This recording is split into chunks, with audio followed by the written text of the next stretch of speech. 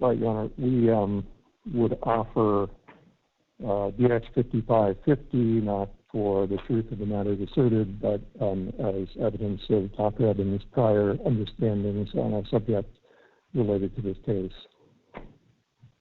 No objection, Your Honor. All right, admitted for that limited purpose.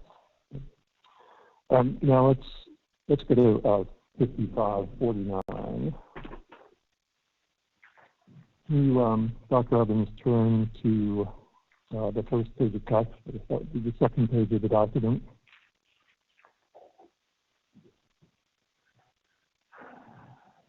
Are you with me? I am. Okay. You look at the numbered, yes, it's a sentence or two in the first paragraph there. You see that Apple has significant market power in the mobile platform app services market. Do you see that? I do. And that was something that you conveyed to the FTC? Conveyed to the FTC in the statement. Yeah. And there were footnotes to that statement, and the footnote reads, the mobile app platform is two-sided and facilitates the interactions among app users and developers. Did I read that right? That's correct.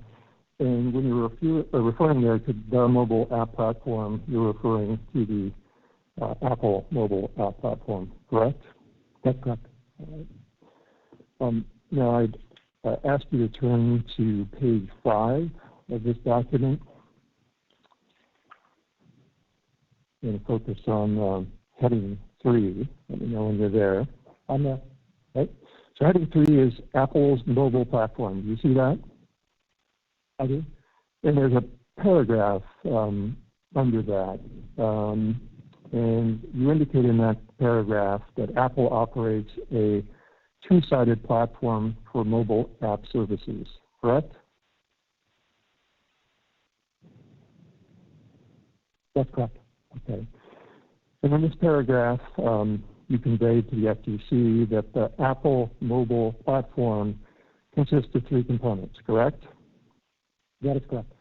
And the 3 components that you identified were the iOS mobile operating system, the App Store, and the iPhone and iPad devices, correct? That is correct.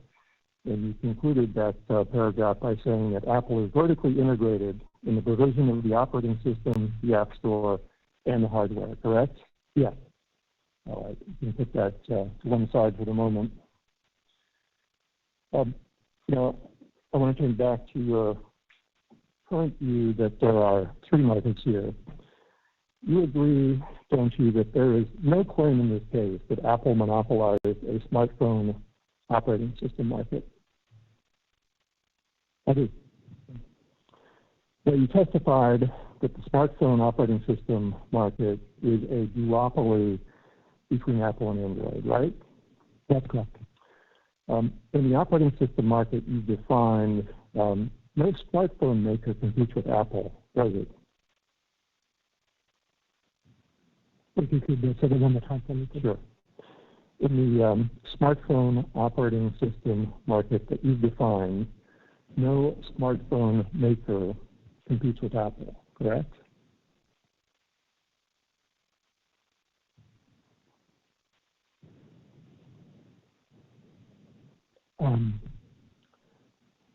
I don't understand the question, because the smartphone operating system market refers to operating systems and not smartphone makers. Okay. So, for example, Samsung is not a competitor in your relevant smartphone operating system market, right? It is not a competitor, except insofar as Samsung is one of the OEMs on which consumers can get an Android operating system. Well, does that make it an operating system competitor? It does not. So it's not in your market, correct? That's correct. Right. And yet you use Samsung sales among those of other smartphone OEMs in your slide showing Android market share, didn't you? That's correct. You use device sales, not operating system sales in your slide, right? That's correct. And you would agree, wouldn't you, that each smartphone sold has just one operating system? That's correct. Right. And you agree, don't you, that Apple accounts for 16% of smartphones sold in the world outside of China, which is your geographic market? Right? Yes, on a unit basis, that's correct. Okay. And that's a figure that's taken from your opening report, albeit not reported in your written direct, right? That's correct. Okay. And that figure, that 16% figure, is actually much lower than the figure that applied in 2012 when Apple had 22% of unit sales, correct? I believe that's correct. Talking about devices, you don't deny that almost all game console owners own smartphones, do you? No, not at all. They do. And you're not claiming that 60 to 90% of game console owners only play games on consoles, are you?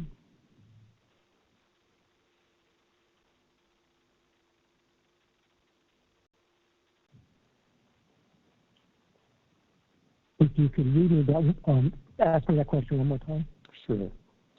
You are not claiming that 60 to 90% of game console owners only play games on consoles.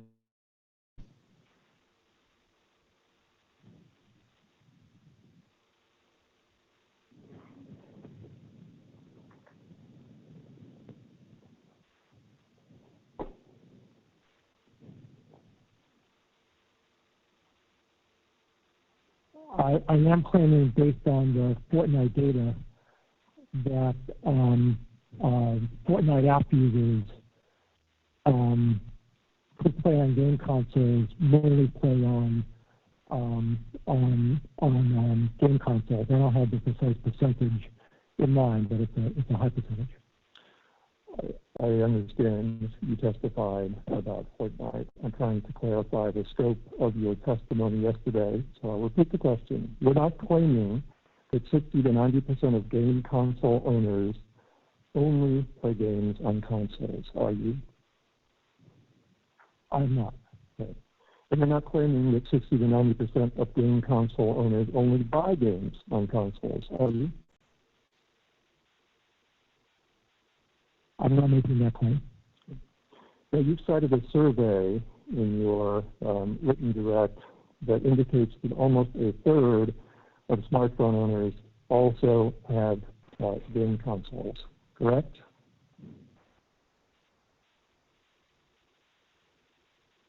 Yes, I believe that's a U.S. figure. And although on your written direct, in your opening report, you indicated that 50% of smartphone owners also have a tablet. Do you recall that? I do. And you agree, don't you, based on numbers reported in your opening report, that in the United States, almost half, 44%, of iPhone users own and use Macs, correct? That's correct. Okay. And you agree that almost all iPhone users have a Mac or a PC?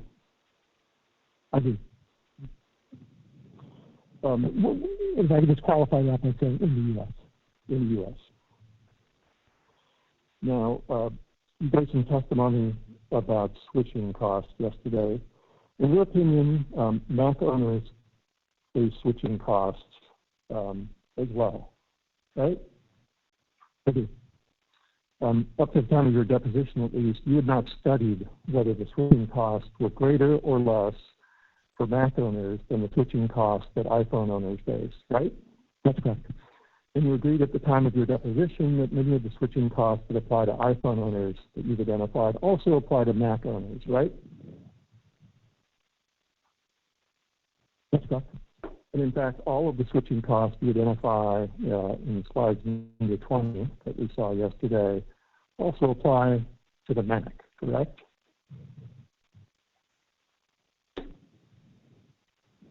The obstacles apply to the Mac, yes. You don't claim that Apple has market power in the market Macs are sold, do you? I do not. Let's turn to app transactions in the App Store.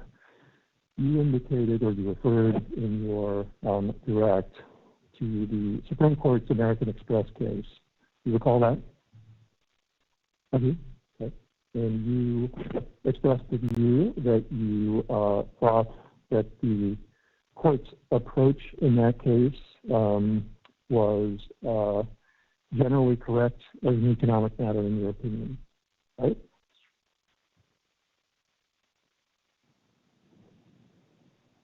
I don't recall making that statement in my written direct. Doesn't mean that I didn't, but I don't recall making that statement. Okay, well, let's take a look at your direct, paragraph 22, page 7. This is, excuse me, Mr. Swanson again, which is it? It's your direct. They should be separately tabbed. I'm sure we can find the copy for you. Okay, I have it right here. Okay, great. Oh, It was in the binder that your attorney gave to you yesterday.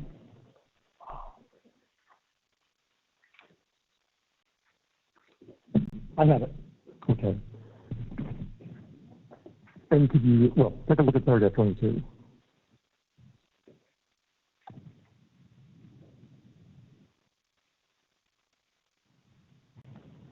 And my question for you is, were you not intending to convey by this that you thought the Supreme Court's decision in American Express was generally correct as an economic matter?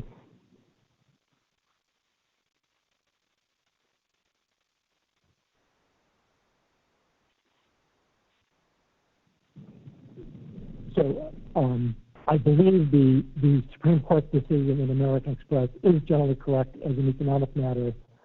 This sentence is a bit more precise than that, but I do agree that the Supreme Court's decision in American Express is sound as an economic matter. All right, thank you, Dr. Evans. Fair enough.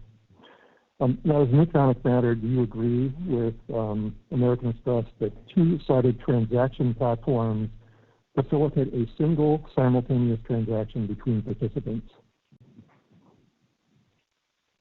I do. Okay. That is something the App Store does. Don't you agree?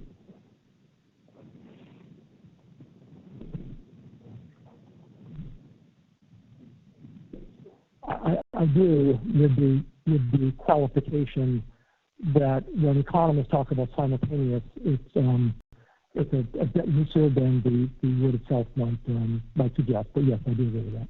Okay. Do you agree that two-sided transaction platforms exhibit more pronounced indirect network effects? Yes. And that is true of the App Store, correct? If I could maybe just qualify that a little bit. So two-sided transaction platforms generally have significant indirect network effects. It's not that they're more pronounced, it's that the characteristic of two-sided transaction platforms is that they tend to have significant indirect network effects between the two sides. And that is true of the App Store. I believe that, yes. I'm sorry, did you say yes? Yes.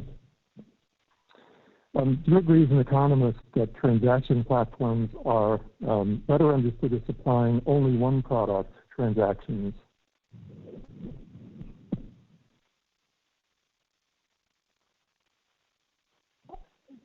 I do, with the qualification that the product they're providing is generally a set of services that is facilitating a transaction. So a payment card network like American Express is providing payment services that is facilitating a transaction between two other parties in that case.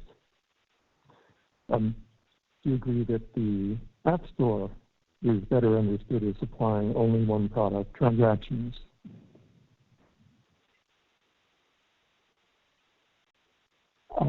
I believe those words don't really accurately characterize what the App Store is doing as a distributor. As a distributor, they are providing distribution services that facilitate the distribution of apps from developers to consumers. The term transaction gets that a little bit bollocked up because we're using transactions in different ways.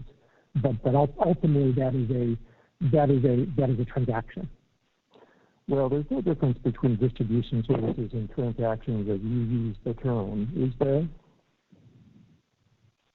There is not. So let me come back to it. As an economist, then, how many products is the App Store best understood as supplying?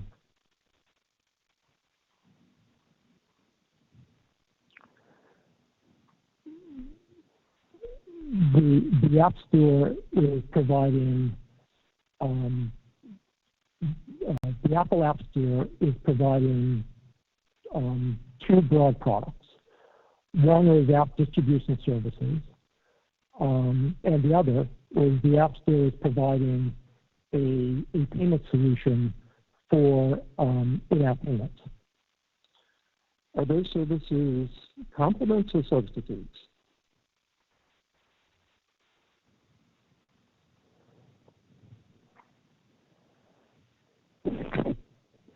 Shoes and socks, or left shoes and right shoes?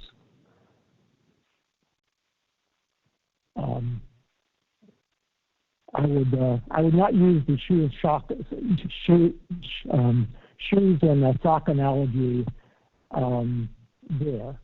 For some developers, those would be complements. For other developers, they could be independent goods. But for some developers might like to both get app distribution services and might also like to get a payment solution. And in that sense, they're complementary. And Dr. Evans, you stated in your written direct that your analysis of competitive effects would not change if the app distribution market you defined includes Android. Do you call that? That's correct. Okay. You refer to that as a two-brand market, right? That's correct. And that's a two-brand, in your term, app distribution market? That is a two-brand app distribution market. That's correct. And in that two-brand market, Google Play would be a competitor, right?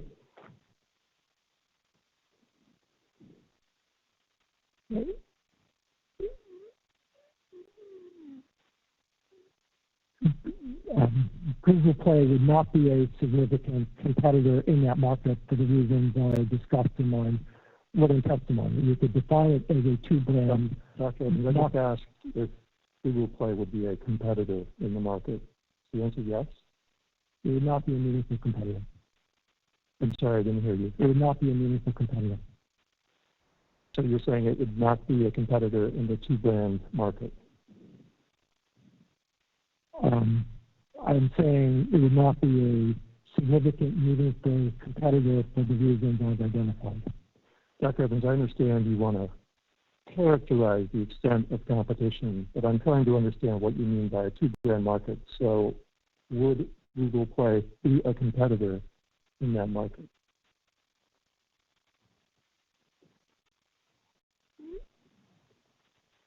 It would not be a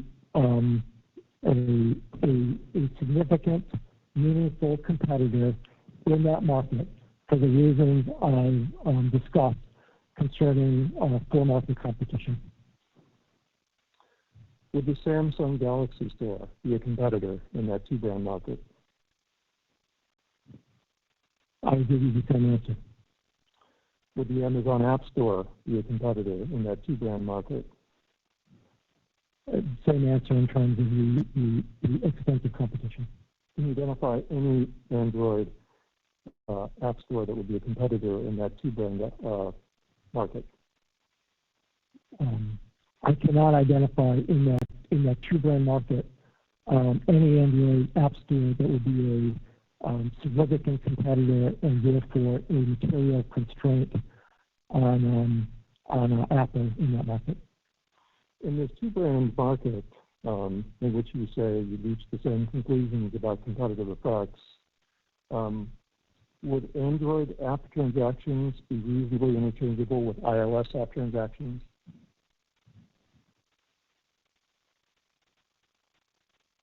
They would not be. So can you identify any competitor in your two-brand market other than Apple?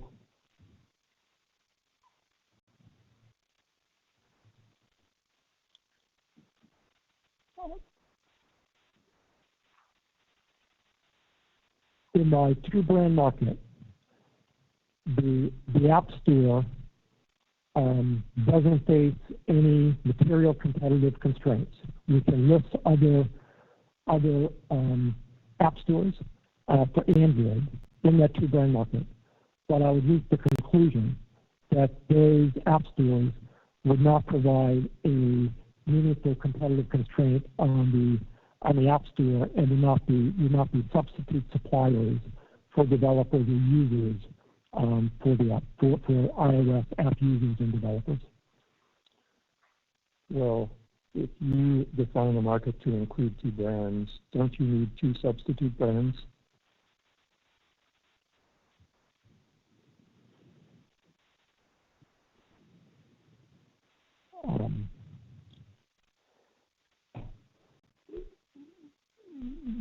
The answer is not necessarily. So it's possible.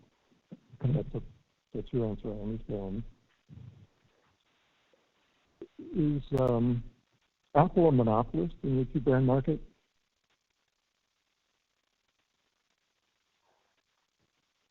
Apple is in effect a monopolist in the two-brand market in the sense that Apple has substantial monopoly power. So it has 100% market share in your view, since there are no competitors, correct? In the two-brand market, I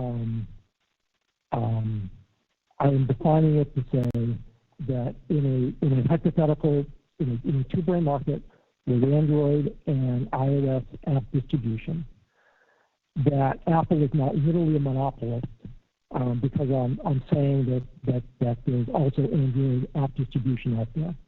However, I am also saying that if one were to assume a two-brand market, that the Android app stores are not meaningful constraints on Apple for all the reasons that I identified with the single-brand market, and therefore Apple would have monopoly power in that market, even though it would not literally be a monopolist just because we've made this distinction between one brand and two brands. Can you just tell me what Apple's market share would be in the two-brand market?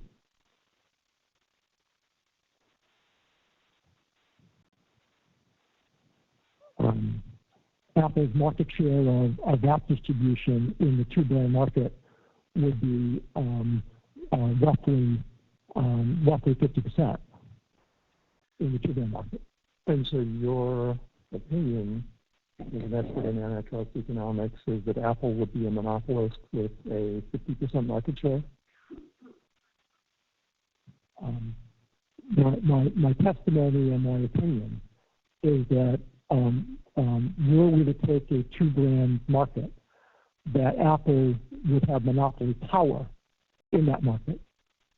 By definition, since we are talking about a two-brand market, it's not a monopolist in the sense of share, but it has monopoly power because of the inability of developers and users to substitute from the App Store to Android stores.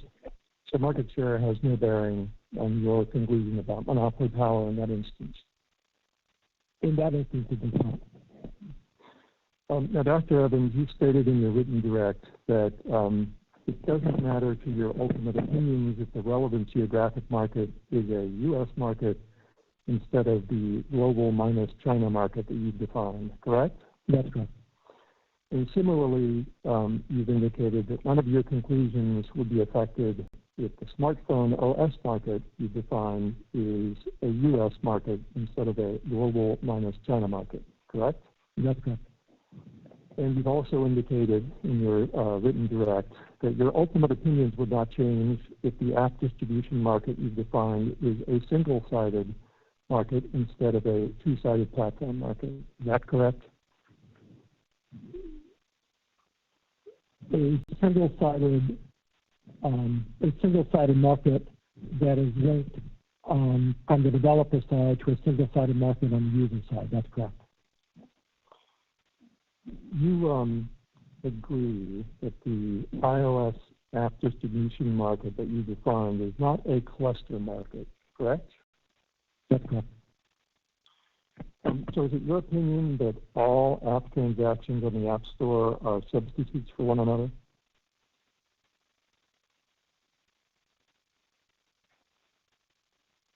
Yeah, they're not substitutes for each other in the same sense that transactions at a restaurant aren't substitutes for transactions. Payment card transactions at a restaurant aren't substitutes for payment card transactions at a clothing store. So the answer is yes, in your opinion. There's no assumption that they're substitutes. They're different products. Well, perhaps I'm not following you. Is it your opinion then that none of the app transactions on the App Store are substitutes for one another?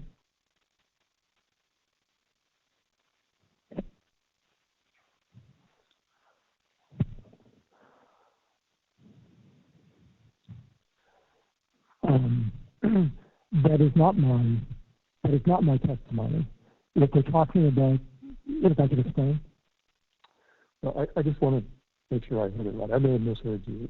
Let me ask this question. Is it your opinion that non-game app transactions in the App Store are substitutes for game app transactions?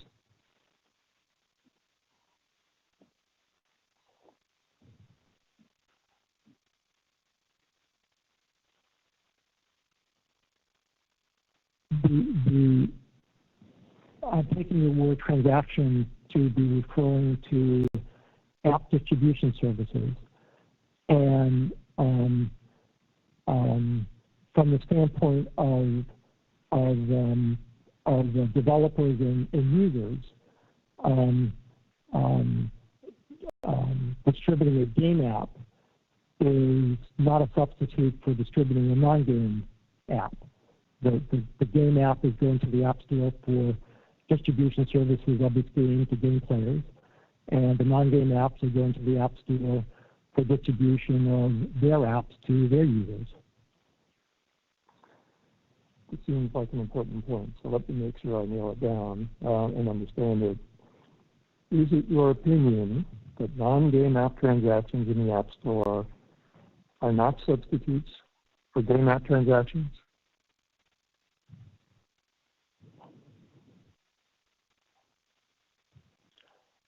You have to tell me substitutes for whom. If we're talking about from the standpoint of developers and users, the answer is no. In your view, is a download transaction from the App Store of Call of Duty Black Ops Zombies a substitute for a download transaction of the Graphing Calculator Plus app? It is not, for either the user or the developer.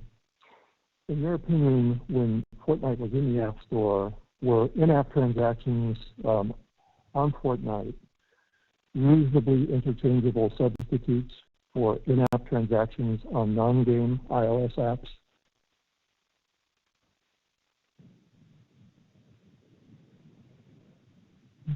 Those transactions between developer and users were not. When Fortnite was removed from the App Store, were in-app purchases in non-game iOS apps better substitutes than Fortnite in-app transactions on game consoles or PCs? Yeah. In your opinion, are game transactions on the App Store not substitutes for digital game transactions on the PlayStation Store or on Steam? If you could ask that one more time, please. In your opinion, are game transactions on the App Store not substitutes for digital game transactions on the PlayStation Store or on Steam?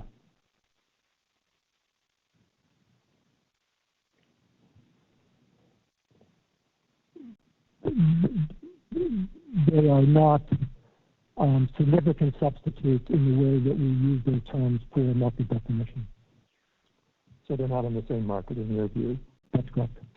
In your opinion, downloading Star Wars Knights of the Old Republic for $9.99 on Steam is not a substitute for downloading Star Wars Knights of the Old Republic for $9.99 on your iPad.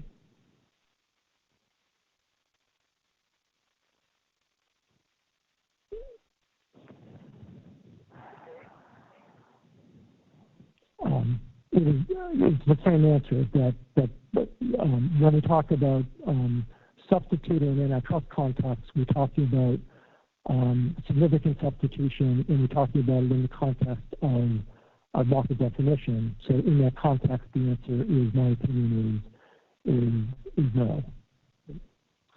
In your opinion, buying V-Bucks through your iPhone browser is not a substitute for buying V-Bucks on your Windows laptop in the Fortnite app? With the same answer concerning meaningfulness and market definition. That's correct. So the answer is no. That's correct. Dr. Evans, you had no data that you relied on that showed actual substitution arising from relative price changes between platforms, right?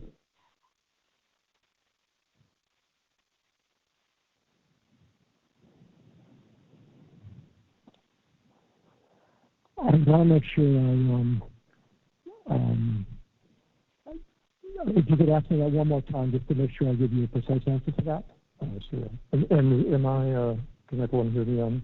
Oh, we can hear you fine. Okay, thank you. I do have trouble with that sometimes, especially with the mask. Dr. Evans, you had no data you relied on that showed actual substitution arising from relative price changes between platforms, correct?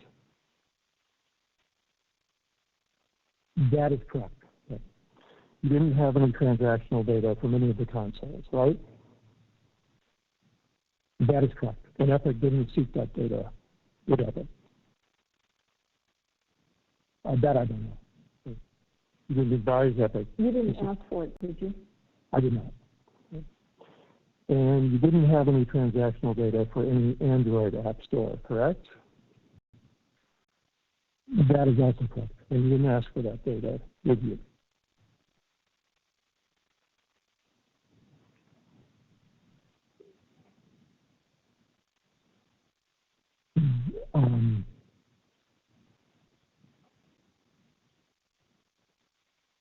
That I really am not sure of, because that's a set of issues related to the Google case. But I can't state factually whether we did or not. You can limit it to this case. That's what I'm asking about. For the purpose of this case, no. And you didn't have any transactional data for any PC or Mac app store, correct? That is also correct. And that includes Steam, right? Yes. And you didn't ask for that data either, right? Now, you did have access to all of the Apple transactional data, including every price charge for iOS app transactions from the U.S. storefront from the inception of the App Store through September 2019, right? That's correct. And while you used Apple's transactional data to calculate what you called effective commission rates, you made no other use of it in your analysis, correct? That is correct. What you used for your SNP test instead of any switching data was Professor Rossi's survey, right? One more time, please. Sure. What you used instead of switching data of the sort we've been talking about was Professor Rossi's survey results, right?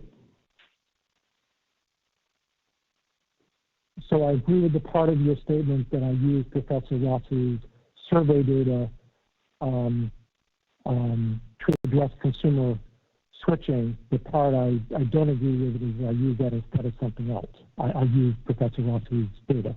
All right, fair enough. Now, Professor Rossi's survey looked at in-app purchases and subscriptions, but not downloads, correct? That's correct. Now, the iOS app distribution market you defined included download transactions, right? That's correct. So the only thing you told us definitively is in your iOS app distribution market, right? That's correct. And Professor Rossi did not survey downloads, right? To answer that precisely, in the survey he conducted of consumers, he did not ask a question that was particular to app downloads, to paid app downloads. Well, he didn't ask about them, period, right? He did not ask about paid downloads in the survey, period. And Professor Rossi did not examine digital game transactions specifically, right? That's correct. Now, SNP stands for small but significant non-transitory increase in price, right? That's correct. And Professor Rossi's survey asked respondents about a price change during a 30-day period only, right?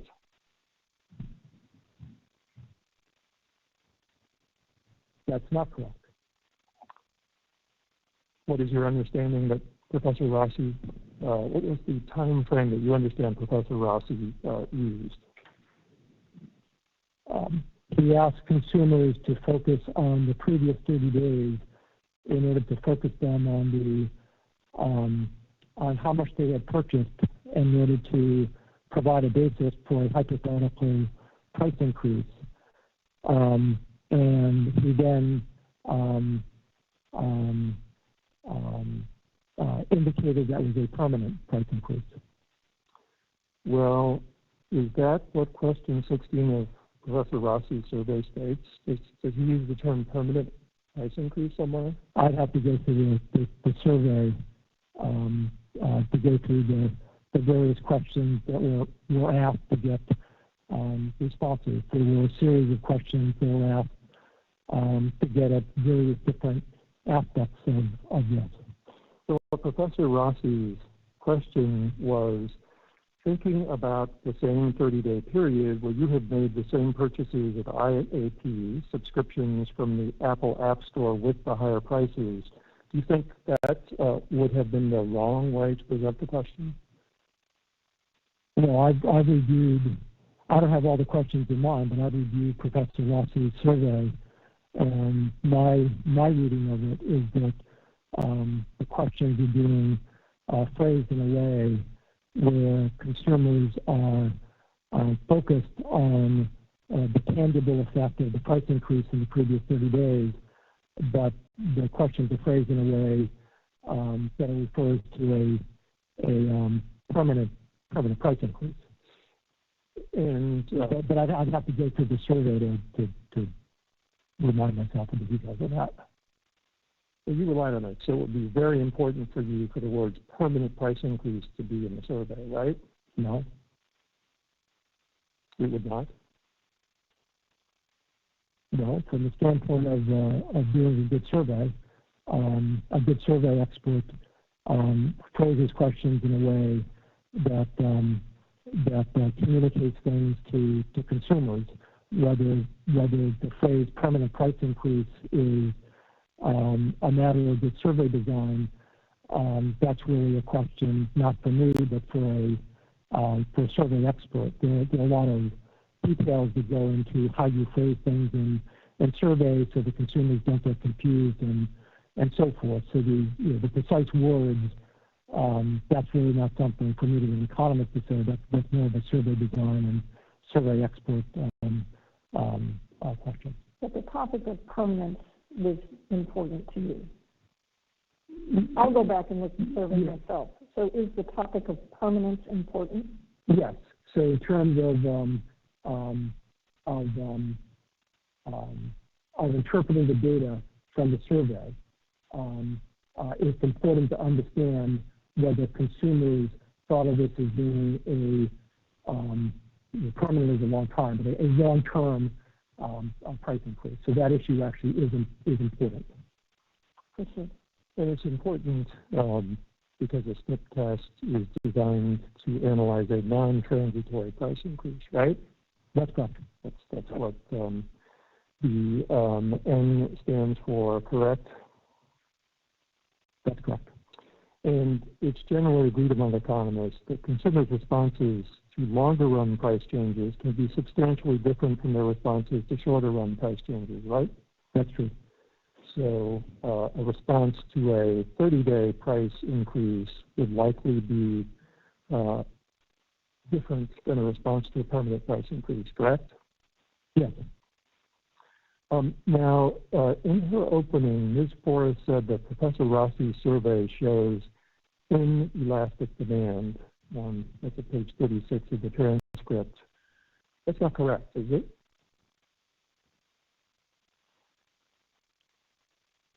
It is not precisely correct. So the economists would not use exactly those words. Well, economists consider the dividing point for elastic and inelastic demand to be -1, right? That is the technical definition of elastic versus inelastic demand. And the point estimate from Dr. Rossi's survey of the elasticity of demand was -2.19, right? That's correct. So that means a 5% increase in price would result in an 11% reduction in quantity demanded, right? That's correct. That's elastic demand, isn't it? So this is where the technical detail and how economists talk about this differs a little bit. Economists would refer to that as relatively inelastic demand. It's not technical inelastic demand, but since the elasticity can go up to infinity, a -2, while it's not technically inelastic demand, is relatively inelastic demand. That's how economists would talk about it. Are you seriously telling me, Dr. Evans, that you would teach an undergraduate in an economics course that an elasticity that results in a double drop in quantity demanded as a result of a 5% price increase is relatively inelastic? If I were talking to them about the kinds of elasticities that economists ordinarily encounter in markets, sure, a -2 is a relatively inelastic demand compared to other markets. Let's talk about the statistical confidence interval. That was on Ms. Forrest's slide. Dr. Rossi's statistical confidence interval includes an elasticity of -2.85. You recall that? I don't recall the particular bounds of the confidence interval as I see here now. But do you recall that the confidence interval included an elasticity of almost -3? On one side, yes. Okay. So a -2.85 elasticity means that a 5% increase in price would result in a 14% reduction in quantity demanded, right? I didn't hear in what you just said what you're assuming about the elasticity. A -2.85 elasticity would mean that a 5% increase in price would result in a 14% reduction in quantity demanded, correct? That math sounds right. Is that relatively inelastic to you?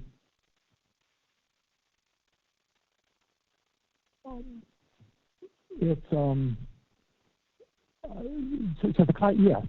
So the elasticities that one often sees in markets, generally are 4, 6, 8, 10 as a practical matter. So it's certainly higher, but it's in the range. So your testimony is that generally, when you look at any product across the economy, you'd expect that a 5% increase in price would result in a 20, 30, or 50% reduction in demand? Reduction in quantity demanded or output. Yeah. Well, wouldn't that be an elasticity of 4, 6, or 8? Or, sorry, 4, 6, or 10? For individual brands, that's not uncommon. Now, if Professor Rossi actually didn't manage to convey that the price change was permanent instead of 30-day price change, the elasticity that he would measure would likely have been higher than minus 2.19, correct? That is correct. Okay. Now, Professor Rossi's survey supplied you with data that didn't match your global geographic market, right? That is correct. The survey was limited to U.S. consumers, correct? Yes. And you understand that Professor Rossi himself indicated that it might be difficult to extend his results to other countries since the survey was not designed for that purpose, right?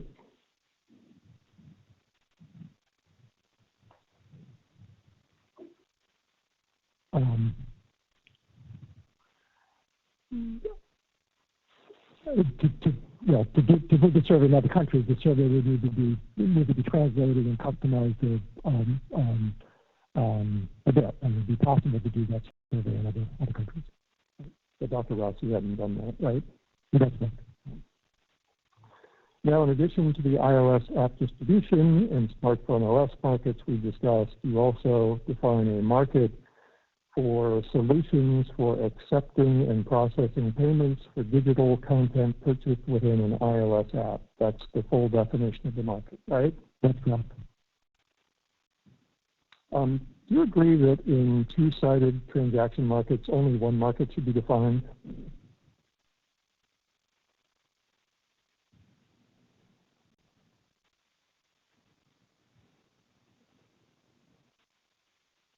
Just say that one more time, please. Do you agree that in two-sided transaction markets, only one market should be defined? Well, by definition, if it's a two-sided transaction market, it's a two-sided transaction market, and only one market should be defined for that. If a transaction platform didn't charge anything for transactions on its platform, in your view, would there be any time issue?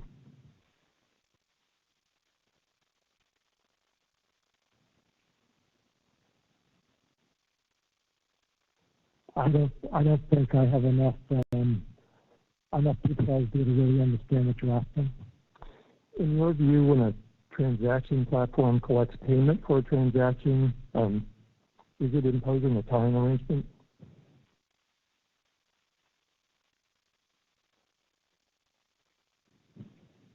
Again, I don't have enough.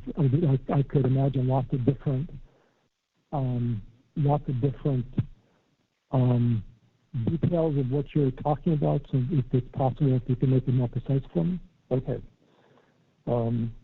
Let's talk about ride-sharing platforms. You mentioned Uber and Lyft numerous times in your reports, in your written direct, correct? That's correct. Uber and Lyft are platforms for drivers and riders to enter into transactions, correct? Yes. And you agree that Uber and Lyft are two-sided transaction platforms? I do. Uber and Lyft use their own payment solutions, to use your term, correct? That's correct. Uber and Lyft charge drivers commissions, correct? That's correct. Drivers can't make the choice to avoid the commission by taking cash from the rider or using a mobile payment device like a credit card reader, correct? That's correct. So in your terminology, Uber and Lyft don't give drivers the choice to select their own payment solutions, do they?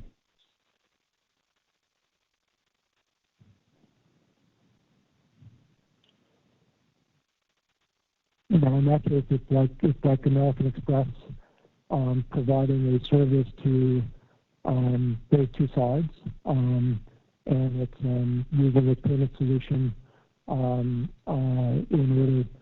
order to collect money for the transaction between the two parties. So in your terminology, Uber and Lyft don't give drivers the choice to select their own payment solutions? They do not. And you view Lyft and Uber's payment solutions to be separate products? I do not. Dr. Evans, in your written direct, so paragraph 238, you could turn to that to help me frame my question. This is my,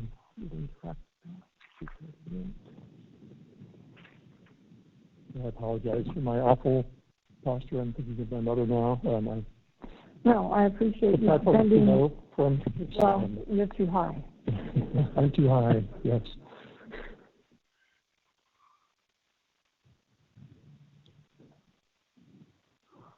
$238. Are you there? So are you there, Dr. Evans? Yes. You have listed here 11 popular physical apps. Do you see the list?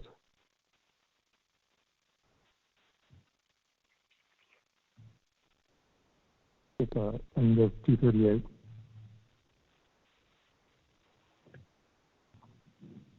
The fourth line down.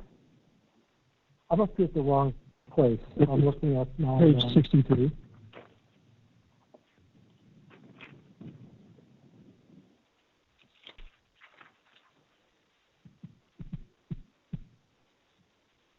I apologize. I must be looking at the wrong place. Yeah, written Direct in front of you. I am a written direct. Okay, paragraph 238, which is on page 63. You want to help him, Mr. Bornstein? You can approach. I have, okay, so I think the paragraph and page numbers must be off there. Okay, you've got the right version now. Now I do. Okay, so page 63. Yes, I have it now. Okay, so you see the list there: Grubhub, Wish, StubHub, Uber, DoorDash, Lyft, Instacart, Postmates, Amazon Shopping, Walmart, and eBay. You see those? I do. Those are all two-sided transaction platforms, right? Yes, they are. And you say they all use their own payment solutions, right? They do. Isn't it true that every one of these platforms mandates the use of their own payment solution? They do. And do you believe in each instance these platforms are tying a separate payment solution product to the use of their platform? Not at all. And you are aware that multiple online game platforms use their own payment solutions to collect their commissions on in-app purchases, right? I am. And even the Epic Game Store, when it opened, required use of its own payment solution, correct? That's correct. Epic's policy changed only in December of 2019, right? That's correct. And since that time, at least as of your deposition, you were aware of only one or two developers that had chosen to use a different payment solution, right? That's true. Do you agree, Dr. Evans, that the App Store does not tie anything when it collects a payment for an initial download? I do. So IAP is a separate product in your view, but the software and systems Apple uses on initial downloads are not separate products? I didn't follow that. Try it. I didn't follow it. Maybe one more time. Okay.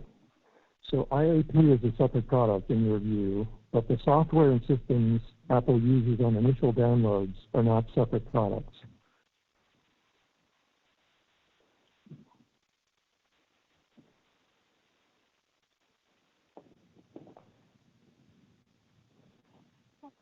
I think that mixes some apples and oranges there. Well, are they separate products or not?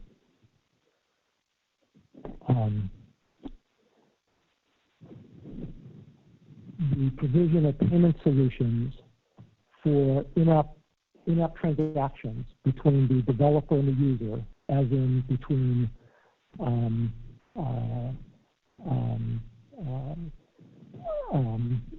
Tinder is the developer, for example, and a user of Tinder.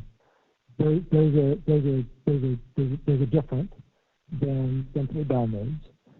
The payment solution that is being provided for the purposes of that transaction, which is after distribution, that is a separate product from the provision of app distribution services, where the App Store as the app distributor is providing a distribution service for the user and developer. Those are just very different. And the payment solution that Apple as the App Store as a distributor is using for its transactions, that payment solution is different than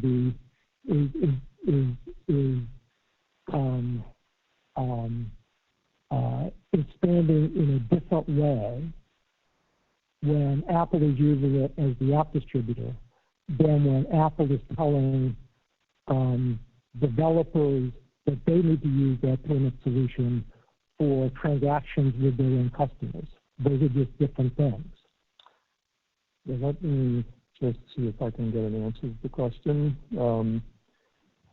IAP is a separate product in your view, right?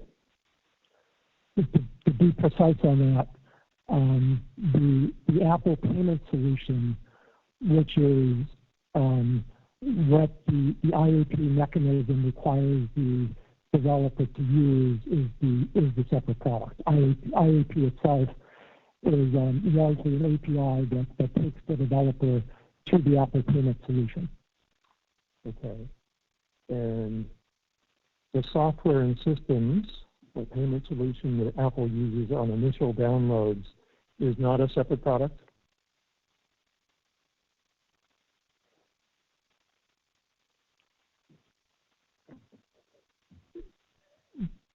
It is not a separate product to the extent that that Apple is using its internal payment infrastructure to process transactions that involve distribution on its App Store. And it's no different. It's no different than Walmart having its own payment method for transactions within a Walmart store. So that is at that point not a product. It is a input that the store has developed for the purpose of transactions. If Walmart then takes its payment solution and markets it elsewhere, then that's a separate product. But if it is just using its internal payment solution for transactions within its own store, that's not a product. That's just part of the Walmart business in that example. Have you ever gone to the App Store? I have. Have you ever looked at a variety of apps available for download that have in-app purchases? Yeah, when I personally go to the App Store, I go there because there's a particular app that I want to get, and occasionally I'll go there because there's a category of apps or some particular thing that I want to accomplish, and I'll go there for that purpose. I don't go to the App Store and troll around for apps that have in-app purchases. As just speaking me as a consumer. Are you aware that in the App Store there are apps where before you download you can actually do an in-app purchase? I was not. Now, it's your position that Apple has a 100% market share in your payment solutions market, right? That's correct. The payment solutions market you define as another single brand market, correct? It is. You don't recognize any actual competitors to Apple in your payment solutions market, right? In the actual world, that's correct. You don't consider the suppliers of payment solutions for in-app purchases of physical goods or services in the App Store to be competitors in your relevant market?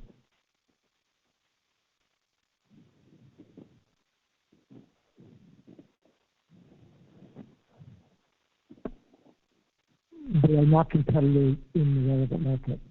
As defined, that's right.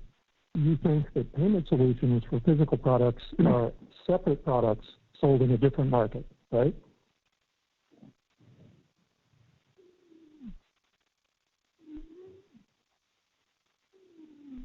No. And in answering this question, it's important to distinguish what the world looks like between the actual world and the but-for world. So in the actual world, a digital content, a digital app developer is not able to go get a payment solution that, let's say, Uber is using. It can't go to those payment processors. It can't do any of the stuff that Uber can do. Now, in the but-for world, where that restriction is relaxed, then it is possible for the developer to create their own payment solution and essentially do all the things that a physical app developer could do. So in the but-for world, then there are lots of payment solutions that are available. Didn't you say in your written direct testimony that the relevant market for evaluating exclusionary conduct is the one that would exist in the absence of that conduct?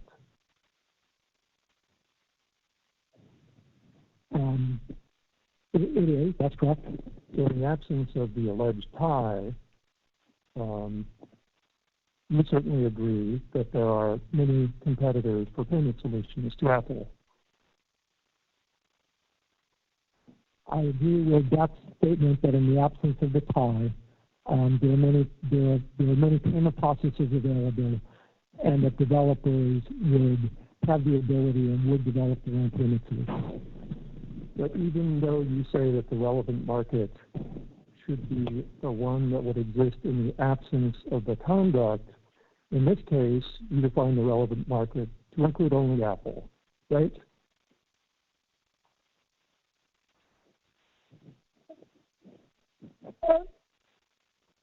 Yes, with the qualification that I define the relevant market as the targeted group of developers that Apple requires to use its in-app payment solution. You don't consider the suppliers of payment solutions in websites like Yoga Boobies to be competitors in your relevant market, do you? That is correct. In the written direct, you stated, and Mr. Bornstein took you through this earlier, that the alleged tie foreclosed competition for payment solutions for thousands of developers for more than a certain amount of money, which that amount is sealed. Do you recall that? I better not think Mr. Bornstein said thousands, but I do recall that. Okay, that's what your direct says, correct? Yes, my written direct says, I think I can say this, it's in the hundreds of thousands. Now, foreclosed competition for payment solutions requires foreclosed competitors, correct? That's correct. But you don't regard payment processors as competitors to Apple, do you?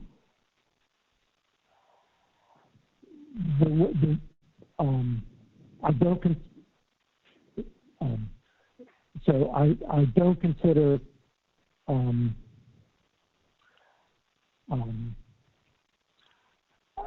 I do consider payment processors as part of the overall payment solution for developers to be part of the competition for Apple's payment solution.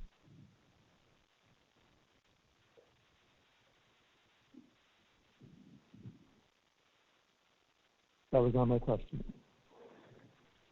You don't regard payment processors as competitors to Apple, do you?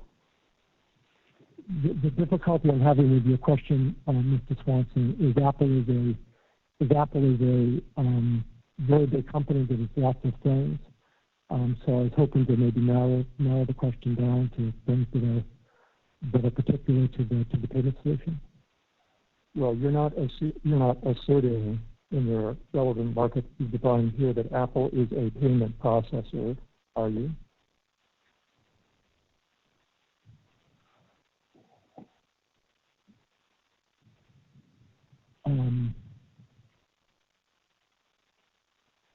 That is not entirely correct.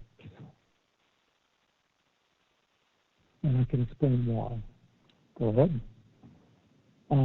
So let's suppose, hypothetically, Apple decided to make its payment solution available on a voluntary basis. I'm not talking about hypotheticals. I'm asking you if in your relevant market, Apple is a competing payment processor.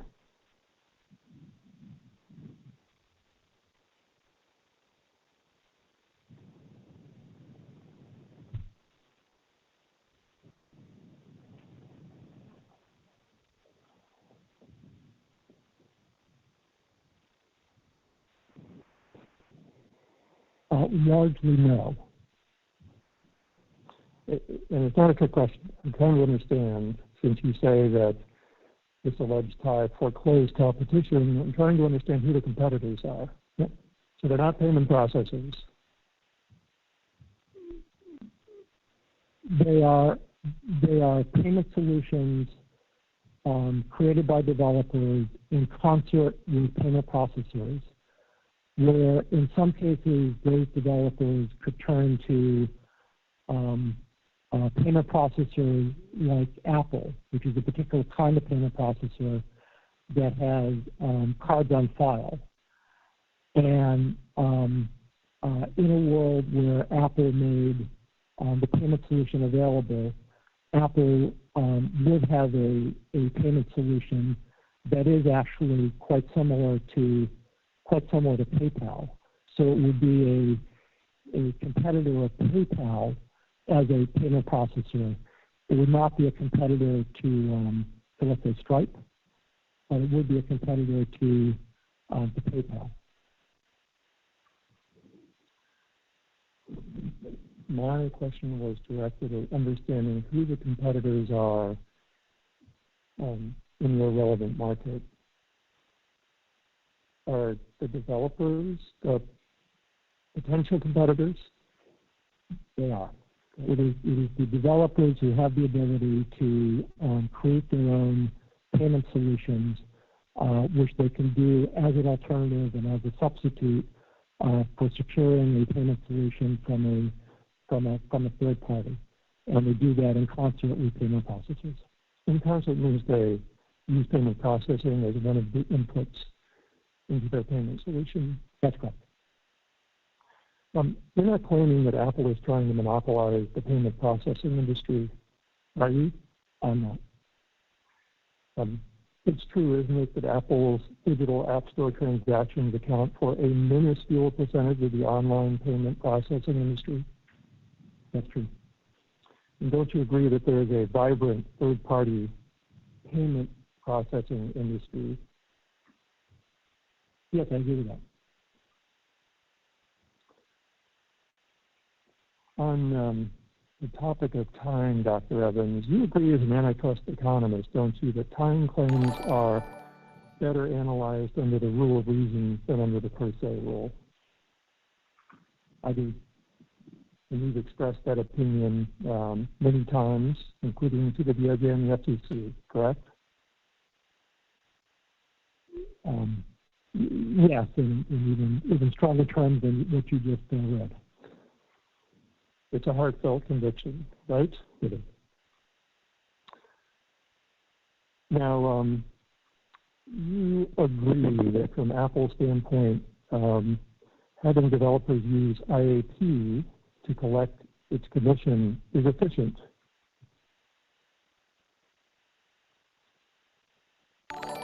I do. Why the additional costs that or for that matter, developers and consumers from developers in more than 100 and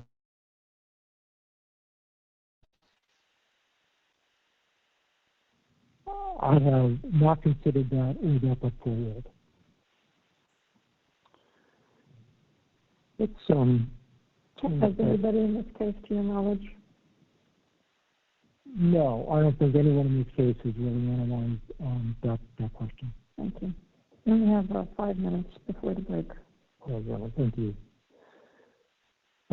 let's then change subjects. See if we can get 5 minutes into your SNP analyses. In your written direct examination, Dr. Evans, you testified that special issues arise in the context of applying SNP tests to two-sided platform businesses, right? That's correct. I've written in the past that you are dubious that the light generated by market definition analysis in markets involving multi-sided platforms is worth the candle, right? That sentence does appear in a working paper I did. Okay. And do you also recall that you've written that even if it is technically possible to extend the hypothetical monopoly test to two-sided platforms, the challenges of implementing the SNP test empirically in two-sided markets are likely to be overwhelming in practice? I have. With the phrase empirically, we're referring in that context to sophisticated econometric modeling efforts. And you've done the sophisticated econometric modeling in this case, right? That's correct. On this issue, on this particular issue, that's correct. And you agree that you think there's no consensus among antitrust economists on how to formulate and apply the SNP test to questions of market definition in two-sided markets, right? Well, at the time I wrote that, I think that's right. I think now there's been a lot of learning since then. And I wouldn't say that there's a consensus, but I think there's a consensus that it's obviously really fact-specific and depends upon the particular matter. Well, didn't you say that in your deposition? That there's no consensus among antitrust economists on how to formulate and apply the SNP test to questions of market definition in two-sided markets. An objection, Your Honor, improper impeachment. You can answer the question. That is, did you say it or not? Just a couple months ago?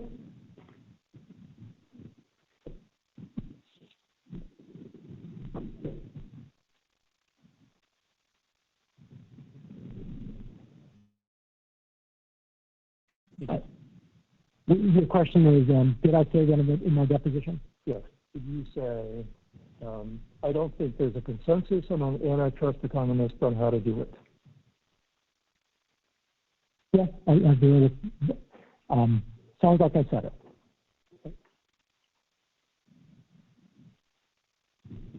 So your SNP analysis, based on the results of Dr. Rossi's survey, as you interpret them, says that Apple could have increased its effective commission in 2019 to 35.9% without sacrificing any profit, right? That's correct. And to have an effective commission of 35.9%, Apple would have to have a list commission above that, right? That's correct. You calculate that Apple would have raised almost $1 billion in additional profit in 2019 alone if it had increased the effective commission rate to 35.9%, right? Yes, I think the actual estimate of the increase in profits was about $800 million. Okay. And you believe that it's probably true that Apple could have raised its effective commission even higher than 35.9% without reducing its profits?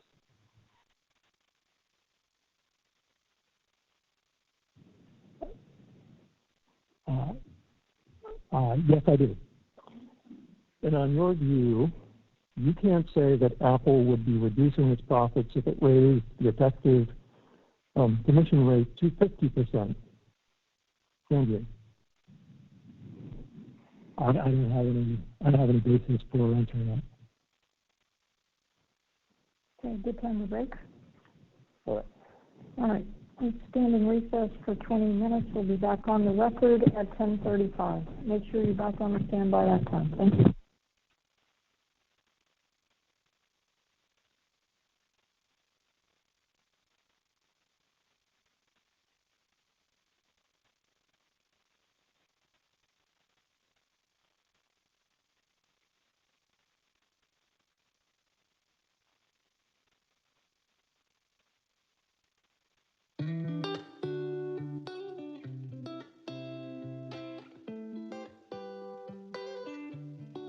Pour up for a good time, Corona, get that good vibe. Drinking till the sunrise, just like we used to do. Mexico, let's go there. Yeah, sex is slow, I don't care where we go as long as I'm there with you.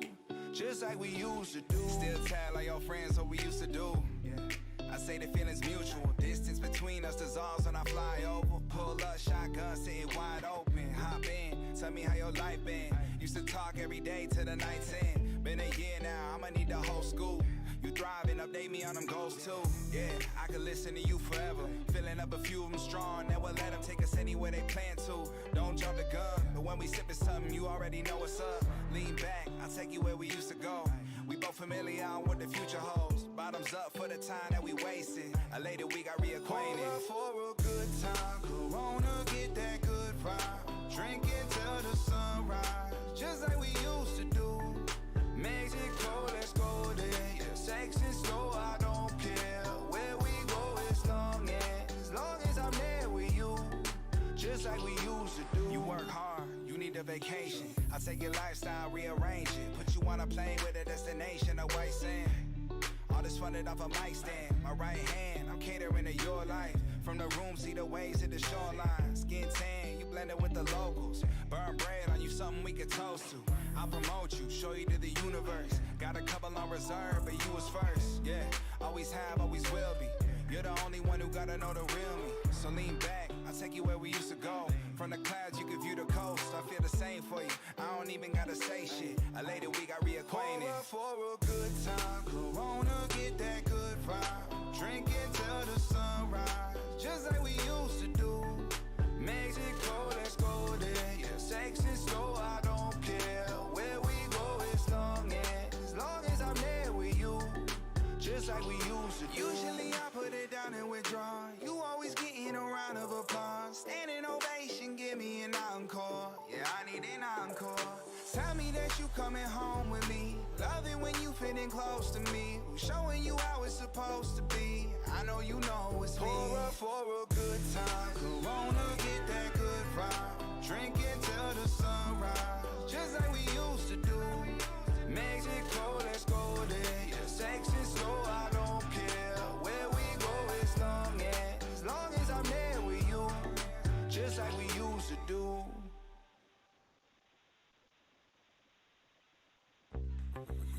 I'm feeling loose, true same when I'm in them.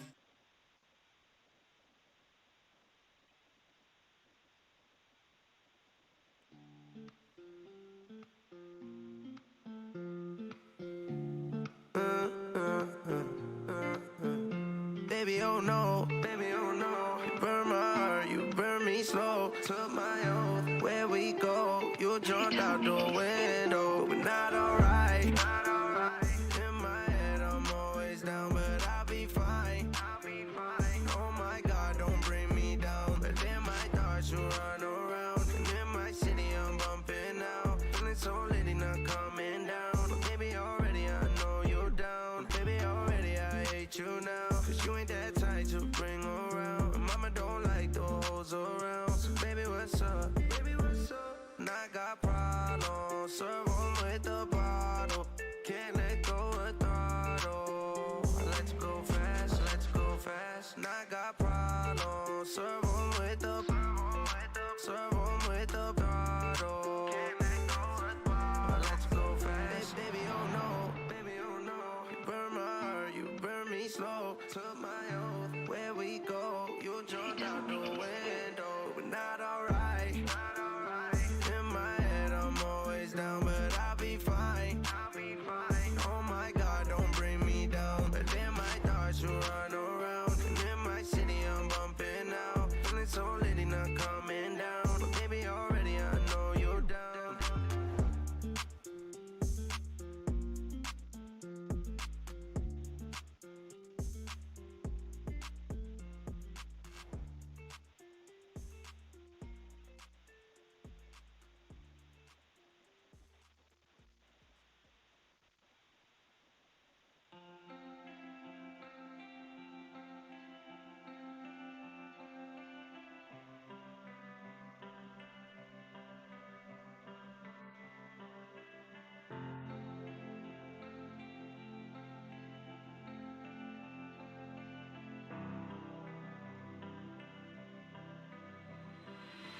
I got too much on my mind right now. Too much going down right now. Will I wake up before I hit the ground? How do I escape my troubled mind? Need to slow it down right now. Kick it with some slate, just cool it down. I believe in me, myself, on mine. I'ma just do me, live my life. I've been losing reason in this face. My mind has got me losing my own race. If I moved, then would I get away? I can't help but thinking of your face. My head's been turning navy, I've been going crazy. I just need to get off this ride for a while. I've been going lately, spaced out, just faded. I think I need to go through each day at a time. I gotta keep track of my focus. Lot of people thinking they can own it. Girl, that's why you left, I saw your motives. Left me feeling dead, but hey, I chose this. Now I drink too much, need new doses. I will miss you, hope you get your roses. I'll keep writing down what my soul says and try and let go of the old days. I got too much on my mind right now. Too much going down right now. Will I wake up before I hit the ground? How do I escape my troubled mind? Need to slow it down right now. Kick it with some slate, just cool it down. I believe in me, myself, on mine. I'ma just do me, live my life. How would you notice? How would you notice if I just let go? How would you notice? How would you notice if I just let go? How would you notice? How would you notice if I just let go? How would you notice? How would you notice if I just let go? I got too much on my mind right now. Too much going down right now. Will I wake up before I hit the ground? How do I escape my troubled mind? Need to slow it down right now. Kick it with some slate, just cool it down. I believe in me, myself, on mine. I'ma just do me, live my life.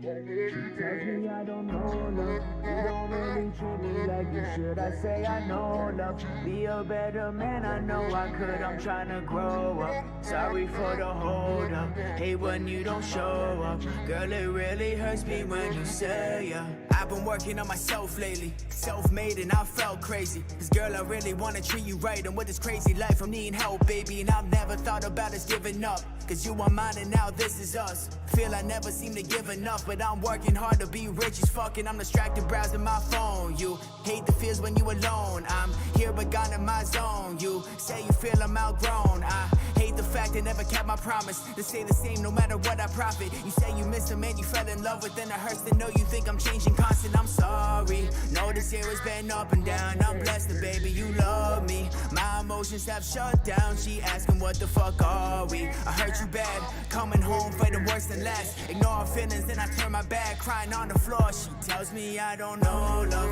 You don't really treat me like you should. I say I know love. Be a better man, I know I could. I'm trying to grow up. Sorry for the hold up. Hate when you don't show up. Girl, it really hurts me when you say that I don't know love. You don't really treat me like you should. I say I know love. Be a better man, I know I could. I'm trying to grow up. Sorry for the hold up. Hate when you don't show up. Girl, it really hurts me when you say friends saying just leave me. Both know it ain't easy, cause every time we had ups and downs, we worked it down, you believe me. I know I need to stop saying sorry, start changing how I'm gonna act, yeah. Going back to my old ways ain't gonna keep us intact. Now why you gotta pack, girl, I really mean it. Sick of the fast life, wanna take the scenic. Say you won't believe me till I prove it, you can see it. Here you call me the meanest, when I leave the cut untreated, no, it's only me to blame. I've been caught up with the change, I've been caught up with the game. Guess I really missed out, trying to be rich now. That ain't really shit for a girl that would stay, yeah, baby, just wait. Know you upset, you don't trust that. I ain't gonna just break. When you undress, you just suspect. I don't think that we make love, babe, I swear it. Work on us and no we'll never perish. Once I make it, then we'll fly to Paris, and I'll never hear you say I don't think you know love. You don't really treat me like you should. I say I know love. Be a better man, I know I could. I'm trying to grow up. Sorry for the hold up. Hate when you don't show up. Girl, it really hurts me when you say that I don't know love. You don't really treat me like you should. I say I know love. Be a better man, I know I could. I'm trying to grow up. Sorry for the hold up. Hate when you don't show up. Girl, it really hurts me when you say yeah. You don't know love. You don't know love. You don't know love. Show me that you know love, baby.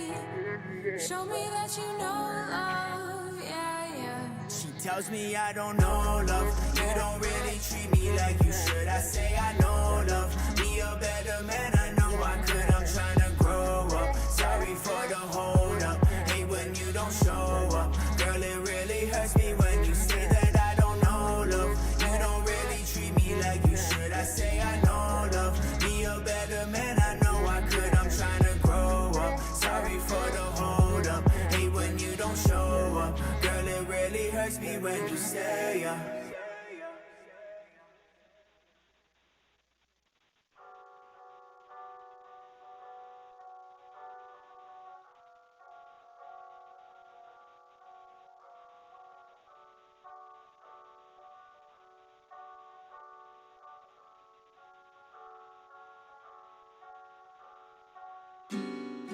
Fake, no, this ain't no fake shit. Love, no quotation. Sick of this rotation. Dropping my location. Never gotta go chasing. Just kill your base. I love you like you love me.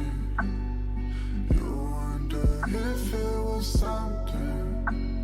Same way I whisper sweet nothings. I will be there, won't you trust me? Me and you one in the same. You've been through love, I feel pain. Wish I wasn't so damn low. Seen so much hope I can't avoid. Me and you one in the same. You've been through love, I feel pain. Wish I wasn't so damn low. Seen so much hope I can't avoid. Promise me you won't go. For you, I think that I'm falling into love. And I know you're the one. Feel like you love me. You wonder if it was something. Same way I whisper sweet nothings. I will be there, won't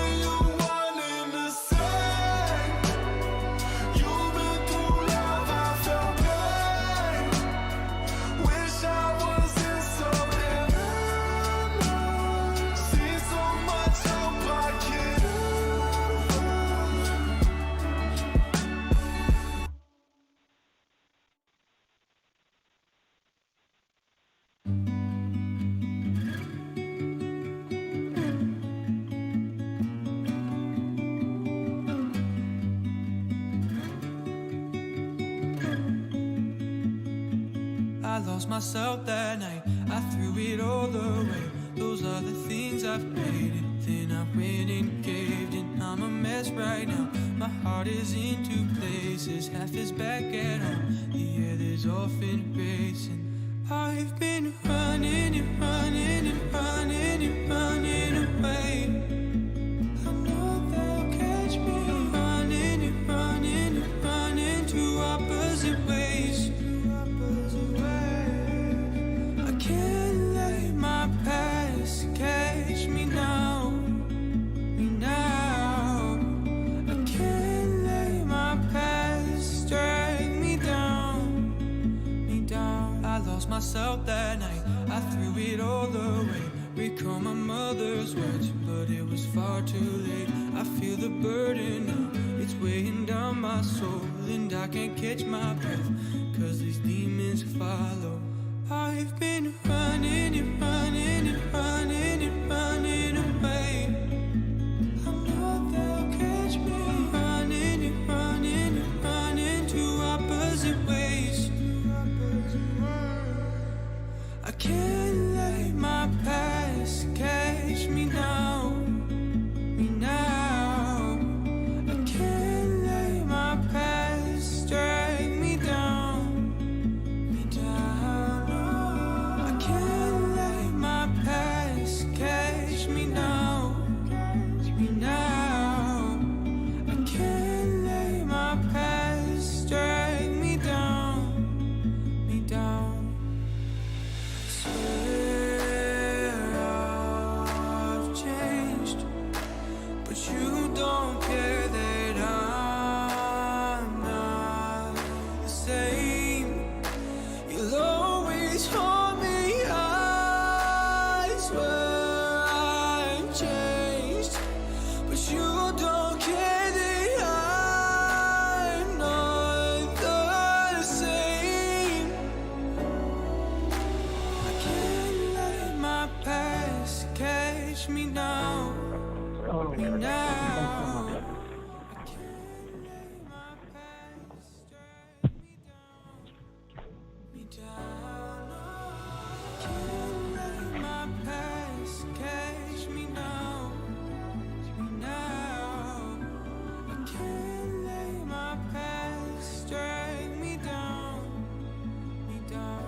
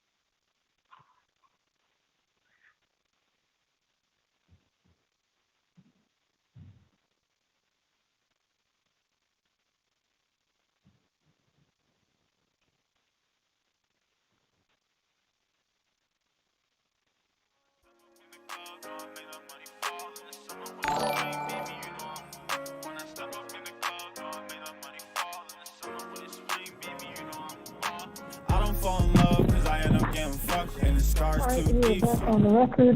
The record will reflect that the parties are present, as is the witness. You may continue. Thank you, Your Honor.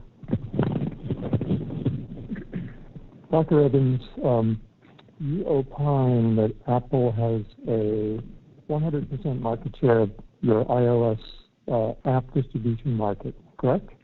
That is correct. Apple's market share has always been 100% in that market as you define it, right? That's correct.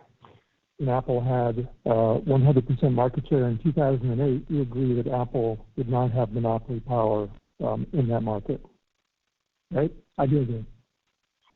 In your opinion, Apple did not obtain monopoly power in the iOS app distribution market that you've defined until around 2010. Is that correct?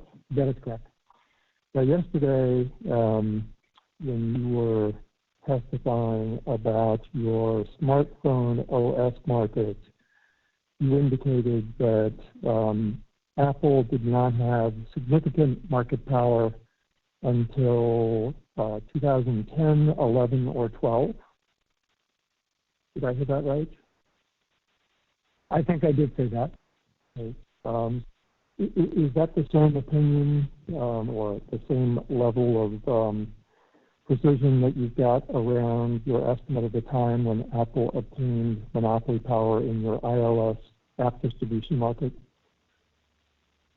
No, if I had to restate that, I would find both of those as I did in my written direct testimony to 2010.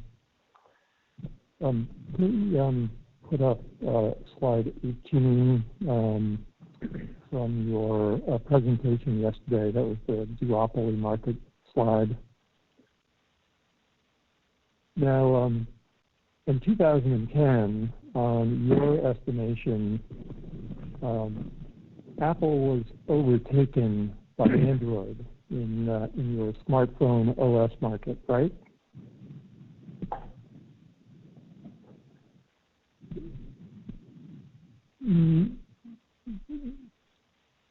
No, that isn't correct. This slide here is showing handset sales, primarily for the purpose of showing that the market is converging to everyone using iOS and Android devices. The way I'm analyzing market power for smartphone operating systems isn't based on handset sales, although this is illustrative and relevant data.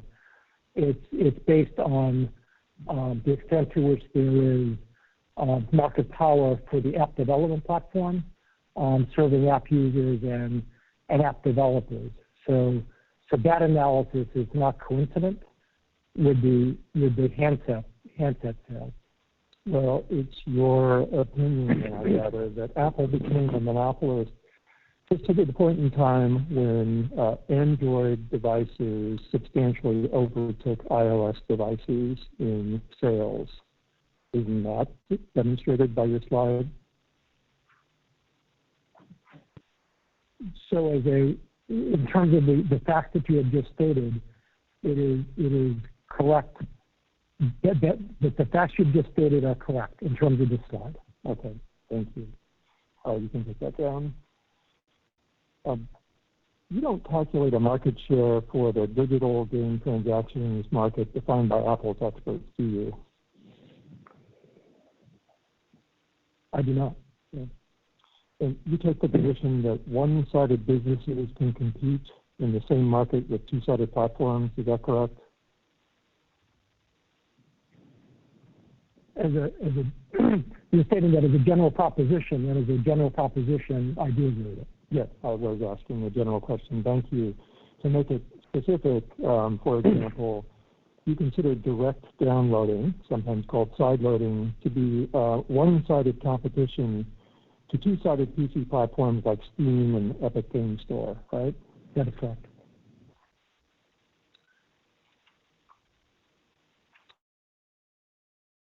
At one point, Dr. Evans, you didn't mention essential facilities at all during your direct or in your written testimony, correct? That is correct. Am I correct that you're not expressing any opinion on anything termed an essential facility or anything related to an essential facility claim in this case? That is correct. Now, you concede that the contractual and technical design practices that are challenged by Epic were benign when first adopted by Apple, correct? They were benign in an antitrust sense.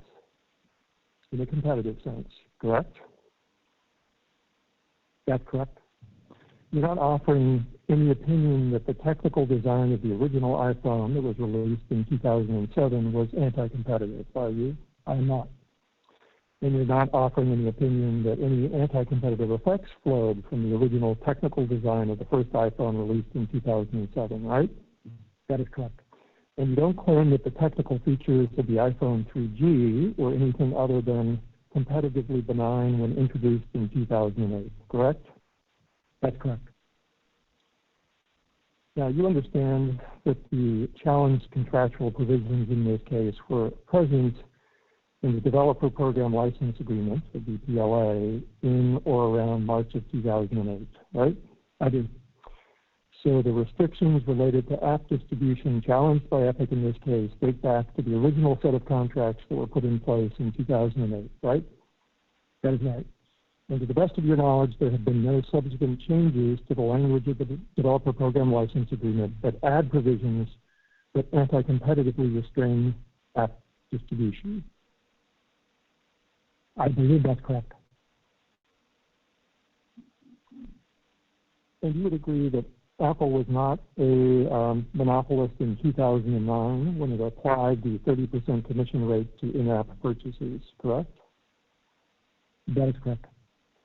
In your opinion, Apple did not possess monopoly or substantial market power in the two-sided iOS app distribution market, again, until around 2010. That's your current view, right?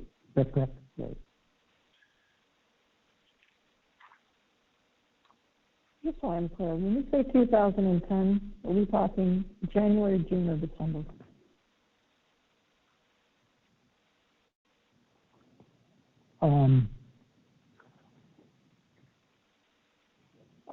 I can't say that sitting here today, I would give it a particular month. When I say 2010, I guess in my mind I'm thinking mid 2010. I'm thinking about the year. I'm not really thinking about January versus December. Okay. And you're thinking about the year as still being within a range of years, or you're definitively narrowing it down to 2010? I'm narrowing it down to 2010. So you're taking back your testimony yesterday about 2011, 2012? If you will, yes. I'm focusing on 2010 as I have in my written direct. That's correct. Well, in your written direct, you say not before 2010, right? That's correct. So now you're saying it's 2010. That's correct. I would like to another exhibit before you. I think this requires another binder, which you'll hand around. Your may I approach the witness?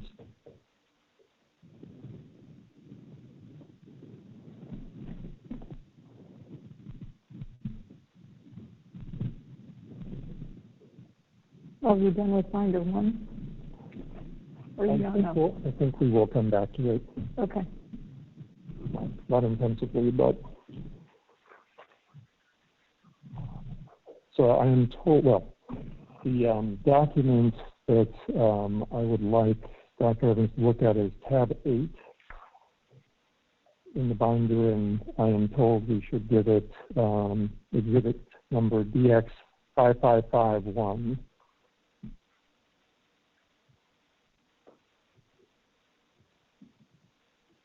You have that in front of you, Dr. Evans? I do. You recognize DX5551? I do indeed.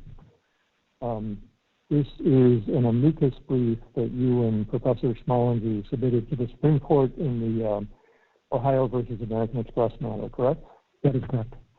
And you submitted this brief in your capacity as an economist, correct? Yes, I did. Now, in the American Express case, you're familiar with the facts of that case, right? I am. Okay. You recall that the evidence in that case was that the output of credit card transactions grew by 30% from 2008 to 2013. Does that sound fair? Yep. Yes, it does. Now, turning to page 6 of your amicus brief,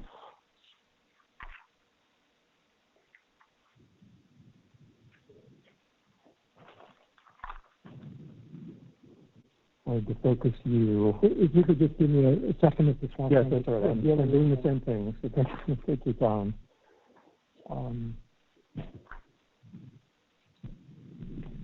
Tab 8, page 6. Page 6.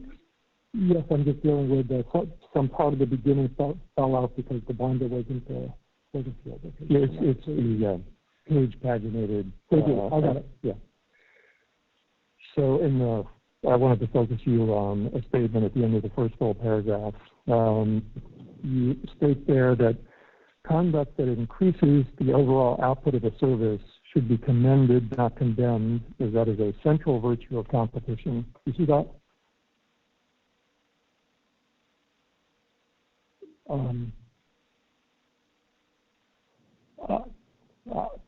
So I just want to make sure I'm in the right place. I see you've highlighted footnote 11. Is that where you wanted to look? No, I'm talking, there's a page number at the top of the page. It says 6. Oh, 6, I'm sorry. If you've got highlighting, I apologize. You can ignore that. But page 6, the first full paragraph starts to determine whether. Do you see that? I do. And then the last sentence is what I'm focusing on. Conduct that increases the overall output of a service should be commended, not condemned, as that is a central virtue of competition. Do you see that? I do see that. And do you still subscribe to that view today? Absolutely. Okay. Now, in this amicus brief, writing as an economist, you agreed with the Second Circuit's conclusion that the plaintiff had failed to establish anti-competitive effects, right? That is correct. And the reason that you deemed most important as an economist was that there was no evidence that the provisions in question resulted in an overall decrease in the output of transaction services, correct? That is correct. That's at page 8, footnote 11, right? That might have been where you were before.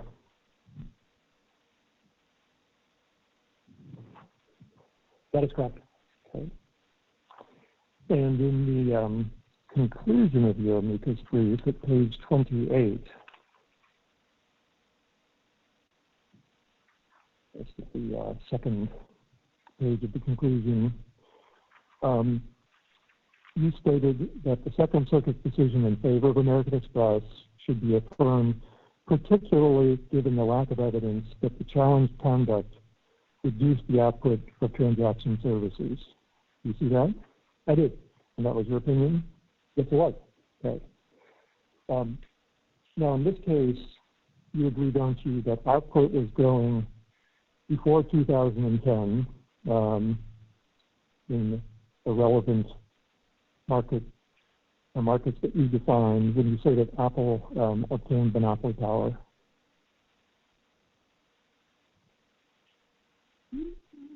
Your question is I'm sorry. Your question again is what?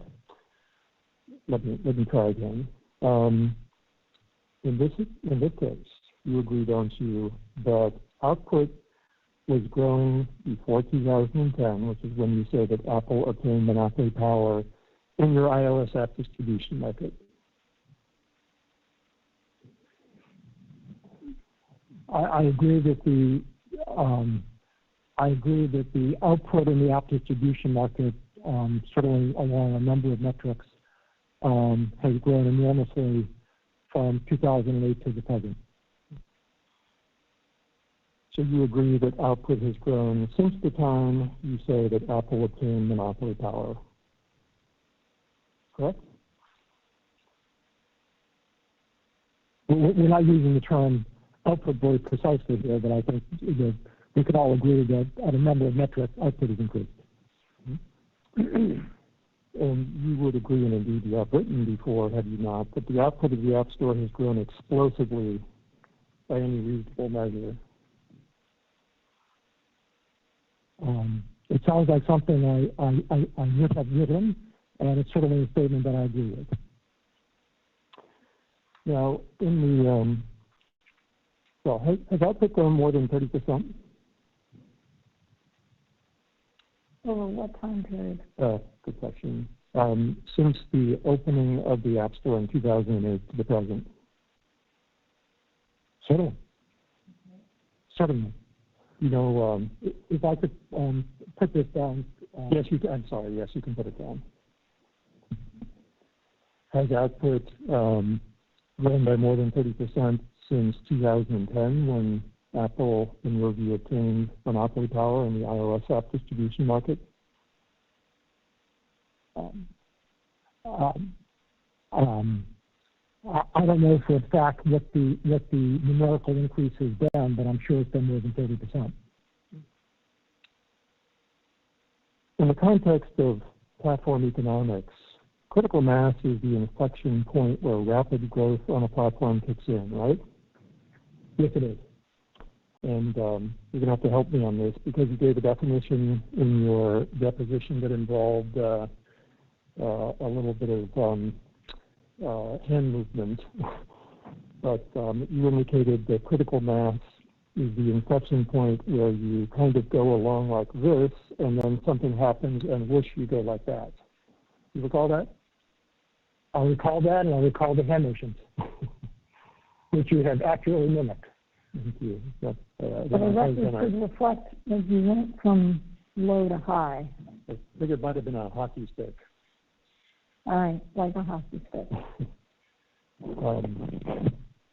Now, your take, Dr. Evans, is that the App Store obtained critical mass sometime between 2009 and 2010, right?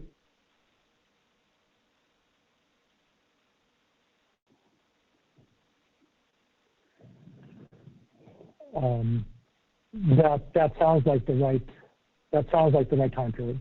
Right. And that's before Apple obtained monopoly power, in your view, in 2010, correct? That is correct. Now, you didn't study the trend in growth when Apple obtained monopoly power, in your opinion, correct? I didn't understand your question. You did not study the trend or any change in trend in growth when, in your opinion, in 2010, Apple obtained monopoly power? I do not. Now, you'll agree that in 2010, in the market that you've defined, output didn't contract, right? That's correct. And you haven't made any claim in your report or your deposition or your testimony here that output decelerated at that time in 2010, have you? That's correct. You haven't identified any hiccup in the output data at the time that you say the App Store became a monopoly, right? That's true. Now, you testified earlier yesterday that Apple at some point provided poor quality distribution of services. Do you recall that? Yes. You would agree, would you not, that Apple earns more in commission fee revenue if it provides an increase in quality that allows developers to sell more to users?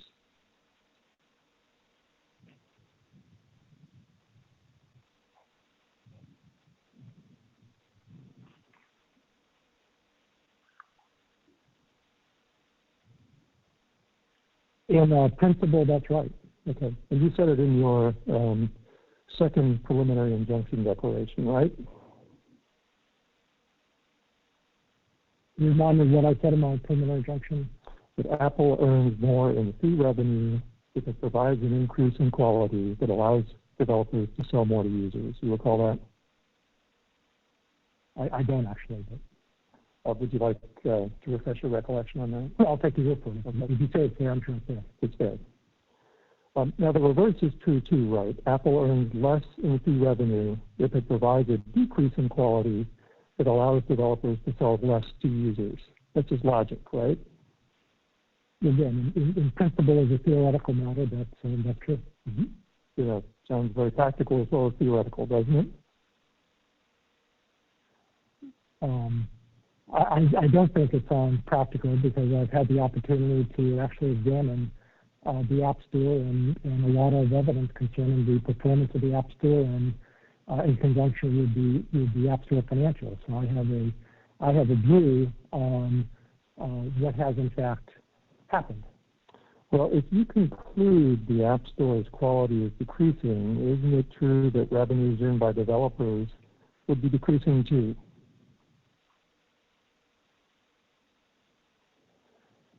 No, I think the way to look at it is whether, given Apple's monopoly position, it needs to provide as good services to developers as it would if it was facing more competition. It's just the case that monopolists, when they don't face competition, can get away with providing poor services to their customers.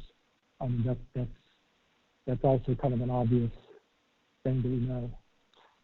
So are you disagreeing that if the App Store's quality is decreasing, that revenues earned by developers wouldn't be decreasing too? I would characterize it in a different way. I would characterize it as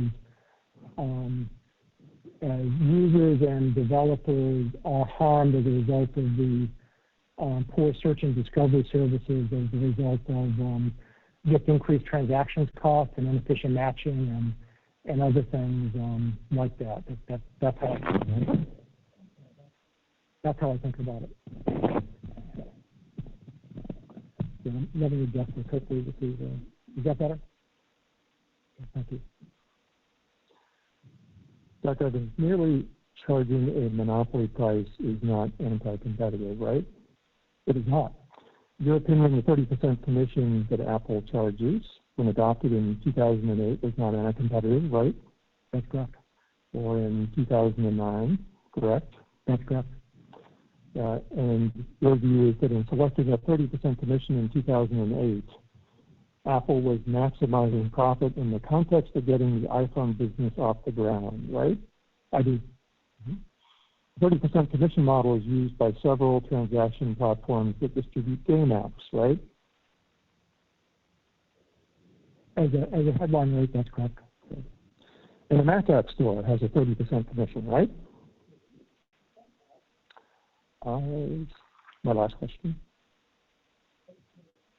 I said the 30% commission model is used by several transaction platforms that distribute game apps, right? And I believe the answer was the headline rate, yes? That's correct.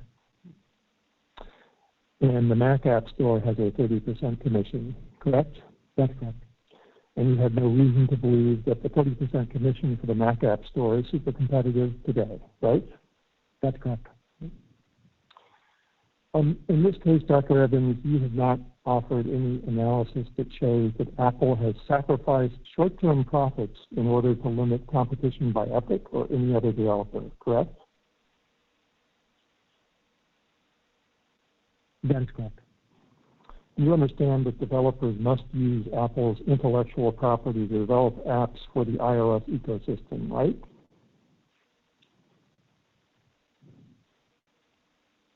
That is correct. As an economist, you agree that compulsory licensing occurs when an IP holder is forced to license its IP, correct? I'll repeat that, please. As an economist, you agree that compulsory licensing occurs when an IP holder is forced to license its IP, correct? I agree that's the definition of compulsory licensing. And that's the definition that economists use, correct?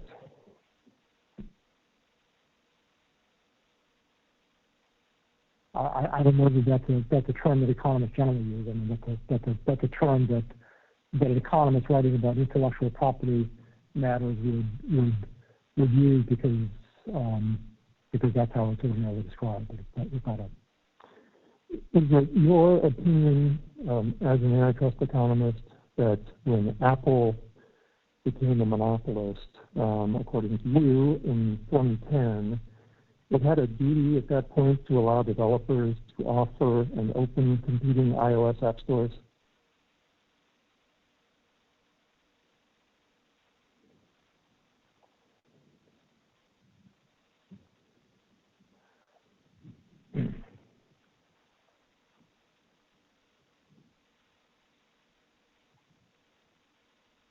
I'm not answering the question quickly. because I'm dwelling on the word duty.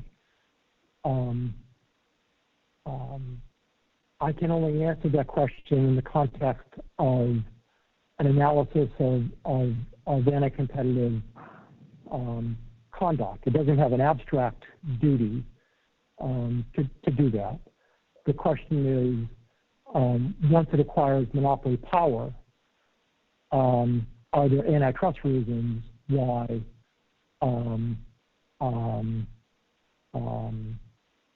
it would have to cease practices that prevent competition in app distribution? And if that was determined that it had acquired monopoly power and that it engaged in anti-competitive foreclosure, then in that situation, as an economist, I would say then it has a obligation to cease that behavior and do the things that are necessary to end those foreclosure practices. Let's break that down for this case. It's your opinion that before 2010, it wouldn't be anti-competitive for Apple, and it wasn't anti-competitive for Apple to decline to license developers to have competing iOS app stores, correct? Prior to having substantial market power, that's correct. And in fact, if Apple had decided not to license developers at all, that in your view would not have been anti-competitive, correct? That is correct. Now, in your opinion, the only two competitive paths open to Apple were to license developers to use iOS to compete with the App Store once 2010 rolled around, or never to license developers at all. Is that right? If you could state those two stock choices for me one more time, just so I have them precisely in mind before I give you an answer. In your opinion, the only two competitive paths open to Apple were to license developers to use iOS to compete with the App Store when 2010 rolled around, or never to license developers at all.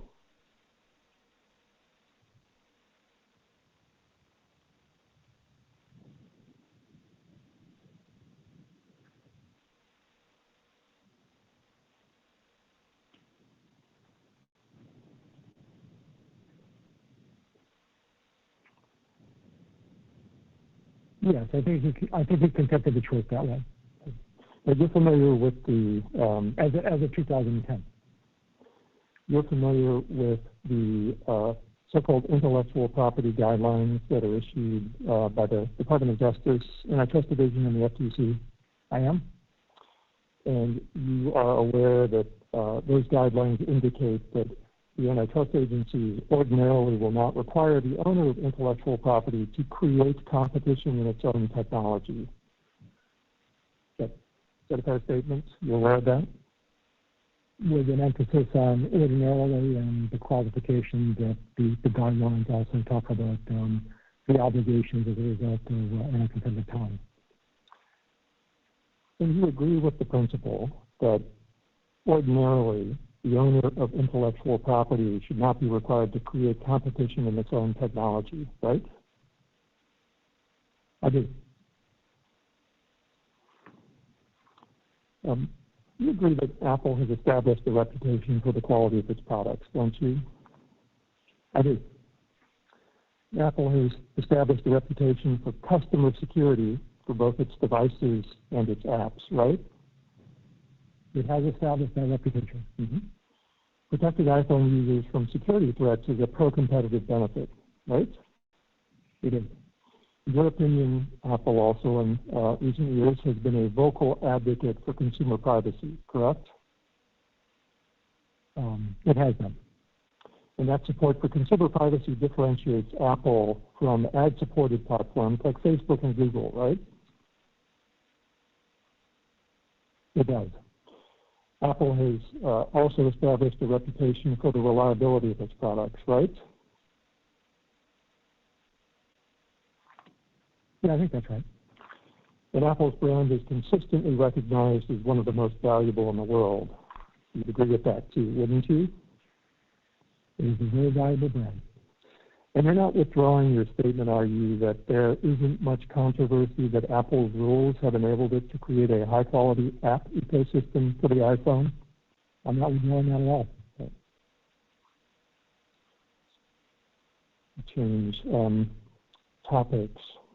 Ronner, at some point soon, are you going to talk about profitability now with Dr. Evans? And at a certain point, which I think will be the end of my examination, we'll hit a point where I do want to ask some questions that turn on. And how long will that portion be?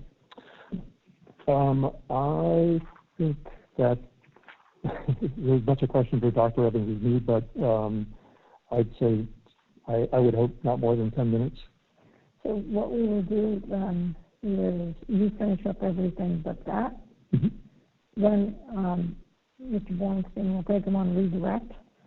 And when we finish everything that can be open, at that point, I will seal the courtroom for the short period of time on those topics. Okay, thank you. Dr. Evans, Epic generates the vast bulk of its revenue from the sale of V-Bucks, right?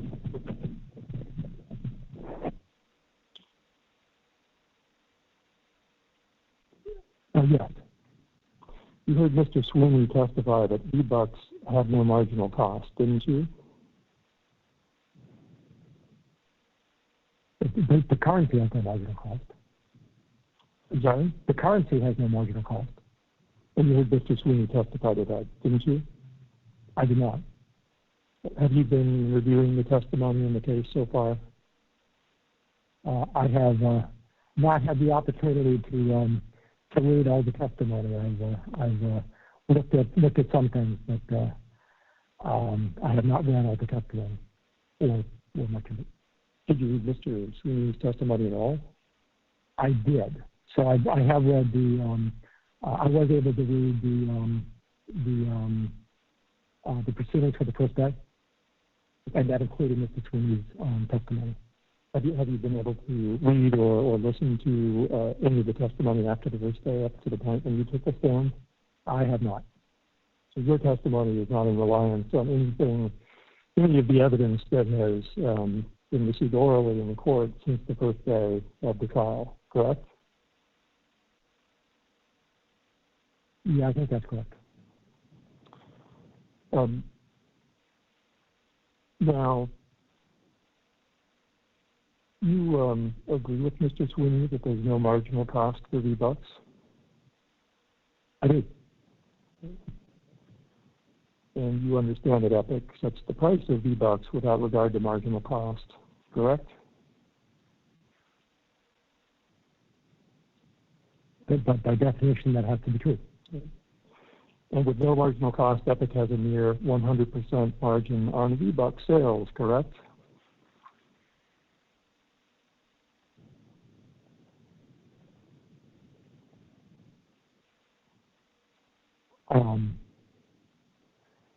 But by definition, that's true. That's a very odd way of thinking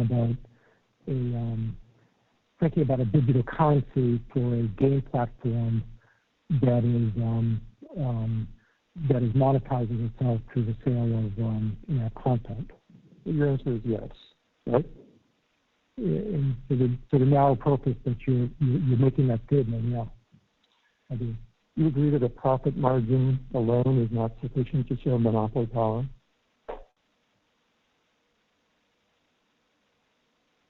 I do. In the past, isn't it true that you've written that using profit margins or markups is a flawed approach to assessing market power?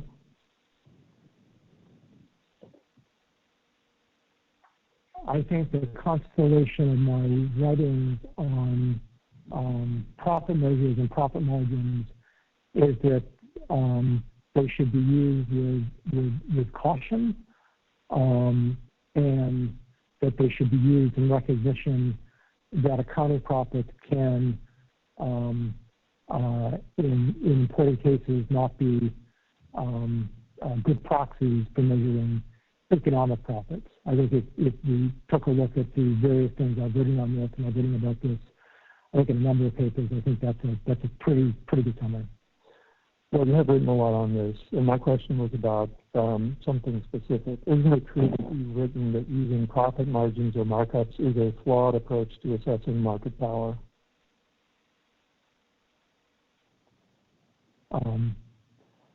I may have written that. I've written a lot of things. I don't recall that precise statement, but that is not the general view that is provided by me through the many writings that I've done on this topic. Well, haven't you claimed that using profit margins to assess market power gives us a sense of scientific precision, but it is false precision? It can be. Well, haven't you written that? I think I've written close to 2 million words, Mr. Sweeney. So whether I wrote those particular words, I don't recall. It's possible that I did. I don't know. Mr. Swanson. Mr. Swanson, I'm sorry.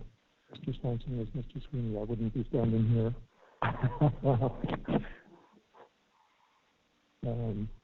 So I apologize to both Mr. Swanson and to Mr. Sweeney. Oh, hold on. Now, business documents don't report economic profits, right? That's correct. And you're using business documents here as a proxy for economic profits. Is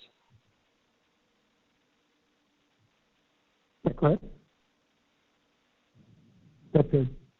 I didn't do those choice of words. I'm using profit and loss statements presented in business documents, where those profit and loss statements provide measures of profits as a proxy for economic profits. Do the documents that you're using show profits as a return on invested capital? They do not. As an economist, would you normally focus on profit measures that look at return on invested capital? In certain circumstances, I would do that. If the data were available, would you look at it? In circumstances where that was a valuable thing to do, I would do so. So would that be a valuable thing to do in this case? I don't believe it would be a materially important thing to do in this case because the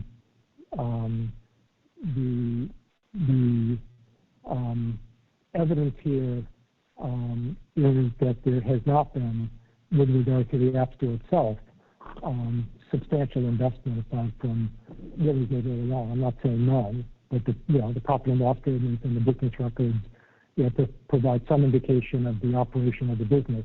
It's not like some businesses where there are heavy investment costs in building factories or doing research and development, or the things that you ordinarily think of. Some companies doing, even developing video games. So it's not that kind of a business. So those investment costs are just not as materially important. Here is they would be in situations where the business was such that they would be. So your testimony is that you didn't consider it important to look at return on investment in this case.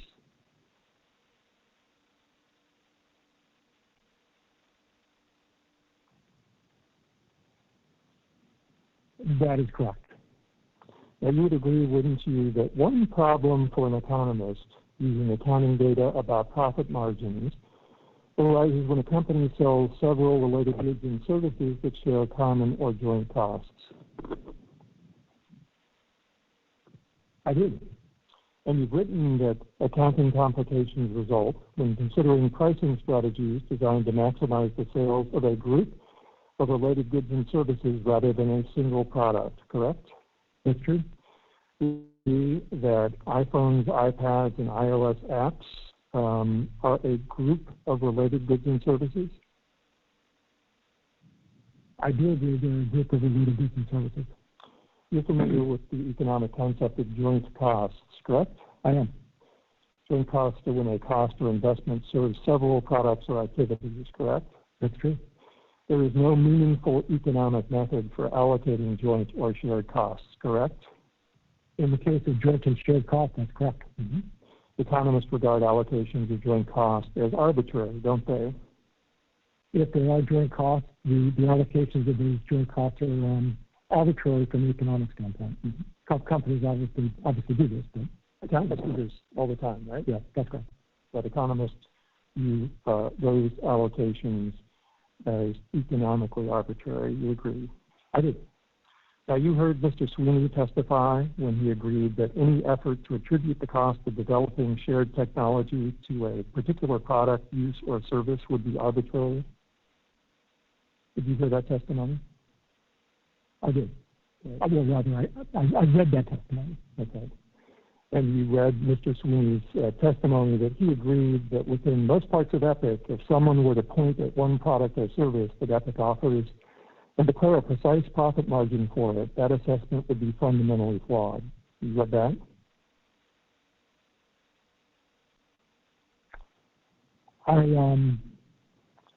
I did read that. I don't recall the particular context for it, but I did. Okay. Don't you agree as an economist that the iOS ecosystem involves many joint or shared costs? With regard to the relationship between the App Store and iPhone, I don't agree with that at all. We have profit and loss statements from Mr. Cook's files that actually show how Apple thinks about this business, the extent to which Apple thinks that there are joint costs. I'm sorry, is it possible for me to respond to that question? Well, I suspect Mr. Bornstein can ask you to elaborate. My question was, do you agree, as an economist, that the iOS ecosystem involves many joint or shared costs? If I could just ask for guidance on answering these questions, whether it's possible for me to refer to the evidence I actually have. So first, just a foundational answer. Is it shared costs or not? Yes or no? Largely no. All right, Dr. Evans, you don't agree that investments in Apple's iOS devices and technology help drive the demand for both the devices and iOS apps?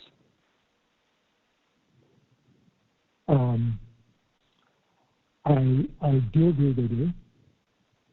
And for example, didn't Apple's investments in technology to make software like Fortnite playable on the iPhone drive both app sales and iPhone sales?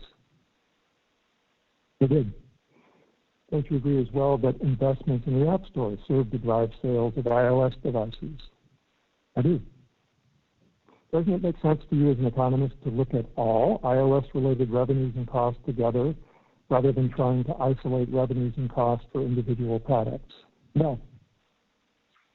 Well, did you tell the FTC that back when you made your presentation in 2016 about Apple's mobile platform business?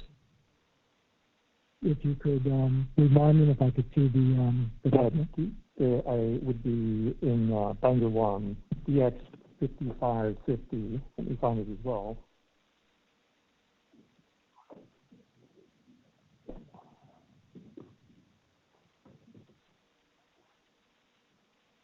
Thank you, Mr. Swanson. I have the document if you could refer me to the page. Yes. Could you turn to slide 32?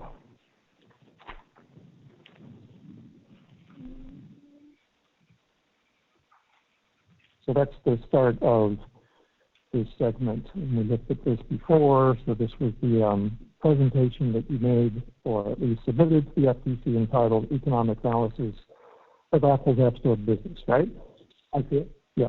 So now turn to slide 34.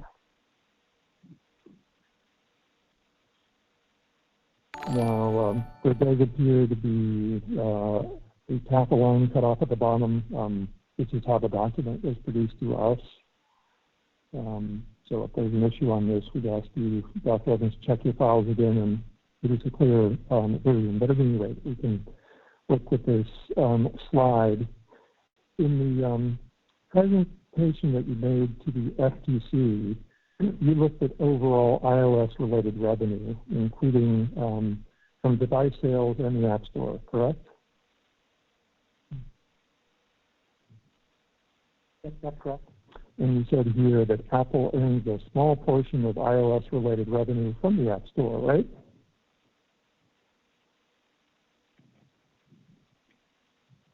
That is correct.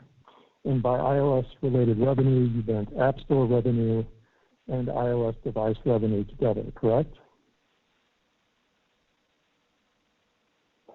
That is correct. And on the right-hand side of the slide, you say, and this I think is, this is at the top, Apple's business model for App Store based on selling handsets and driving positive feedback effects. Do you see that? That's correct. And on the left side of that slide, you're telling the agency to look at iPhone profits together with App Store profits?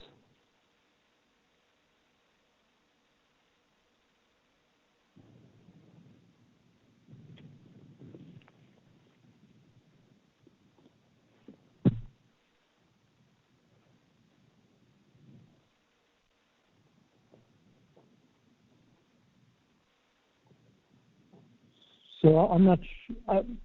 I have to review the presentation more carefully, but I believe what's going on here is I'm describing the Apple's business model with regard to sale of devices and the operation of the App Store. I think unless I'm missing something, the description here is consistent with my written testimony.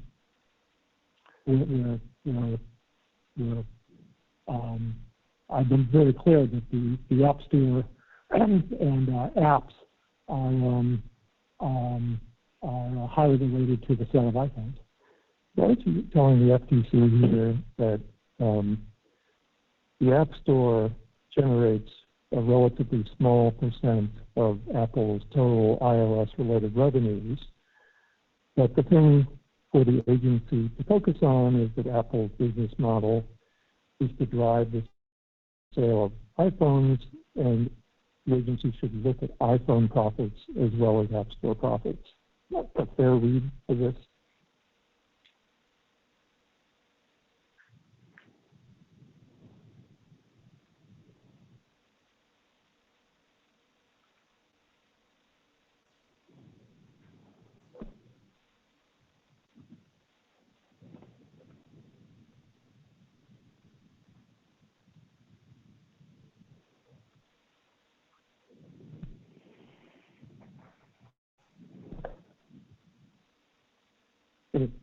If you can characterize it, Dr. Evans, we can let it speak for itself.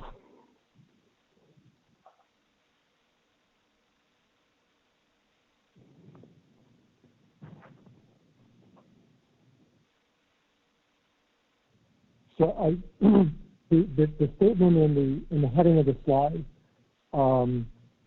is what I told the FTC, and it is what I believe. Apple uses apps to drive iOS device adoption and profits. That's what it says there. I agree with that now, and that's the basic business model that I've explicated in my written testimony in this matter. So I just don't see the contradiction. Yeah, Dr. Evans, this is the point at which I will have to turn to confidential data. So, Your Honor, I'll just provisionally pass the witness at this point. You may pass subject to that, to reopening.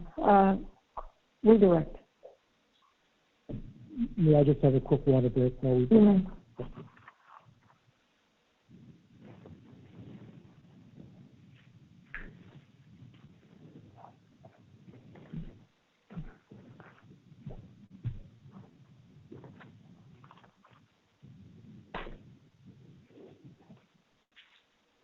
Whenever you're ready, Mr. Winston. Thank you, Your Honor.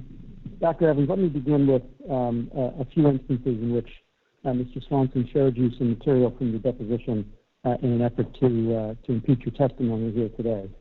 I'll start with on pages 27 and 28 of this morning's transcript. You were asked a question as to whether all developers on one side of the iOS app distribution market are present on the developer side of the mobile OS market? Do you remember that question? I do. And do you remember your answer here in court today? No, but I can explain. I do. Right. Let's just look for a moment at your deposition, which you should still have in front of you. Do you? I actually don't recall having my deposition. So, Mr. Bornstein, he can't read his own deposition in court. He needs to testify. That's fine, Your Honor.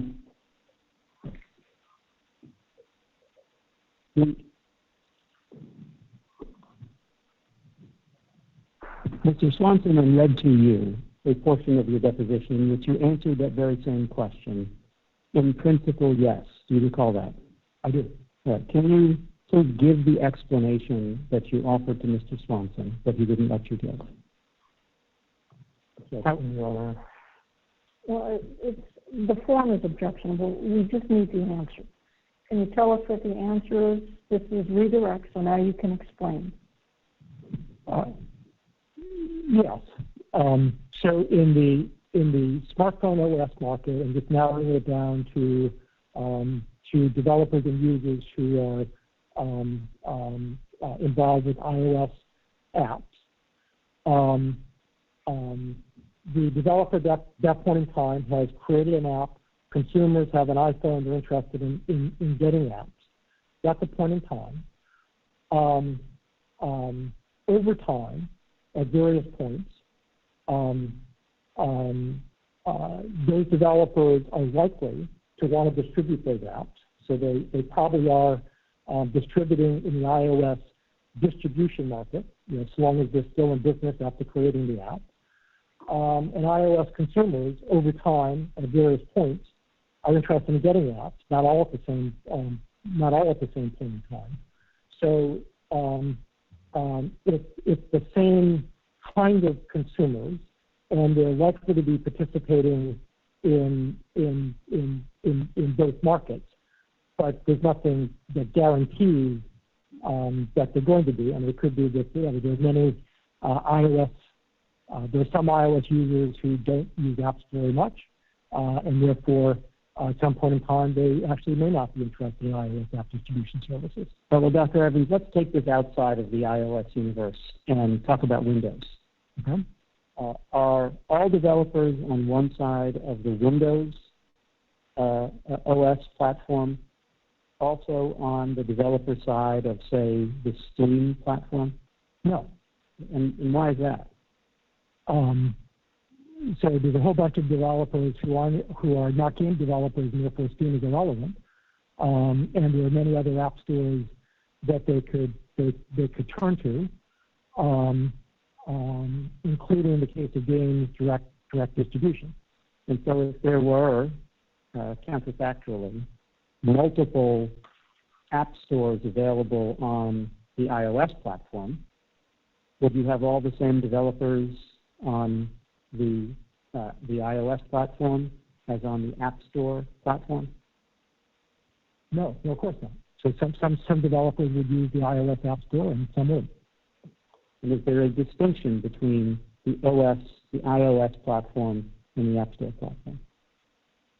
There's a large distinction. One is an operating system providing an app platform, and the other one is a store, a distributor.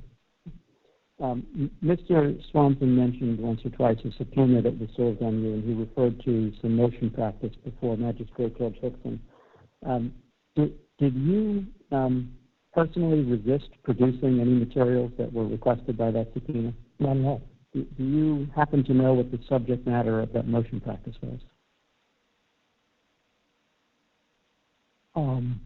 I believe so. The issue was the material that I had was confidential, and I didn't have the ability on my own to provide confidential material. These are the two documents for the FTC that we talked about earlier today. Speaking of the FTC, did you actually go in personally and have conversations with people at the FTC about these matters? I did.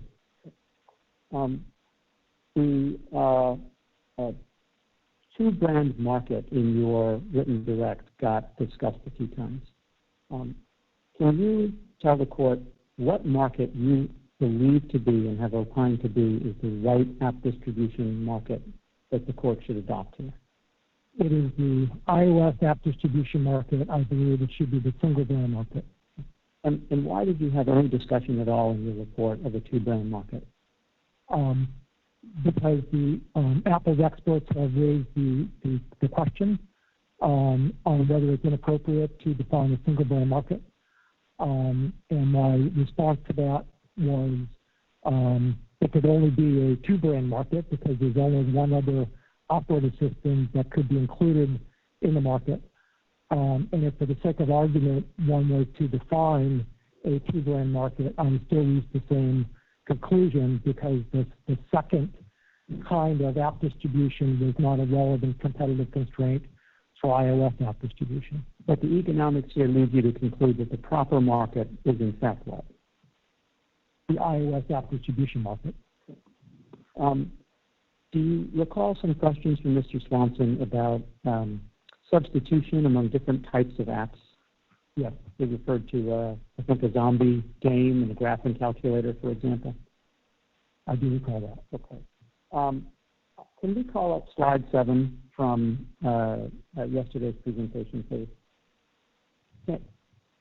Can you explain, do you believe that the fact that people don't substitute zombie game transactions with graphing calculator purchases, does that destroy your relevant market here? No, it's completely irrelevant. Okay. Can you explain why you believe that to be completely irrelevant? Because the market involves the provision of distribution services to diverse apps. So the product that is the central focus is not the apps, it's the product that's being supplied, which in the case of the App Store is App Store distribution services, and in terms of an iOS app distribution market overall, is the provision of distribution services to any app that's interested in using those distribution services, and on the other side of the market, the consumers who are looking for those apps. So in your market definition, what in the market you have defined, what role does the developer of the zombie game app play, for example? They are a customer of the app. They are a customer in the app distribution market. And what role does the developer of the graphing calculator app play? They are a customer of the app distribution platform. And are they any different in terms of analyzing the structure of this market from, say, the restaurant or the hardware store on the bottom part of the slide in connection with Amex? No, it's exactly the same. They're customers. They're all customers of a platform that is providing a common service to all of them. And is it all uncommon to have a business-to-business market like this in which the customers don't then compete with each other downstream? It's utterly common. I'm sorry, say that again? It is utterly common. You said utterly common? Yes. Okay. And that's very common just to make it easier. Utterly common sounds too much to the court reporter, perhaps like uncommon. That's why I wanted to make sure the record was clear. Yeah, thank you. And they are in that respect no different, for example, than the automobile manufacturer and the furniture manufacturer here, who are customers of the steel manufacturer. Is that right? That's right. Before we leave this topic, I'm trying to envision this, Mr. Evans. It looks like you've got, on one side you have all these developers who are developing apps. Yep. And then over here you have a billion set of customers. And what we really have is we have a distribution channel. Let's stay away from the platform word for a moment. But you've got a distribution channel that connects these two groups. With me so far? That's correct. It sounds like what you're saying is that the connection of these two groups should have many distribution channels, not just one. That is correct. But what Amex teaches is that really when in this digital world, we have consumers and developers, and in between we have a platform. And so we're kind of dealing with this overlay of a platform analogy. And in this platform, Apple has put a toll booth. And Apple has said, if you want to make certain kinds of purchases, you've got to go through my toll booth to get to the consumer. If I could interrupt there just to clarify. So Apple is doing two things. It's saying that we're going to be our platform is going to be the only distribution channel, and for our distribution channel, yes, for a certain, but not all, a certain set of apps, we're going to be not only the distribution, but in addition to being the distribution channel, for a certain set of apps, we're going to erect a toll booth that charges for something else, which is the transactions that the developer is doing with its own consumer. But the platform and the channel is all technology developed by the owner. And the owner of that particular platform is Apple. That is correct. So in order for that channel to be used, you have to use that technology. It's all proprietary. That's correct. And they've set up various channels. Some of those channels have no toll booth, and some do. Right? But when we're looking at the market, we're looking at all of these various channels that are going across proprietary technology, right, to get to the consumer. I think I'm with you so far. And the objection is that on one of these many channels, there is a toll booth, which doesn't exist on all of them, but it exists on some of them. And what you're saying is that, no, we want you to have it either free, or we want to develop our own channel over your proprietary platform. I'm just trying to envision what it is you're saying. That's what it sounds like you're saying. Yeah, if I could divide it into the two different activities that's going on here. So let me just try that, because I like the analogy to the channels. One channel is app developers want to get their app into the hands of consumers. That's the distribution channel. So that's the distribution channel, and Apple has said for iOS apps, we're going to be the only distribution channel. So that's one thing that's going on. Then the second thing that's going on is, in addition to our being the only distribution channel for apps, it is also the case that now let's divide that channel into many channels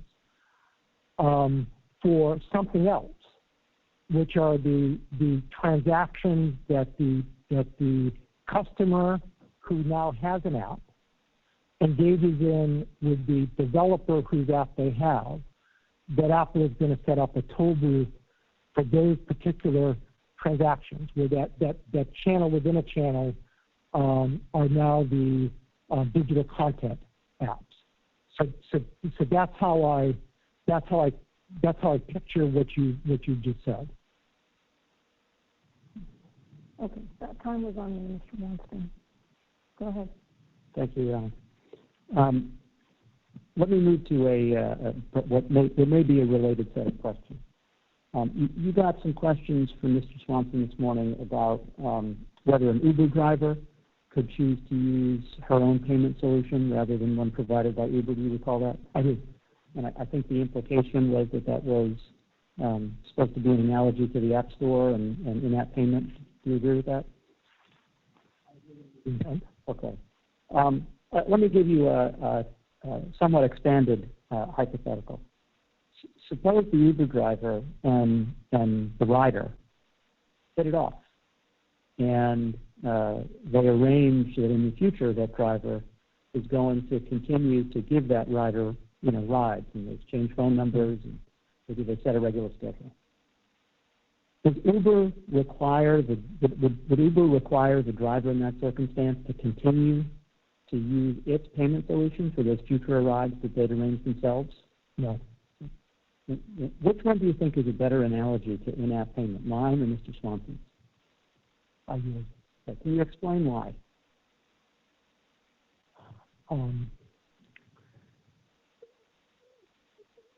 Because the Uber platform is providing just like any company is selling something to a set of customers, Uber is providing a service to the riders and to the drivers, and it has a payment solution for taking payment for that, which it's then using to divvy up between the driver and the consumer. It's selling that service.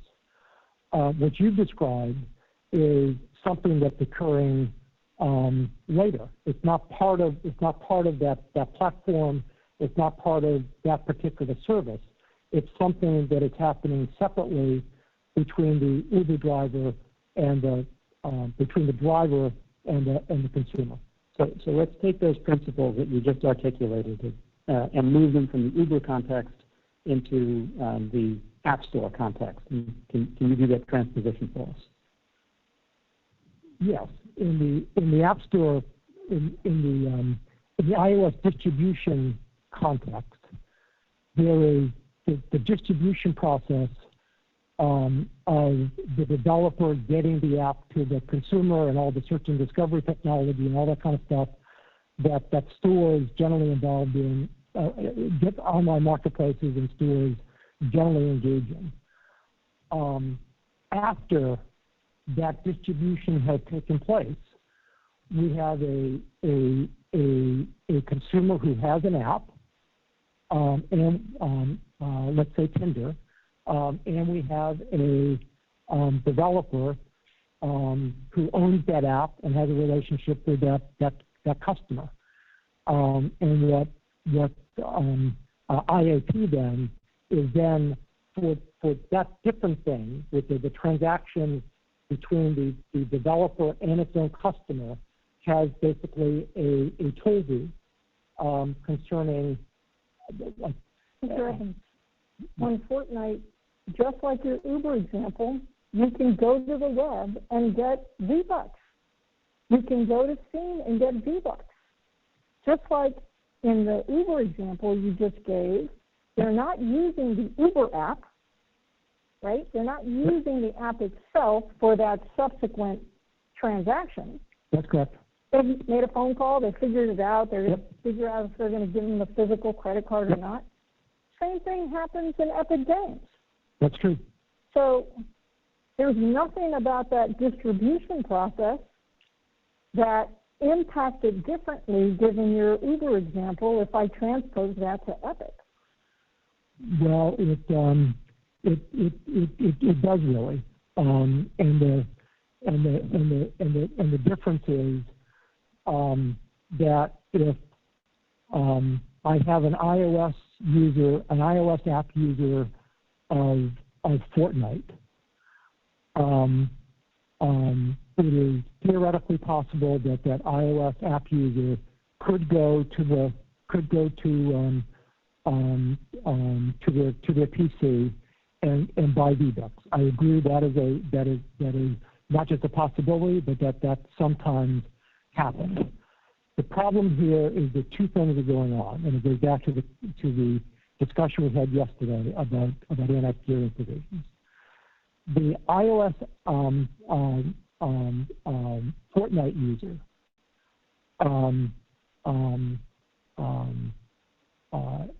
Epic is not able to message the iOS app user and tell them you could go to the web and get this more cheaply, or I really encourage you to go to the web and get V-Bucks there. So that the problem here is a combination of both requiring Epic to use the IAP in the iOS Fortnite app, in combination with also putting a whole set of barriers that doesn't make it impossible, but that makes it much more difficult for Epic to communicate to the iOS app user that they have another alternative to go to. So if there was no anti-steering provision, then that would be fine, because then the customer could choose whether they wanted to stay and make the purchase on the app or do it some other way, right? Because, of course, antitrust law doesn't care about Epic Games. It cares about competition. It cares about the consumer. I would agree with you with one important qualification. Okay. There are certain apps where what you just described is right at the time, for the time being, in the sense that there's a web version of the app and it's possible to message people to go to the web app and so forth. And in that case, if the anti-steering provisions went away, that wouldn't eliminate the market power that Apple has here, but it would certainly diminish it. There are many other apps,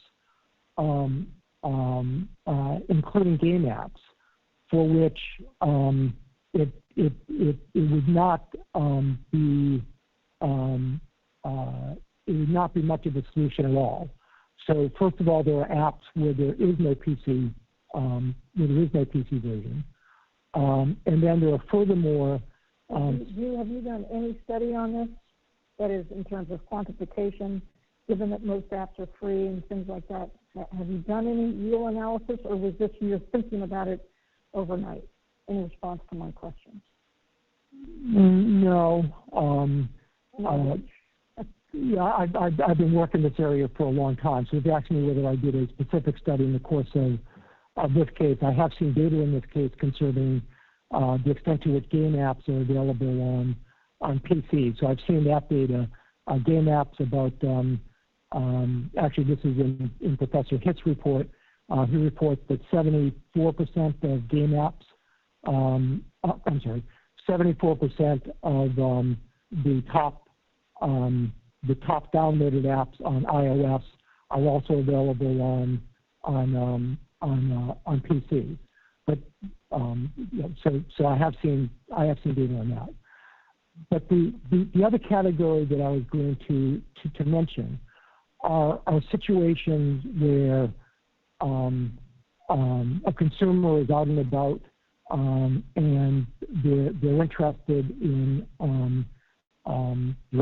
buying something using their app.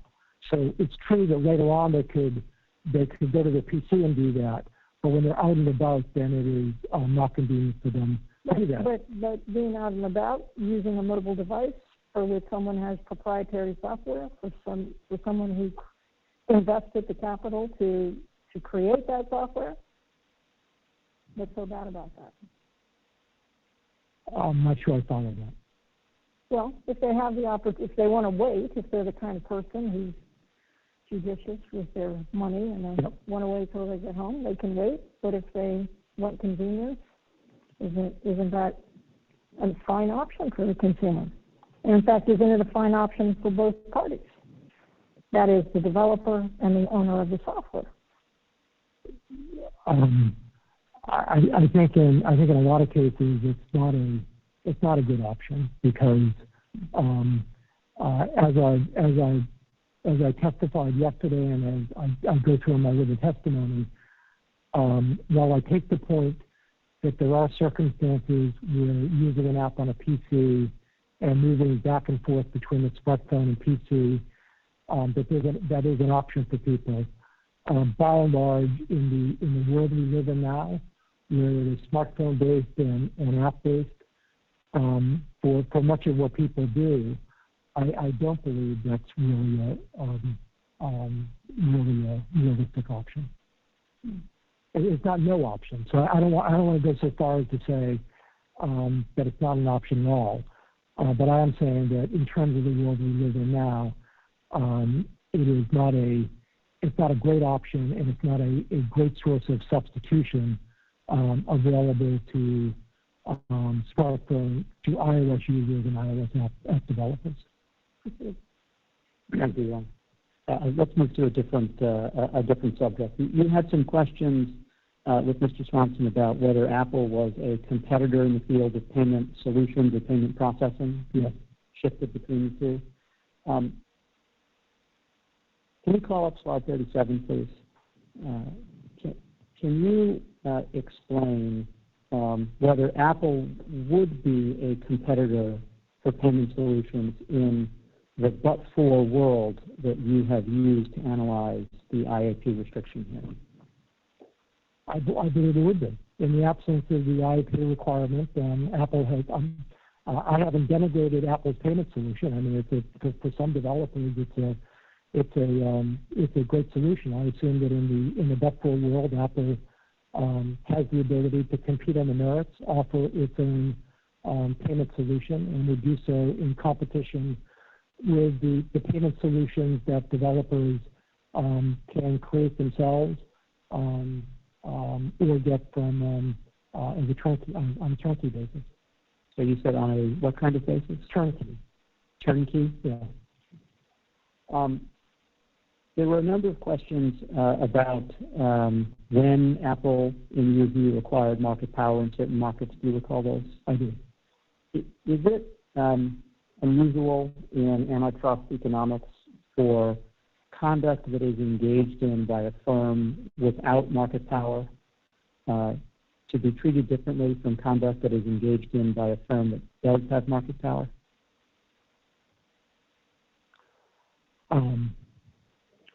I guess I would characterize that as the intersection of antitrust economics and antitrust law.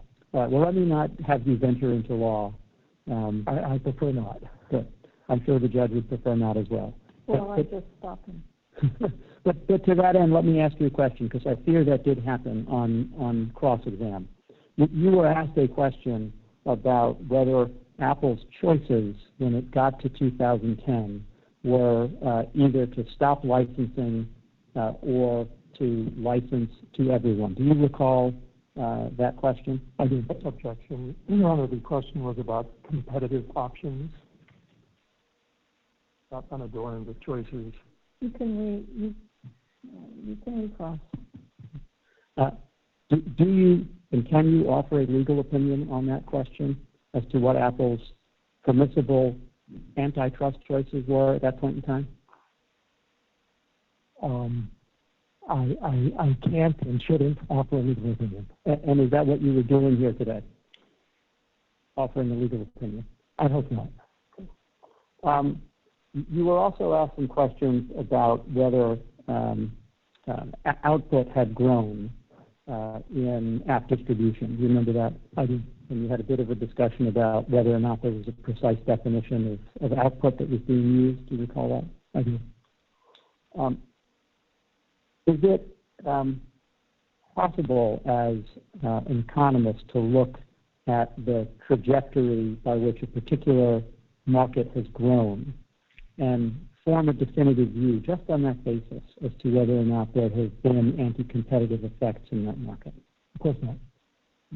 What's missing in terms of a step in that analysis? To determine whether there's a causal relationship between conduct and anti-competitive effects, it's necessary to compare a but-for world in which that conduct does not occur and an actual world in which it does. So the anti-competitive effects is based on the difference between the but-for world and the actual world. And can you think of other instances that you've researched in your time as an economist where there have been anti-competitive effects in a fast-growing market? Well, I would say I can't identify any particular. So let me give you an example. So a fast-growing market has historically been telecommunications for a long period of time. So many years ago, when I was much younger, I worked on the AT&T case for the U.S. Department of Justice, and there are allegations of anti-competitive behavior by AT&T, and that led to a decision. That led to a settlement that broke up AT&T. But during the entire course of the 20th century, there was a rapid growth in telecommunication services, rapid growth in the quality of telecommunication services.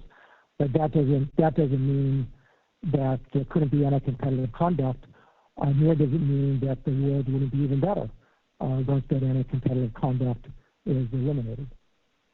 Mr. Swanson asked you a few questions, maybe more than a few questions, about prior writings that you had authored on the subject of accounting profits and economic profits. Do you recall that? I do.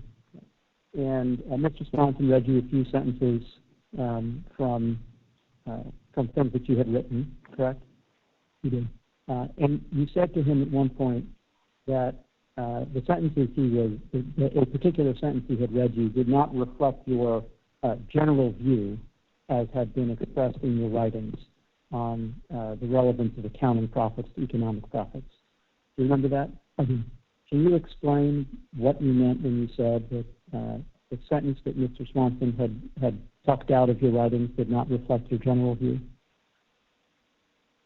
I don't remember the particular sentence. I do remember my general view expressed in my writings, which is that it's important to be cautious in interpreting accounting profits, but that that doesn't mean that they can't be used. Well, Mr. Swanson focused you specifically once or twice on shared costs and joint costs. Do you recall that? Yes. And I think the implication of those questions may have been that, I won't state the implication. Do you remember questions about whether there is an economically meaningful way to allocate shared costs and joint costs? I do remember that question and answer. Okay. Given your understanding of the economics on that issue, can you explain to the court why it is that you do believe, as you testified yesterday, that Apple's profits in the App Store are relevant to whether or not Apple has monopoly power in app distribution for iOS? Because I've reviewed profit and loss statements together with the testimony and other information regarding those profits and information regarding the existence of the costs that need to be allocated. So I've been able to form an opinion that is informed by the information that's in the record. Well, is it always the case that accounting profits are a bad measure of economic profit? No. And is it always the case that accounting profits are a bad measure of monopoly power? No. And are there tools that economists have to figure out which case is which? Yes. Have you done that here? Yes. Have you explained that both yesterday and in your written testimony? Yes. I think it's time for me to turn the witness back over to Mr. Swanson. All right, recross on the scope of this redirect.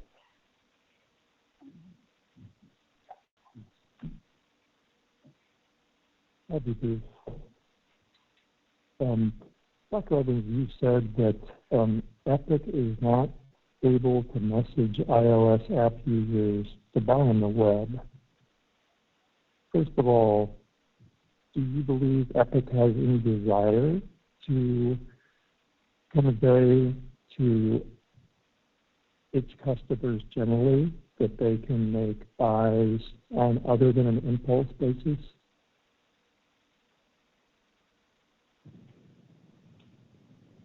So there's a first part of your question that I just want to clarify, because if I said it in the way you said it, I just want to make sure that I didn't say something incorrectly. So when I referred to Epic's ability to message, I was referring to Epic's ability to message within the iOS app itself. And if I didn't say that clearly on redirect, I apologize. But that's what I intended to be talking about with regard to the anti-steering restrictions. Okay, and I appreciate that clarification, because I'd written down exactly what I asked in the question, so that clarification is what I was seeking. Now, the provision that Apple has in its rules says that there can be no call to action in the app, right? That's correct.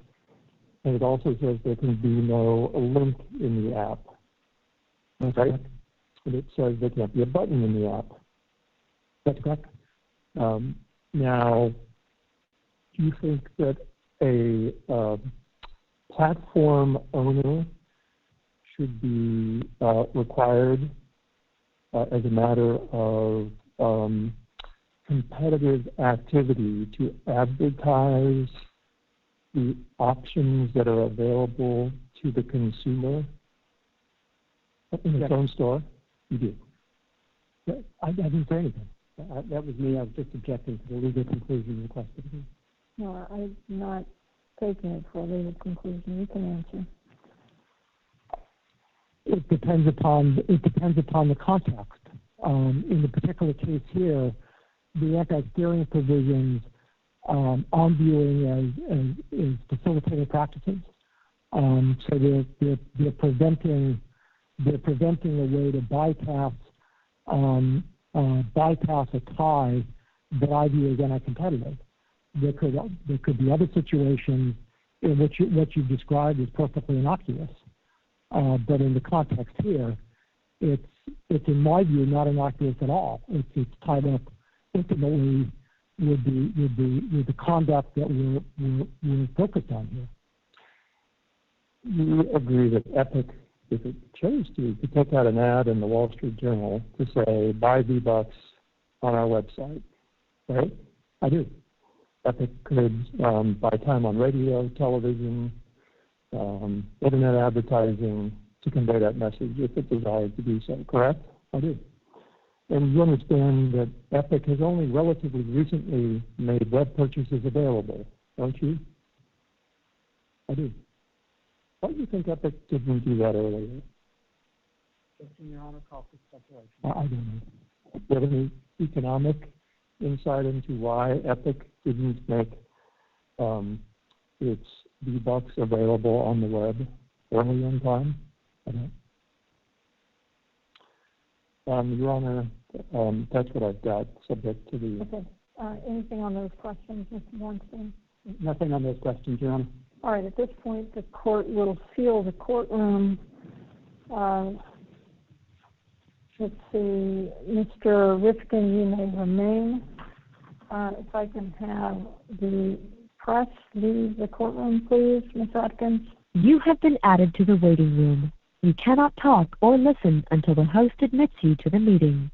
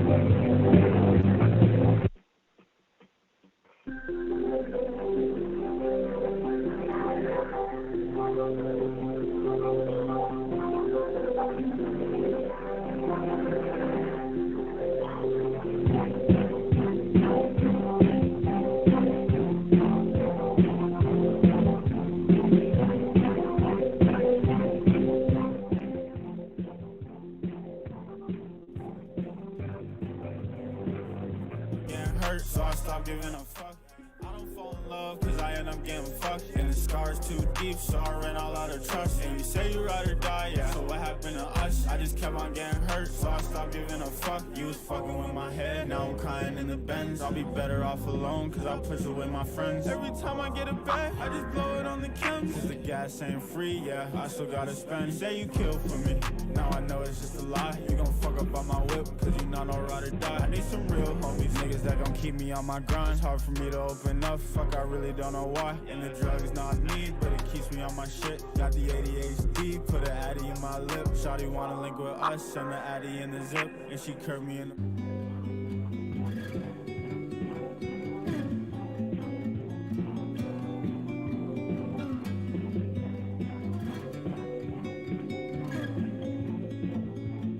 I lost myself that night, I threw it all away. Those are the things I've created. Then I went and caved, and I'm a mess right now.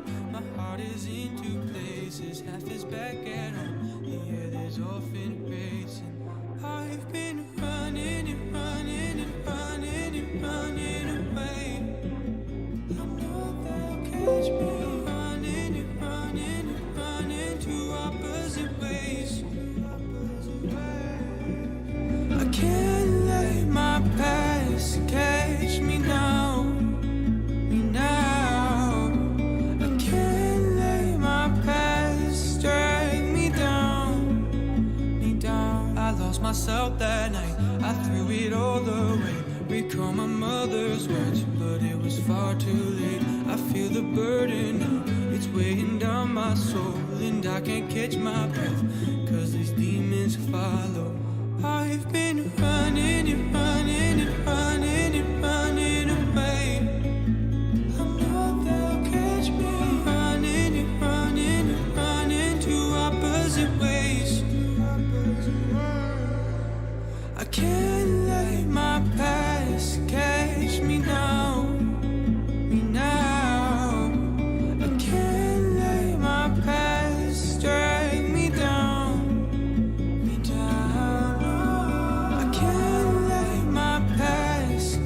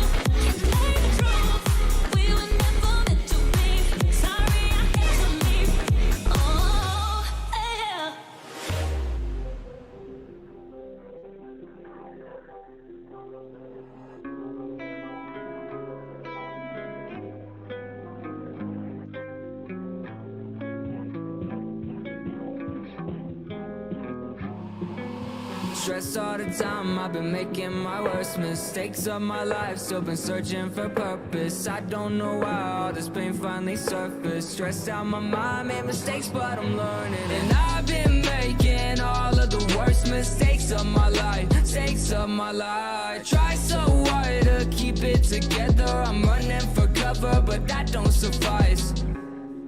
What's wrong with me? Feels like all these songs we're making just ain't songs to me. Just a way to ventilate the demons calling me.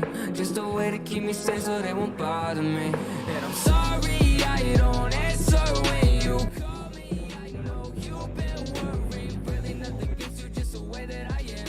All the pain that I've been dealing with is gone in my head. No, pain goes on and on. I'm thankful. I'm so fucking grateful that I never let go. Screaming all these melodies inside of my head. I hope I hear them when I'm fading, racing thoughts in my bed. I'll make you proud, I won't quit now. When there's nowhere to run, I'll stand my ground. Oh, I've been down one too many times, but I'll fight till I can find the light. I've been there, done all that before. Don't care what's one more. I'll be here if you need me. I swear I drag you down, but I know you still care. And if you hear me, I'm so sorry. I'll be better in the morning. Pain goes on and on. I'm thankful. I'm so fucking grateful that I never let go. And I've been making all of the worst mistakes of my life. Mistakes of my life. Try so hard to keep it together. I'm running for cover, but that don't suffice.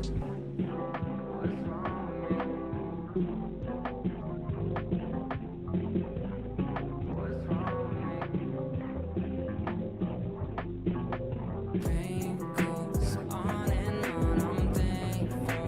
I'm so fucking grateful that I never let go.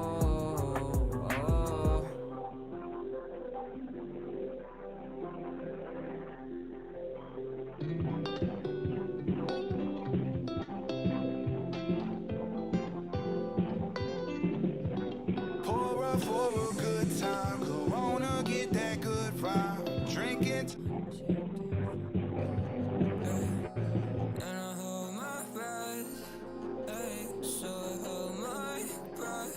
And I don't wanna be here, hey, I don't wanna be here, I'll hide away. Like I'm not even nervous, I could die today. Or like I could disappear, won't happen either way. And I just got on it and dash it with a tie.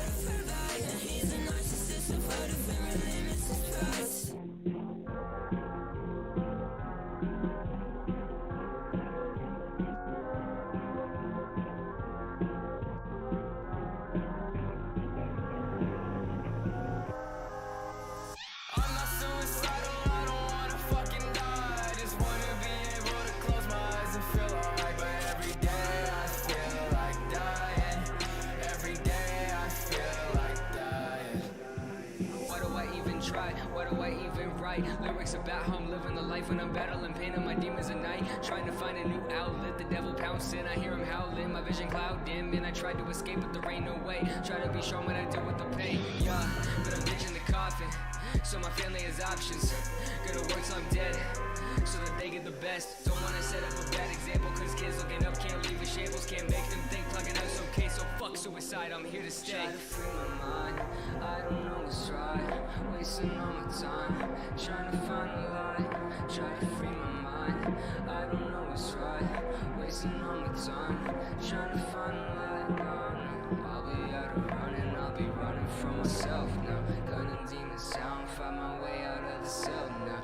I'll be running now, I'll be running from myself now. Gunning demons down, find my way out of the cell now. I'm not suicidal, I don't wanna fucking die. I just wanna be able to close my eyes and feel alright. But every day I feel like dying. Every day I feel like dying. One too many bad thoughts inside me. Got a hole in my heart, put the past behind me. I'm pressed for time, I'm stressed with life. My breath is ice, I guess I might just bottle it up some more. Just like always, barely standing, crawl down the hallway. Sink into my bed, with death inside my head. Yeah, that note you found, I didn't mean it. Just wish I had a better sense of meaning. Never meant to let you down, I've been down and out. Racing thoughts, I had to drown them out. Fuck, never giving in, I swear to God. No matter how many times I pray to a God I don't believe in, just to see if I would never wake up, but he called my bluff. Try to free my mind, I don't know what's right. Wasting all my time, trying to find a light. Try to free my mind, I don't know what's right. Wasting all my time, trying to find a light. I'll be out of running, I'll be running from myself now. Gunning demons down, find my way out of the cell now. I'll be running now, I'll be running from myself now. Gunning demons down, find my way out of the cell now. I'm not suicidal, I don't wanna fucking die. I just wanna be able to close my eyes and feel alright. But every day I feel like dying. Every day I feel like dying. I'm not suicidal, I don't wanna fucking die. I just wanna be able to close my eyes and feel alright. But every day I feel like dying. Every day I feel like dying.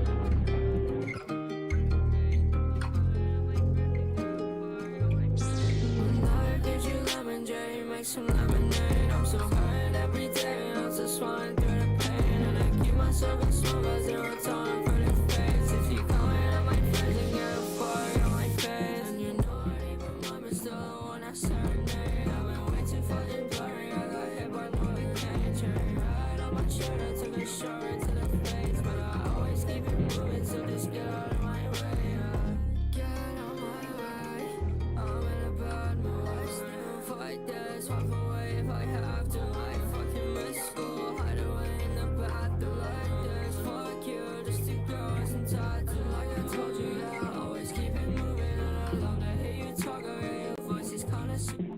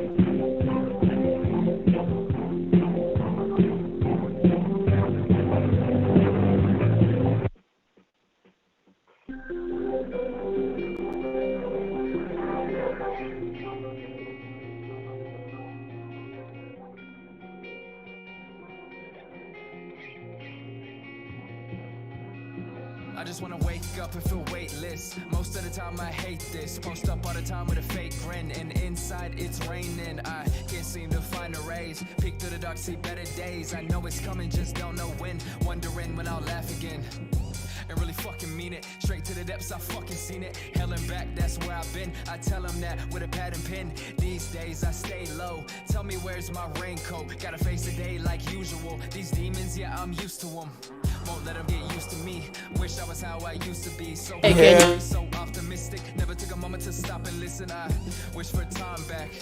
I really gotta stop that. Cause living in the past is so exhausting. I'm getting older, it's never stopping. Yeah, break down, crawl into bed, face down. Is it all in my head? Am I safe now? Does anybody else relate? Wow, so many that are just like me. But still I feel so alone and see the waves rush in, I'm caving in.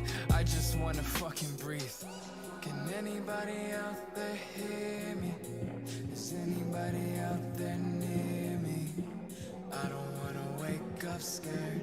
I've been running from this endless night. I just wanna wake up with a calm soul. Wish I could overcome my obstacles. Always feel right through the coals. Wish the world could find a common goal, but I work through the night and I see that most people don't like the feedback. Most people don't really care, and most people aren't really there. So the darkness is my solace, and the studio is my office. Tried to help out all my friends, but had to learn that some just don't want it. So I try to move on, keep it going, always write new songs. Take a break and then come back strong. Only path that I've known too long, yeah.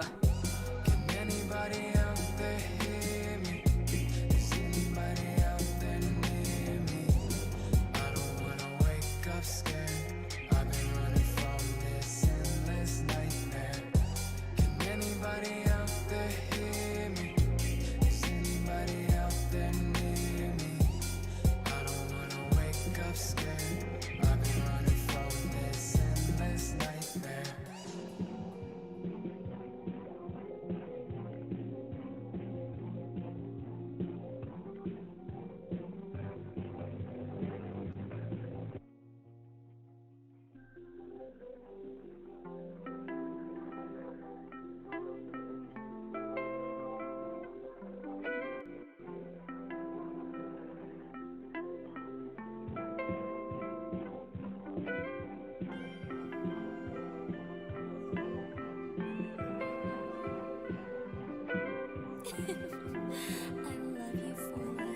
Hey Ross, sauce it up.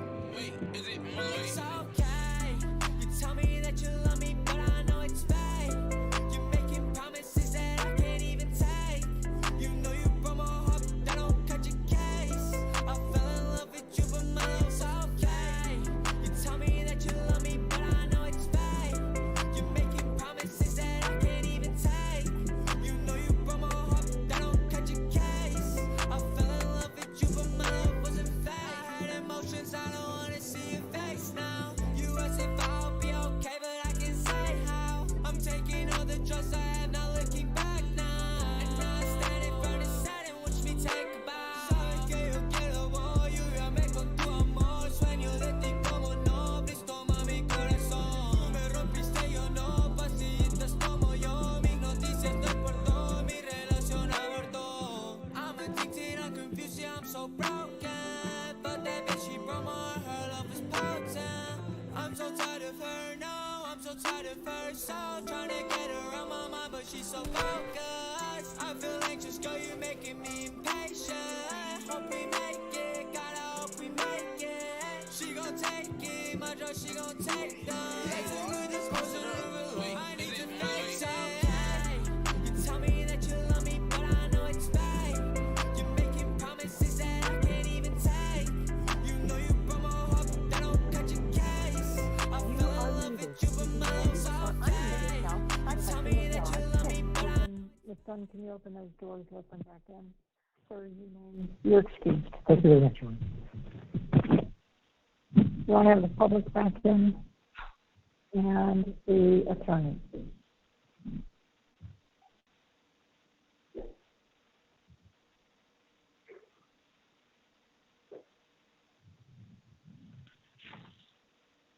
Francis.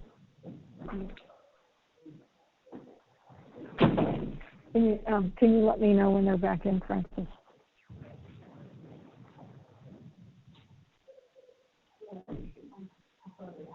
Okay.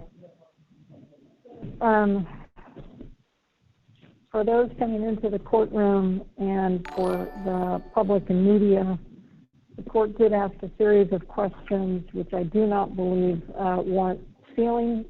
When the transcript comes out, those portions have been deemed unsealed. We're at 12:33. We're going to go ahead and we're going to take our break. Who will be the next witness up? Ms. Forrest? Your Honor, our next witness will be Dr. Susan Murphy. Okay. We'll do Dr. Apey after our second break, so we'll stand in recess until 1:15. Thank you.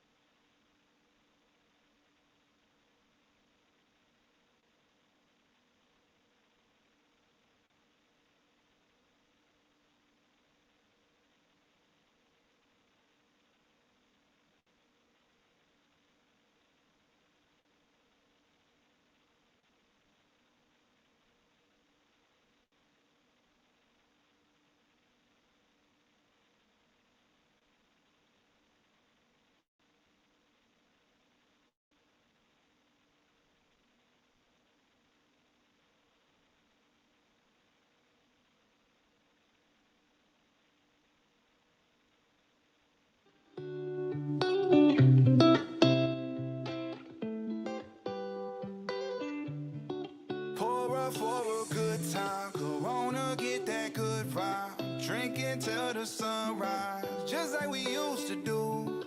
Mexico, let's go there. Yeah, sex is slow, I don't care. Where we go as long as I'm there with you. Just like we used to do. Still tag like your friends, what we used to do. Yeah.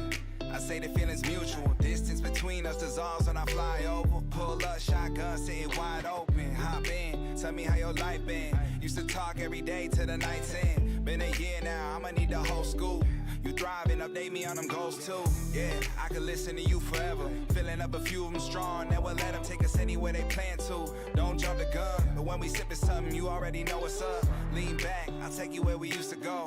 We both familiar on what the future holds. Bottoms up for the time that we wasted. Later we got reacquainted. Pour up for a good time, Corona, get that good vibe. Drinking till the sunrise, just like we used to do. Mexico, let's go there. Yeah, sex is slow, I don't care. Where we go as long as I'm there with you. Just like we used to do. You work hard, you need a vacation. I'll take your lifestyle, rearrange it. Put you on a plane with a destination, a white sand.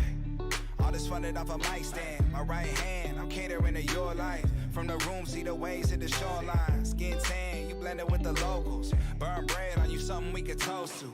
I'll promote you, show you to the universe. Got a couple on reserve, but you was first. Yeah, always have, always will be.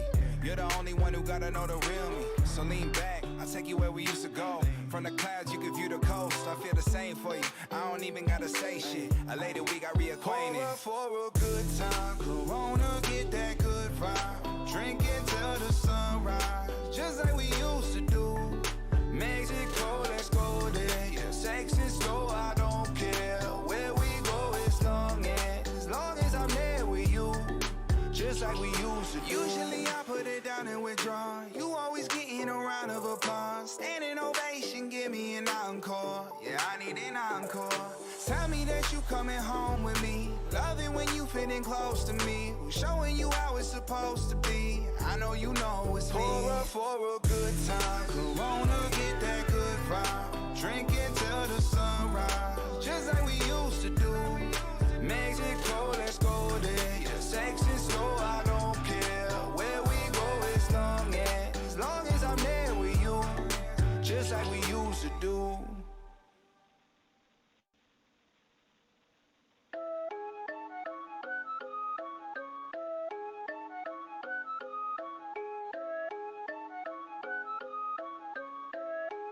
Aye, what? Counterfeit. Guess it from the thought of it. People fake. Think they need to start a kid. Tryna be real? This right here to start a kid. Pick the grind. Look like I just started it. Counterfeit. Guess it from the thought of it. People fake.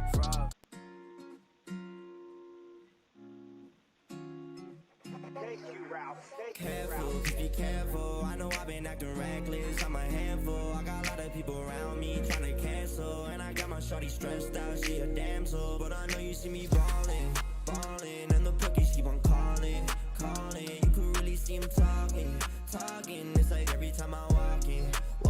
I see people from the past. And I don't even know how to react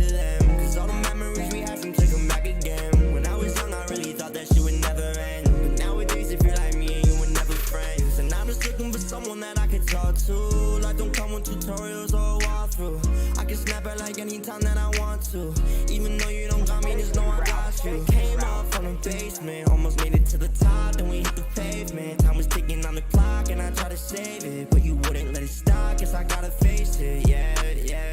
I wish it would go away, but I can't stop thinking about yesterday. I'm stuck in the past, I can't get away. Look at your face, don't know what I see people from the past, and I don't even know how to react to them, cause all the memories we had seem to come back again. When I was young, I really thought that shit would never end, but nowadays if you're like me, you would never friend. And I don't even know how to react to them, cause all the memories we had seem to come back again. When I was young, I really thought that shit would never end, but nowadays if you're like me, you would never friend. I don't think about it cause it hurt too much. Always known as the one just to fuck shit up. Now I'm riding around the city with my eyes down low, run through the pussy trying to find some hope. And I'm sorry that it ended. Got a brand new drip, now it's expensive. Shout out to the whole team down in Memphis, and them hoes that don't know me on my left hand. Now I look around and this shit feeling different. I've been stuck inside my head so I'm constantly tripping. Sick and tired of these lame hoes trying to fit it, trying to get up on the payroll, eyeing the pension. I see people from the past and I don't even know how to react to them, cause all the memories we had seem to come back again. When I was young, I really thought that shit would never end, but nowadays if you're like me, you would never from the past, and I don't even know how to react to them, cause all the memories we had seem to come back again. When I was young, I really thought that shit would never end, but nowadays if you're like me, you would never friend.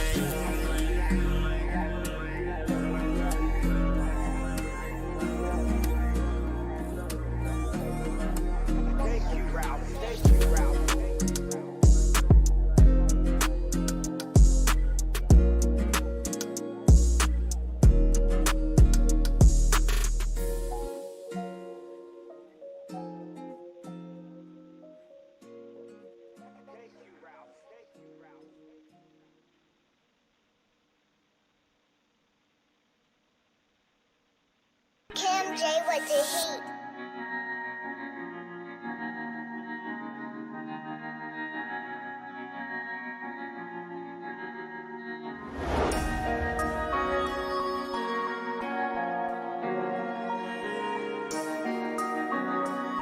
Damp season.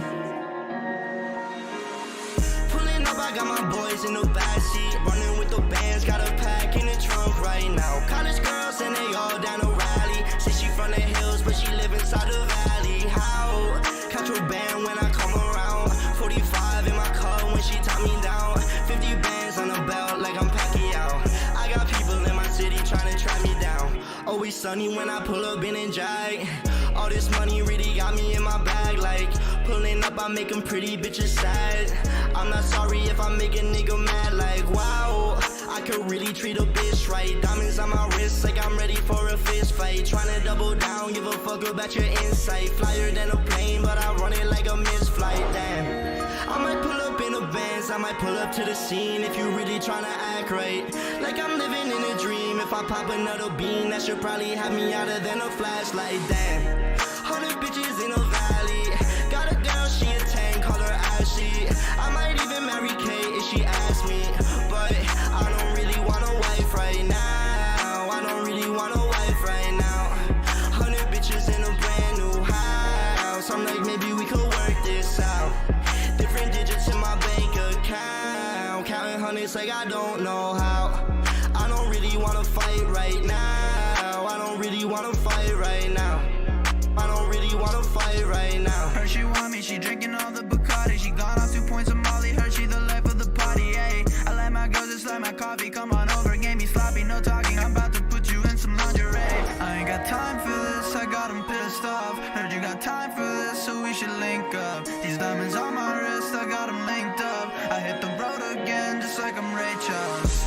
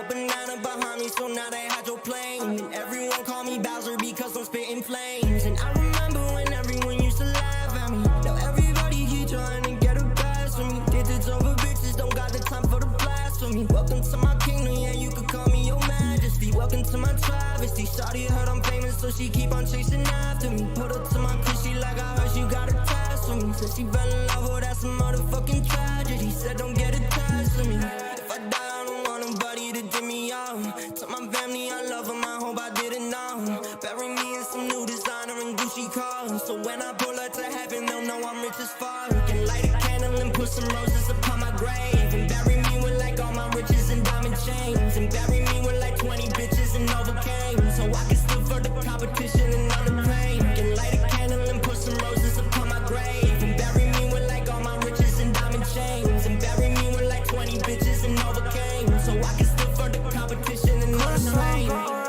My teeth, my eyes so red that I can't see, but I still see you in my dreams. There's some things that I don't need. Oh, my shawty think it's fuck. Say you got a bag, only got a couple bucks. I'm too busy popping tags while you still riding the bus. I'm too busy to be mad, but I still don't give a fuck. I'm too busy to be mad, but I still don't give a fuck. Let you go, I'm moving on. Sing along to all my songs. They all love to do me wrong. They know I'm gon' be the one. 100 bitches surrounding me trying to give me face. Running up all the money like this shit was a race. 100 grand, hide away in a safe place.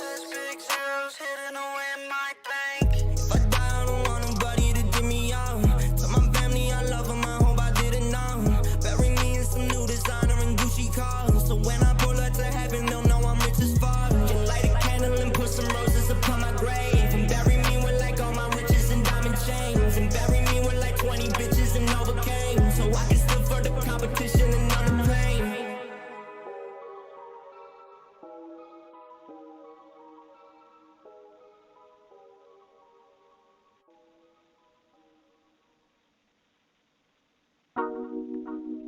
I don't know. Yeah. We love you, Taka. Yeah. She just hit my phone. She said, "Take her, you a winner." Let's tell ya. I just took her home, then I turned into a sinner. She just hit my phone. She said, "Take her, you a winner." Took her home, then I turned her to a sinner. Yeah. I just got a check. I ate lobster for dinner. She like my style, she tryna turn me to a nigga. I just woke up, now they say that I'm a star. I just wanna bone, my God. Drive off the walk, he just caught a DOI. He think he know the answers, nigga, like he Bill Nye. Bitch, I feel like AI, nigga, never needed practice. I got 2 clips, cause that chopper automatic. And I started talking shit, I got tired of this rapping. But I been making hits, most these niggas, they been napping. My lyrics hit a heart like a nigga, he was stabbing. LSD hit his brain, yeah, that nigga, he been tapping. I just got your shorty, yeah, my niggas, we been tapping. Walk to the bank, Chief Keef, I be laughing. Red, blue, yellow, nigga, you could pick your Power Ranger. I can fuck, but I don't date you. Getting beans, but I can save them. Fast nigga, but I can chase her. 360 quick scope phaser. Got more aimbot laser. Cut you off, I got that razor. She just hit my phone, she said, "Take her, you a winner." Took her home, then I turned her to a sinner, yeah. I just got a check, I ate lobster for dinner. She like my style, she tryna turn me to a nigga. Yeah, I just woke up, now they saying I'm a star. I just wanna ball, my God. Drive off the walk, he just caught a DOI. He think he got the answers, nigga, like he Bill Nye. Yeah, caught a DOI.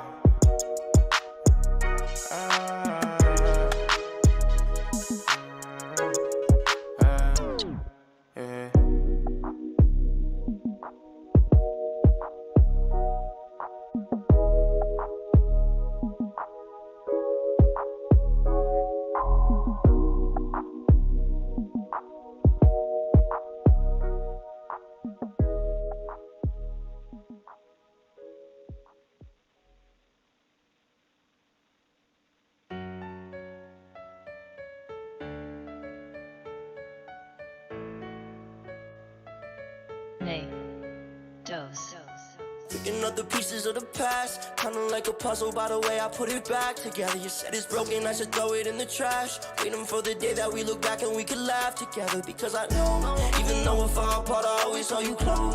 I don't care what happens, I just wanted you to know. Keep it on the low, stuck in the past and I can't let it go. Because I wanted you to know, even though we're far apart, I always saw you close.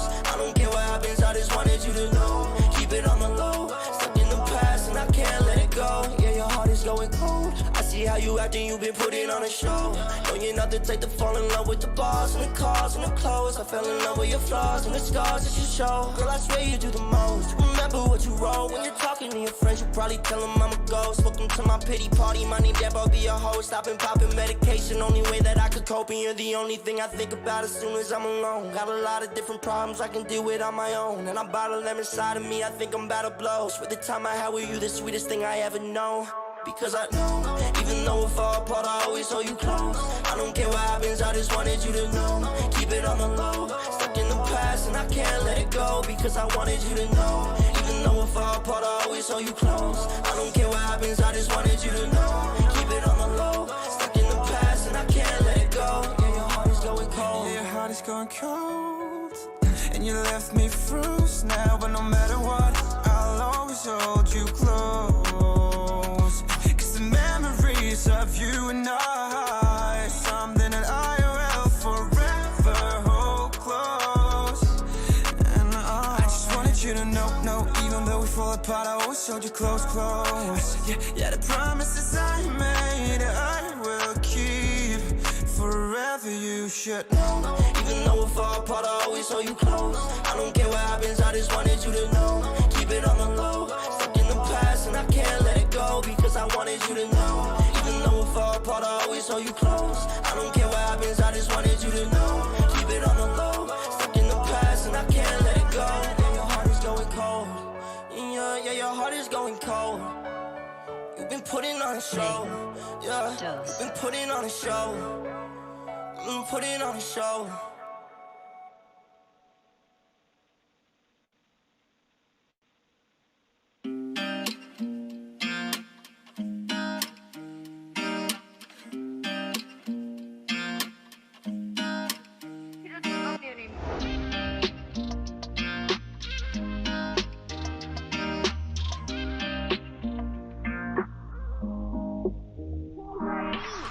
It's okay not to be okay sometimes. When the love rains come, it'll be alright. Cause I'll hold your hand, we can win this fight. Together is better, we'll survive the night. It's okay not to be okay sometimes. When the love rains come, it'll be alright. Cause I'll hold your hand, we can win this fight. Together is better, we'll survive the night. We work well together, we work well as one. If love is a game, then we've already won. When I am with you, the skies are always blue. You flip my crown and make me happier than you. Ooh, love you.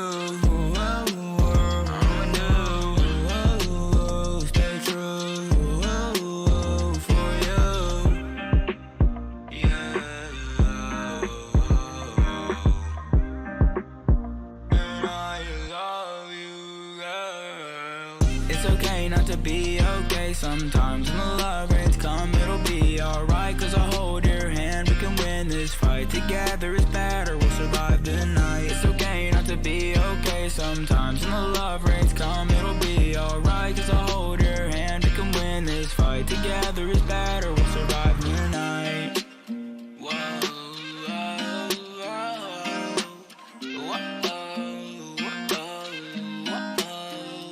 She's got this beautiful blue eyes and the blonde when I'm better. Everything she wants make me wanna be better. If I had one wish, beat it never upset her. Fuck the moon, I'm gonna love you to Saturn. Fuck the moon, I'm gonna love you to Saturn.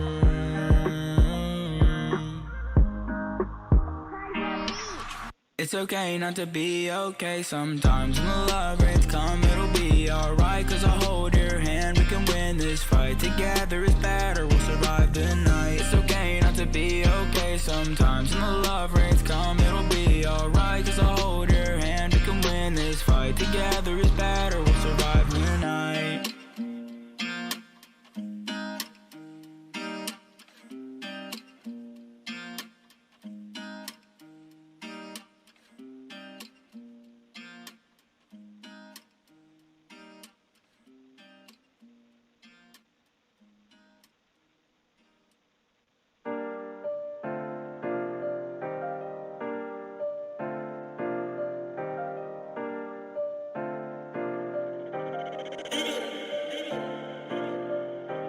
My life a movie, the way they be acting. She said that she like on my ad-lib. This life I gotta appreciate. Remember the time I ain't have this. But when they see me in a mansion, tell me that they proud and they clapping.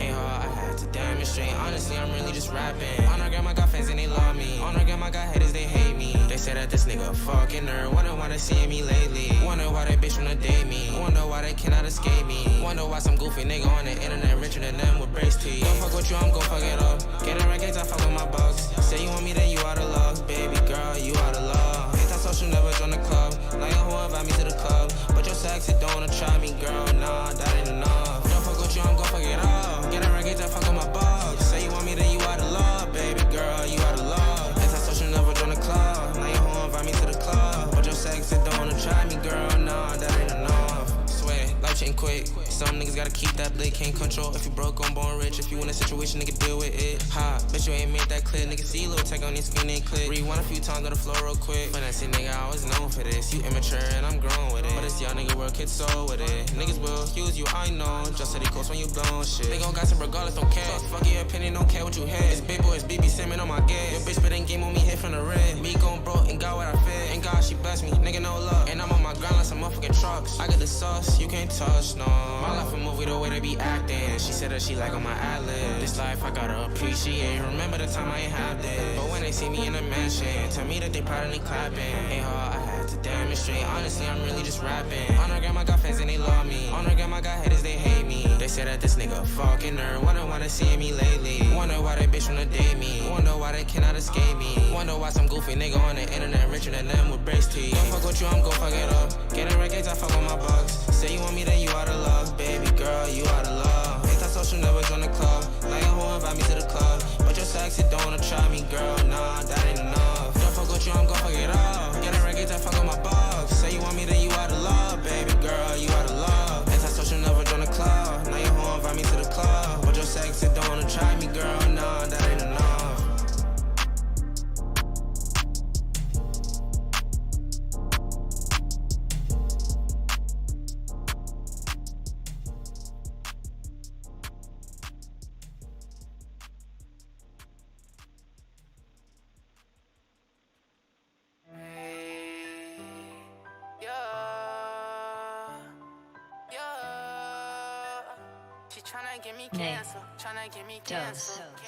I'm not your friend, got me wishing on my downfall. Amen, I got people in my DMs. Loose ends, I don't really got the time to press send, cause they tryna get me cancelled. I gotta be careful, everybody coming at me like I got my hands full. I didn't get me cancelled, they know I got bands full. Everybody coming at me like I got my hands full. Everybody notice me, take no photos please. Shawty, you annoying me, stop annoying me. This isn't how it's supposed to be. Shawty let me be, she tryna take control of me. She got OCD, fuck everybody, I just wanna be alone. But Instagram keeps blowing on my fucking phone. I'm really sorry, but I can't fuck with my hometown. Every time I scroll down, bitches keep asking me for a like back. You know I don't like that. Saw your shit in person, I wouldn't even pipe that. Shawty got her cash app all over her Snapchat. Told me she would strip if I sent her more than like 5 racks. Sorry, but I'm past that. Hold on, let me backtrack. Homie tried to dump me, so I deleted his contact on my fucking iPhone. 10x and it's rose gold. Try to get me canceled, I'm coming back at you tenfold. They tryna get me canceled, I gotta be careful. Everybody coming at me like I got my hands full. Tryna get me canceled, they know I got bands full. Everybody coming at me like I got my hands full. Tryna get me canceled, I gotta be careful. Everybody coming at me like I got my hands full. Tryna get me canceled, they know I got bands full. Everybody coming at me like I got my hands full. Girl, you telling me I'm canceled, fuck that even mean. Cause you know that I would drop one girl for the dream. Rolling up with the team, big things, we buy money and bling. While you sitting at your crib cause you got nothing to bring. And these girls in my DM saying Billy a king. Only got one chance, so home on the first swing. These record labels calling, I let them ring. Cause I like to be the one who's pulling my own strings, yeah.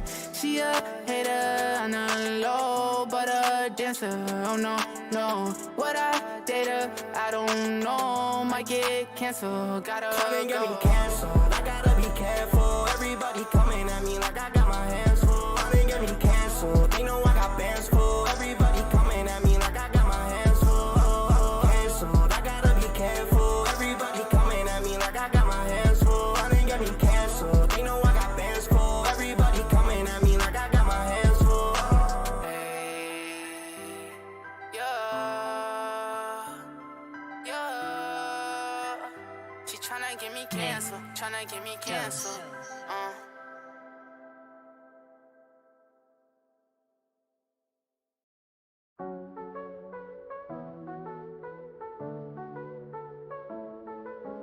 No,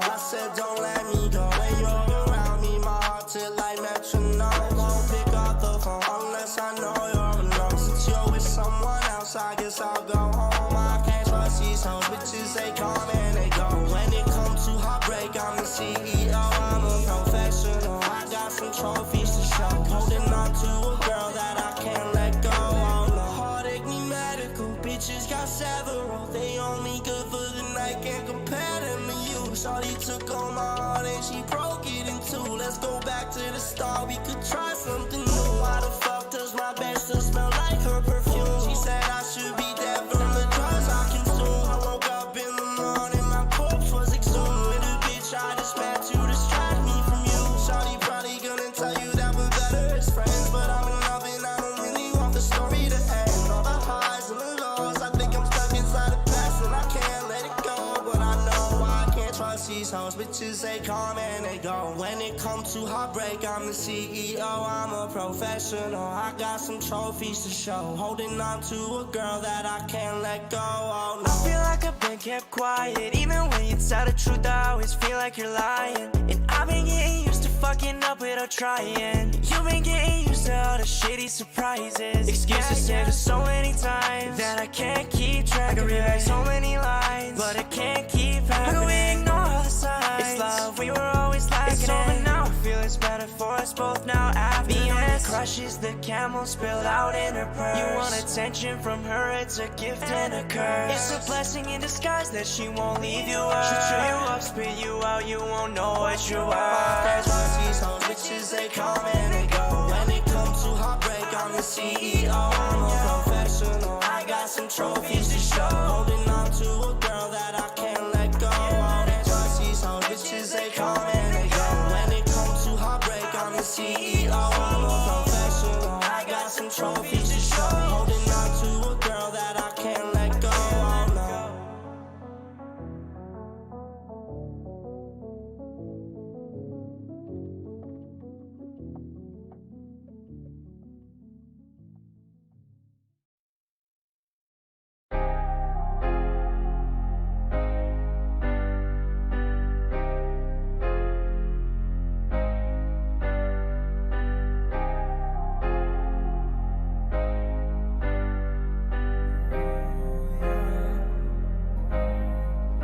She said that she liking the way that I'm moving. Shawty got braces and she looking stupid. Shawty not shaking her, what is she doing? Shawty got lace and then kicks and she's zooming. I got the drip in the sauce cause I'm loved now. I got my team on the side screaming touchdown. I got your bitch in my life going dumb now. I got my dick in her bum so it's fun now. Thumbing through these hundreds on posting with a bad bitch. Hoes getting mad while I'm counting on my cabbage. I don't wanna talk anyway, I want the last hit. I don't wanna fight, baby girl, I wanna last this. I don't wanna race, but I want a fast car. I don't wanna lead, but I wanna drip hard. I don't want a 3-4, I wanna go scar. When they tell me that I'm up, they say I'm going far. I be skirting and sliding, I be dipping and diving it. I be swerving in the sides, and the highway I'm driving it. I be driving till I fly, now I'm halfway, I'm piloting. I be swerving off the sides, down the hill, and I'm dying it. Got a 10 in a whip when I'm pulling with the bad boys. Girls drop and they making loud noise. Rev jewels now, diamond got my lungs moist, lungs moist. She said that she liking the way that I'm moving. Shawty got braces and she looking stupid. Shawty not shaking her, what is she doing? Shawty got lace and then kicks and she's zooming. I got the drip in the sauce cause I'm loved now. I got my team on the side screaming touchdown. I got your bitch in my life going dumb now. I got my dick in her bum so it's fun now.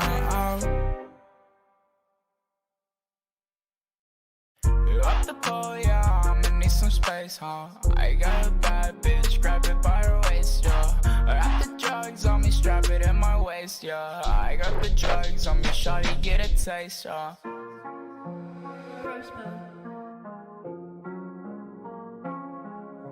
This is my death wish.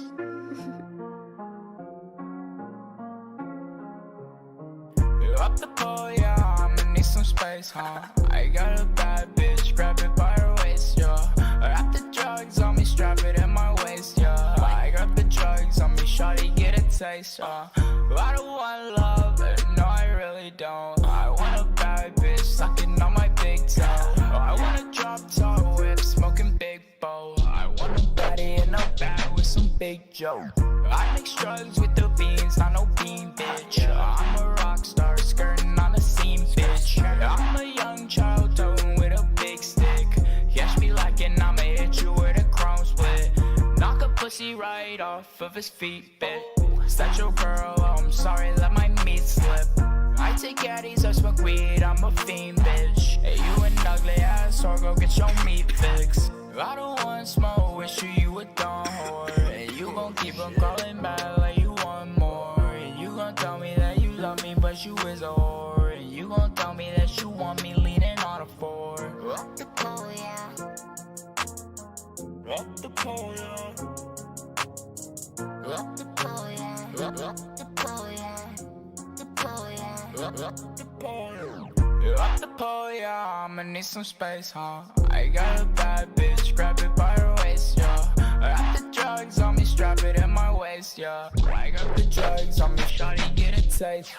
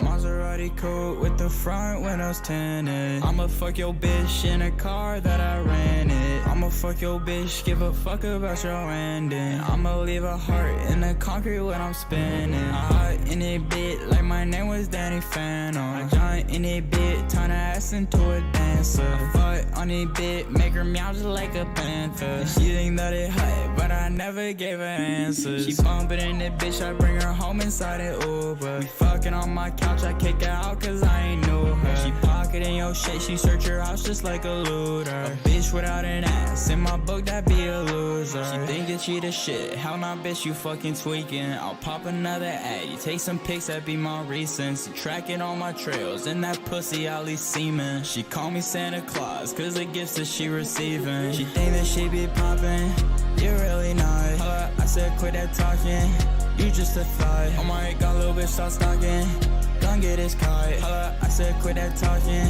you just a thought. You just a thought. I said wait little bitch, I like you riding on my car. I said wait little bitch, I want it now and I'ma start. I said wait little bitch, I'll never stop until I got it. Till I got it on my dick, till I got it out. I'll never stop until them Subies on my fucking car. I'll never stop until them Subies on my fucking car. I'll never stop until I got it done.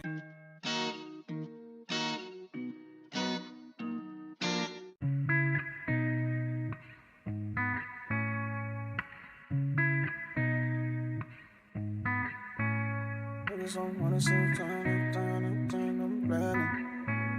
Niggas don't wanna see me turning, Dexter. These niggas don't wanna see me shine, so I put my whole team in diamonds. Yeah. These niggas don't wanna see me climb, so it's 24/7 I'm grinding.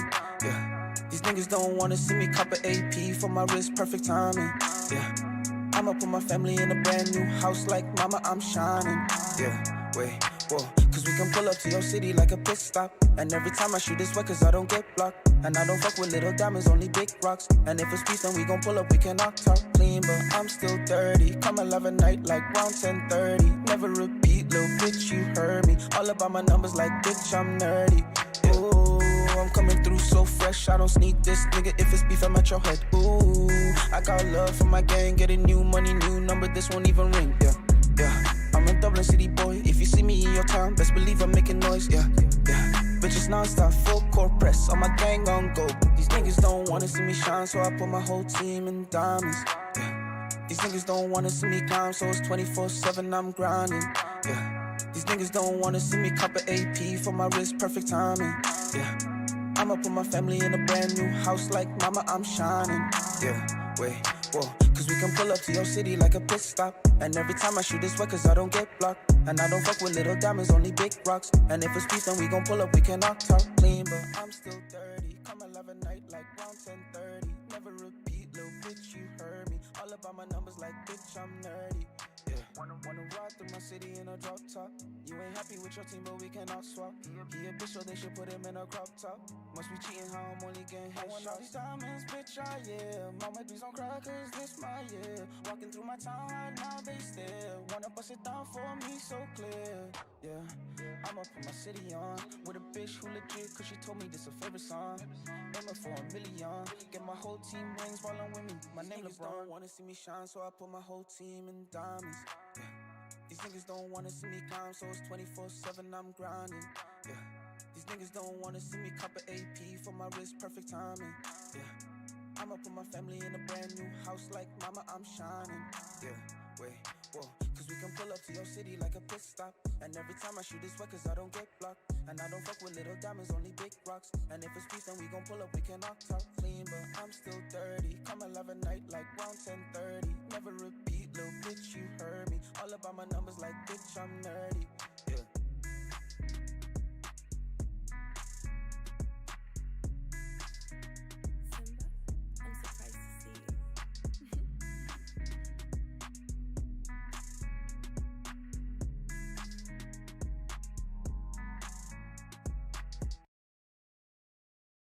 SNMSI said no cap.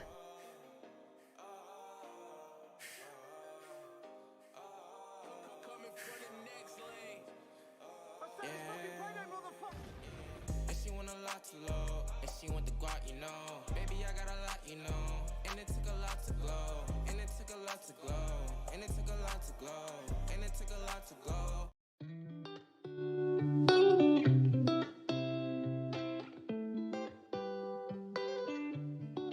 Pour up for a good time, Corona, get that good vibe. Drinking till the sunrise, just like we used to do. Mexico, let's go there. Yeah, sex is slow, I don't care. Where we go as long as I'm there with you. Just like we used to do. Still tired like your friends, what we used to do. I say the feeling's mutual. Distance between us dissolves when I fly over. Pull up, shotgun, sitting wide open. Hop in, tell me how your life been. Used to talk every day till the night's in. Been a year now, I'ma need the whole school. Welcome to AT&T's teleconference service. Please enter your access code, followed by the pound sign.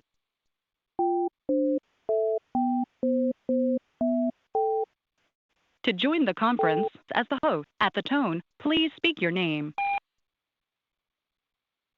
There are 62 participants on the call, including you. You are joining your conference as a participant. For a menu of available commands, press *#. Your connection is now in listen-only mode.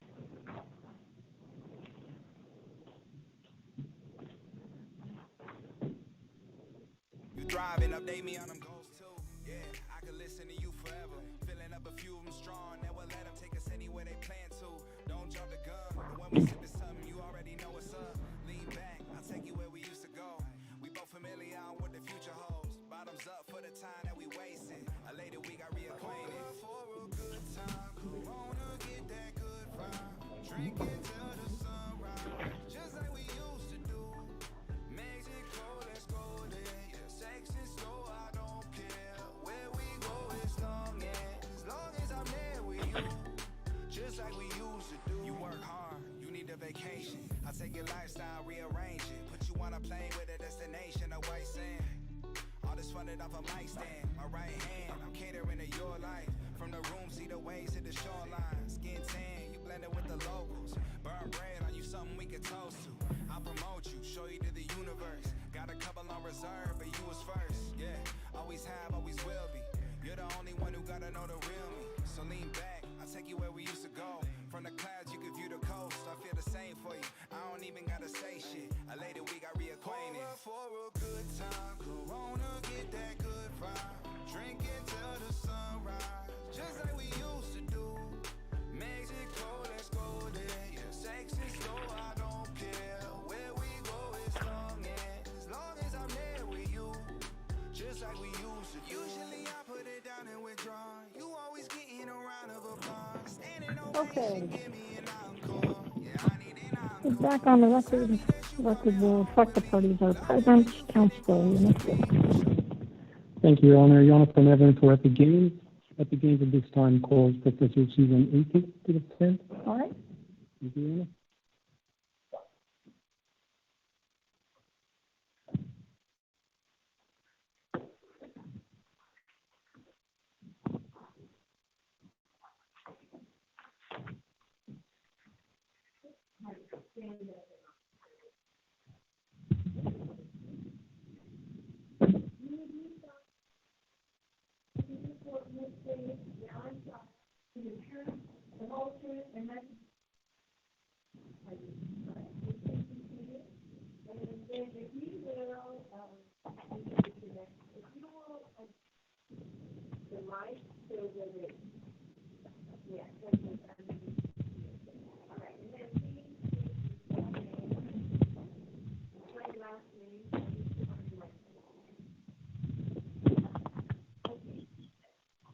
Susan Carlton, AC.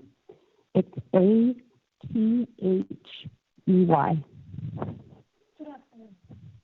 Good afternoon. Good afternoon. You may proceed. Thank you, Your Honor. Good afternoon, Professor Ate.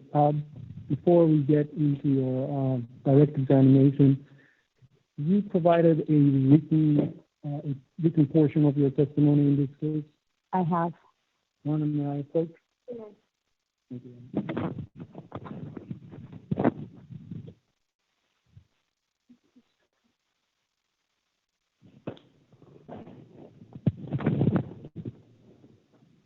If you turn to the first tab in the binder I just handed you, and behind it is, if you can confirm, is what seems like a true and correct copy of your written direct testimony. It is. Your Honor, at this time we have to move Professor Ace's direct testimony into evidence. All right. Any objections or anything? Everything's been resolved. Is that correct? I believe so, Your Honor.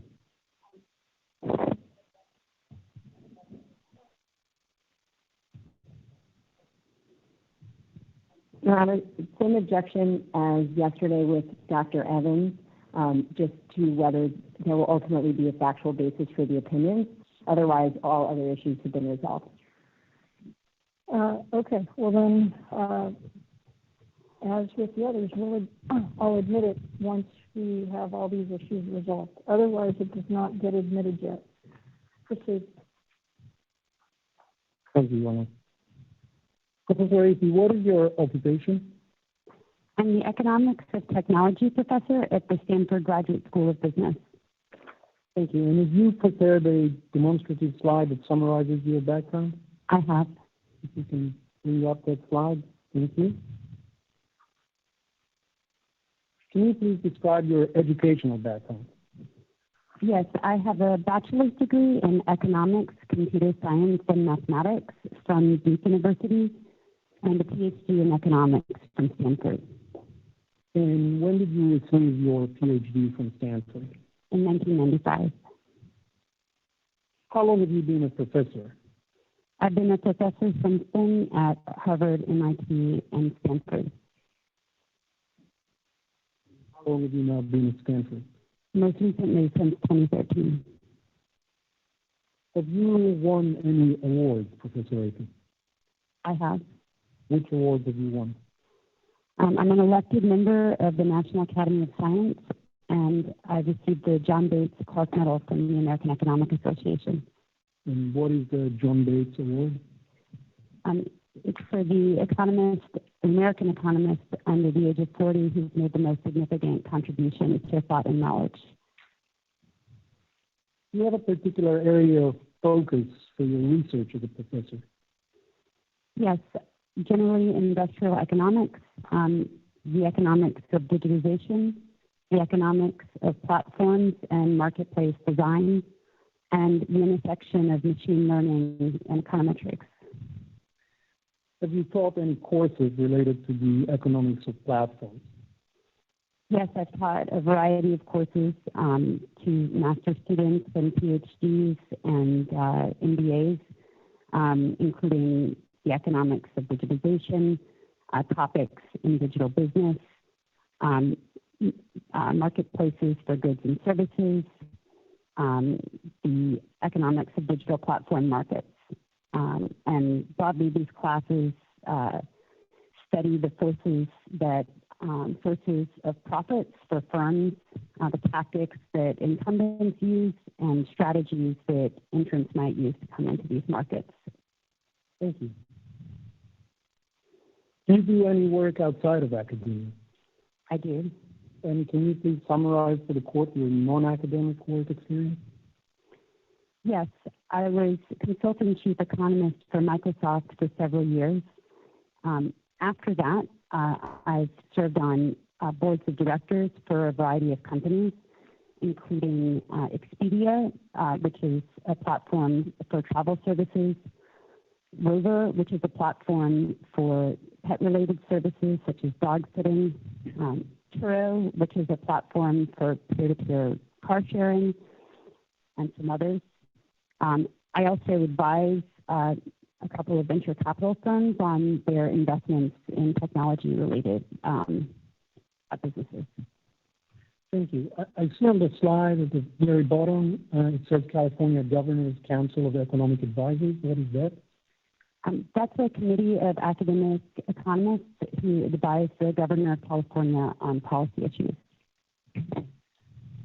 Have you ever been retained as an economist by any government agencies? Yes, I have, by the Department of Justice and the Federal Trade Commission. And have you ever presented to antitrust regulators in the U.S. or outside of the U.S.? Yes, in many jurisdictions, including the United States, Europe, Canada, and others. Thank you. Your Honor, at this time, Epic Games tendered Professor Susan Athey as an expert in industrial organization, platform economics, and the economics of technology. Any objection? No objection. She's admitted as such. Thank you, Your Honor. Professor Athey, what have you been asked to do in this case? Can you go to the next slide, please? So my assignment was to analyze whether Apple's conduct affects the competition faced by Apple's smartphone operating system platform, and further to consider how middleware affects competition between mobile platforms, and if Apple's conduct impedes the development of middleware. And did you reach any conclusions? I did. So at a high level, I have three main opinions. The first is that... And to the extent you can, you tend not to read. Yes. Try to just testify. Thank you. Go ahead. At a high level, switching and mixing and matching costs are locking consumers in to the iOS ecosystem. Second, middleware is something that can meaningfully reduce these costs for both users and developers. And third, restrictions that are imposed by Apple block users and developers from using this middleware. And that has the consequence that Apple can retain its market power over both users and developers. So you start by talking about switching costs. So let's start with that, and if we can go to the next slide. What are switching costs? Basically, switching costs are just the costs that you bear when you leave one platform, in this case iOS, and go to a different platform like Android. So let's take a look at the steps that you have here on the slide, and let's start with the first step. Can you explain the first step that a user switching from iOS to Android needs to take as portrayed on the slide?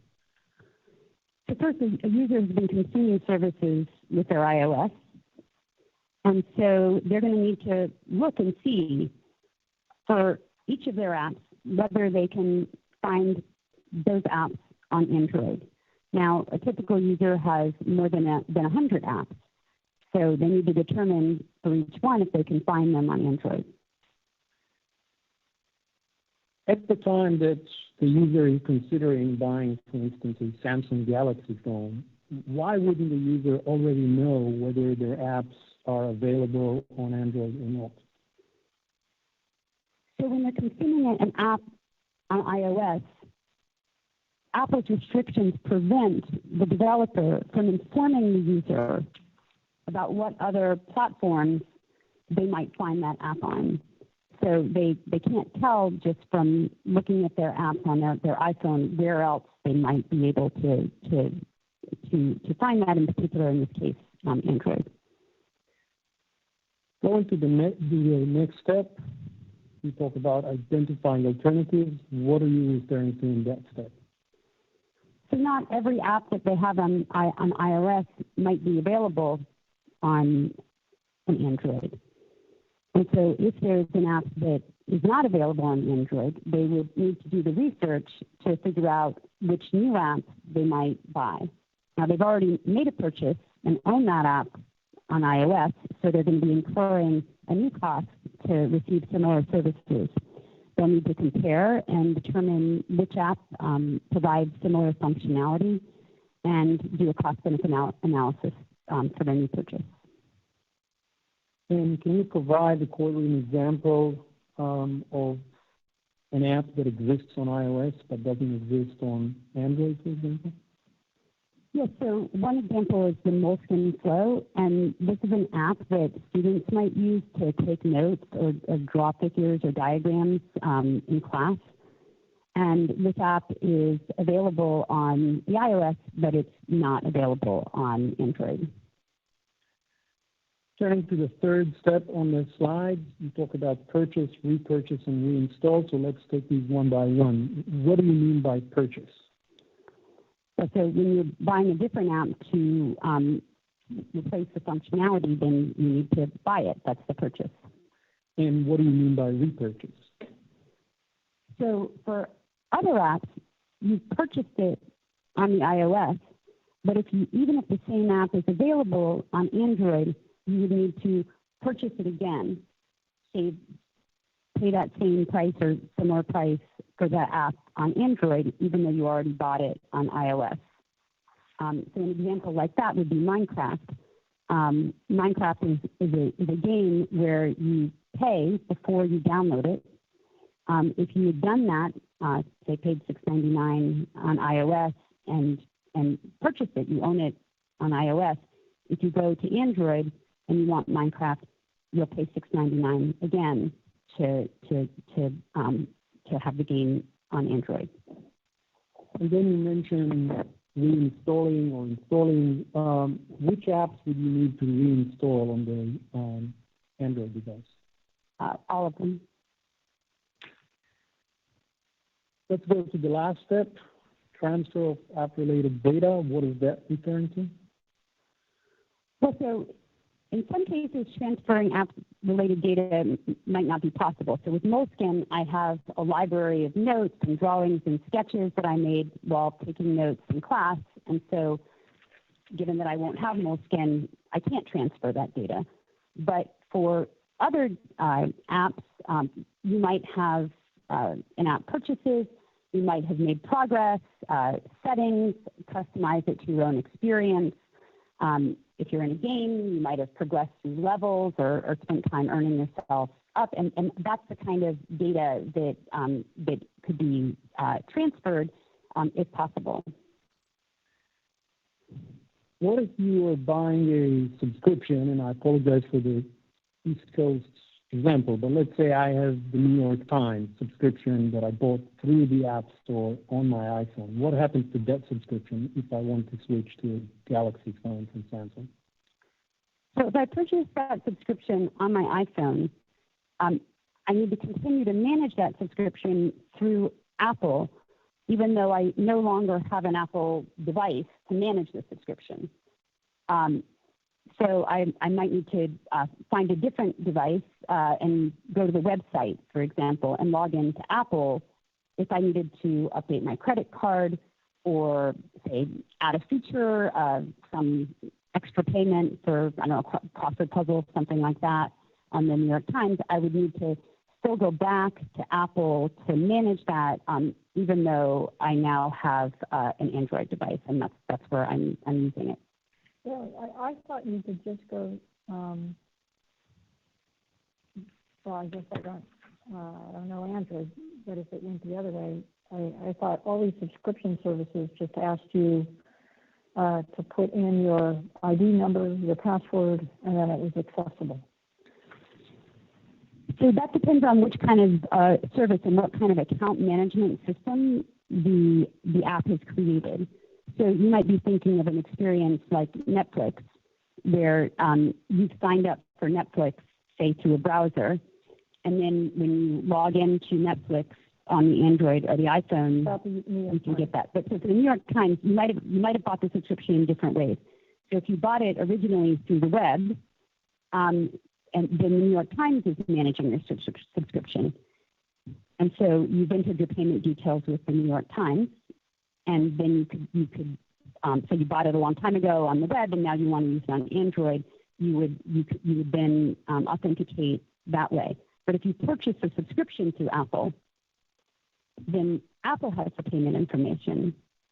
And Apple's restrictions would require, for example, that only Apple could provide a refund or, any other services around that payment. So if you didn't have a computer, for example, or you didn't have easy access to one, then what you might want to do is instead manage it through an Android app. At that point, you would go to the Apple website. When the subscription runs out, you could cancel the subscription there and then create a new subscription a different way.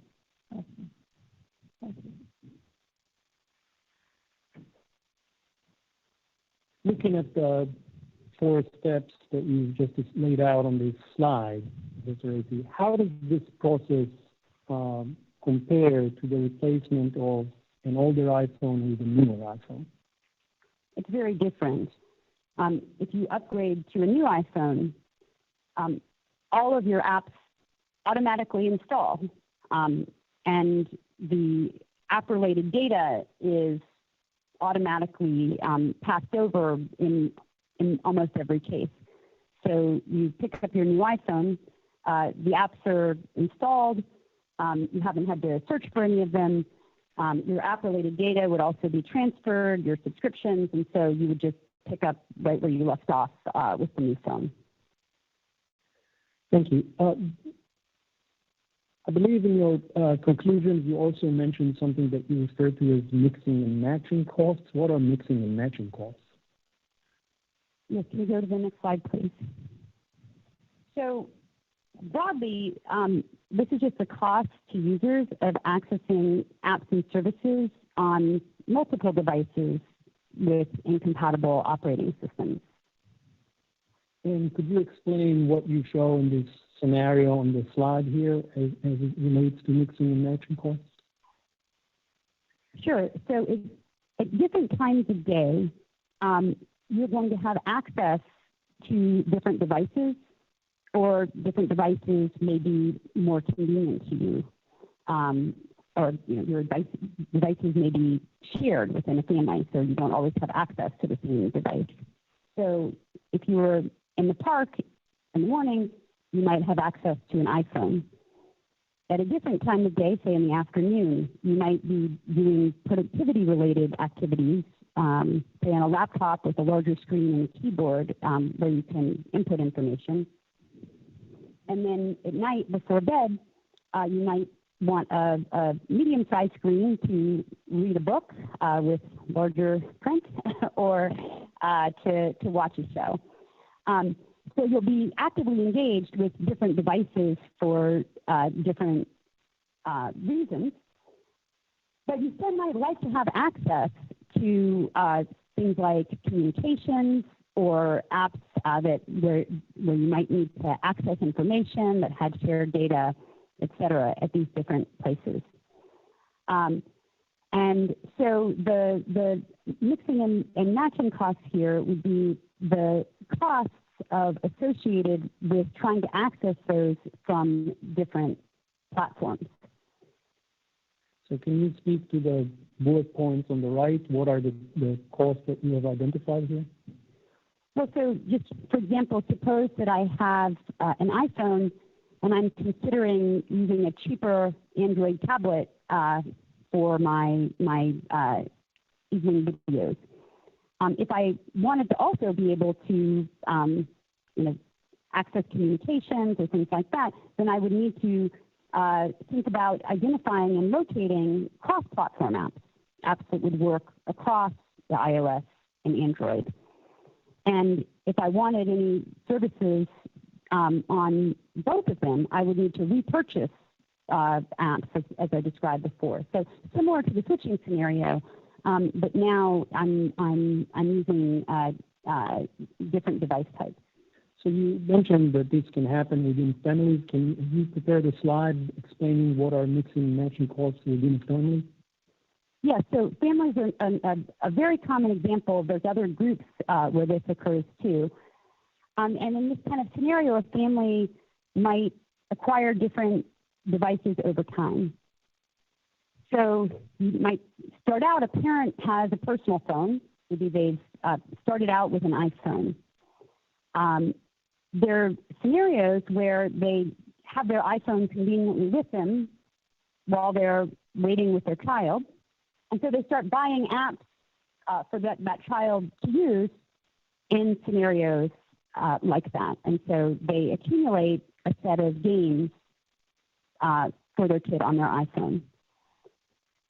Now, later they might decide they want also a tablet for the family to share.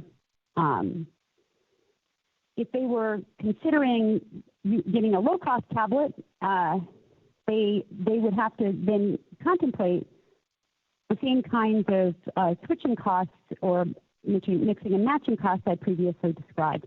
They would need to contemplate whether they were going to repurchase apps or stay within the ecosystem. So suppose they bought an iPad, they could then bring over the apps that they had already purchased on the iPhone through family sharing. So they wouldn't have to repurchase the apps in that case. But they might buy some additional games. So maybe they buy a subscription to Minecraft on the family tablet. Now, later again, they might contemplate as a child grows, buying them their first phone, a phone to have available for whether it's a Zoom call to school or calling when they need to be picked up from an activity. But if they wanted to buy a low-cost Android device, again, worried they might lose it, crack the screen, don't think you should be spending, as much money on a child's phone. Instead of just being able to consider the cost of the device, they would also have to consider the cost of repurchasing apps that had already been accumulated. And so in that way, you have a disincentive to switch as you accumulate devices within a family. So I think you covered the third 3 points. You also mentioned here on this slide parental controls. What are you referring to there? So in this scenario, of course, many parents want to limit the screen time of their children, and they also want to make sure they're not exposed to inappropriate content. So they might, in the scenario where they had the iPhone and the iPad, they might be using parental controls from Apple. But if they went to add a device outside, they would need to search for an app that would allow them to manage cross-platform, and again, essentially purchase that. And can they search for an app that works cross-platform on the Apple App Store? No, that information is not allowed to be shared with consumers. So when you're searching for those apps, the apps can't advertise what other platforms they might be on. And so when making that original purchase, you might not have focused on the fact, or making your initial adoption decision, you might not have focused on the fact that it wouldn't provide you that cross-platform functionality, and it would be difficult to know that. Objection, Your Honor. You missed a strike. That's an opinion that was not disclosed in Dr. Apey's report. So what paragraph of your report is it? Can I find it if it's there? I believe it's in paragraph 31 of the written direct, which Apple stipulated to. I need to go back and find in the report itself. I'm looking at paragraph 31. You mean of the written or of the direct testimony? Of the written direct testimony.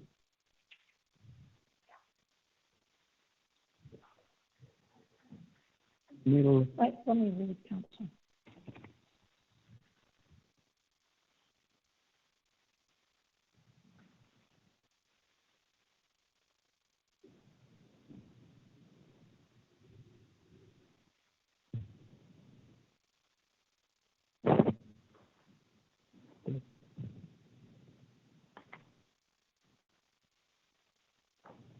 So is there a dispute that Apple prohibits advertising of cross-platform apps? It's done. Is there a dispute? Your Honor, no, but this witness has not disclosed any opinions on that topic. Overruled. I think it's within the confines of 31, especially given there's no dispute. Proceed. Thank you, Your Honor. So I want to switch a little bit. You've talked a little bit about the cost to the users. Obviously, the court has heard a lot about how these markets have two sides to them. And my question to you is, wouldn't the developers go out of their way to solve these problems for the users? The developers have a strong incentive to try to solve these problems for consumers. So can we go to the next slide, please? So the reason a developer cares so much about this is that the more the user can consume their services, the more value the consumer gets from them. So if they can access the app both, in the park and in bed at night, that's going to create more value for the developer. And if the developer can maintain a relationship with the user, that's also beneficial for the developer. So the developer wants to make it easy for their relationship to go with the user wherever the user wants to go. And so what is the impediment to that? And maybe let's talk about the first two that you're alluding to on the slide. Well, so the developer face costs to making this happen. So the first thing is that if the developer wants to maintain a relationship with the user, they need an account management infrastructure.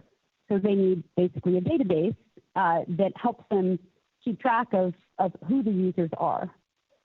And they also need a payment infrastructure, a cross-platform payment infrastructure that will allow them to make sure that things that a user has bought in one place would be available in a different place. Now, those things are costly. Large developers would have the scale economies in principle to justify the cost, but smaller developers often wouldn't build those. So going to the third point in your slide about reduction in engagement, what might cause reduction in engagement for the developer? Well, so it's a pain to create an account and come up with a new password. And if you're looking at an application, considering it, and you haven't used it yet, you're not sure what the value is going to be, a user might not want to bother with going through this hassle of, one more account. And so, in practice, that can really get in the way of an application incentivizing the user to do it. So putting those two things together, the infrastructure is costly to build, which may not be economical for mid-sized or smaller apps, and the fact that it's difficult to get the consumers to do it, you see that even though they would like it, small and mid-sized apps would typically not do this, even some larger apps. Going to the last point, no one-stop shop, what are you referring to in that? Well, the developers, all else equal, want to make things easy for users. But the problem that I described the user was facing was not just bringing over one app from one platform to the next, but bringing over all of the apps. It's a big collection of apps. And so it's the sum of all of those frictions across lots of apps, passwords, accounts, that friction that can be an impediment to someone to switching.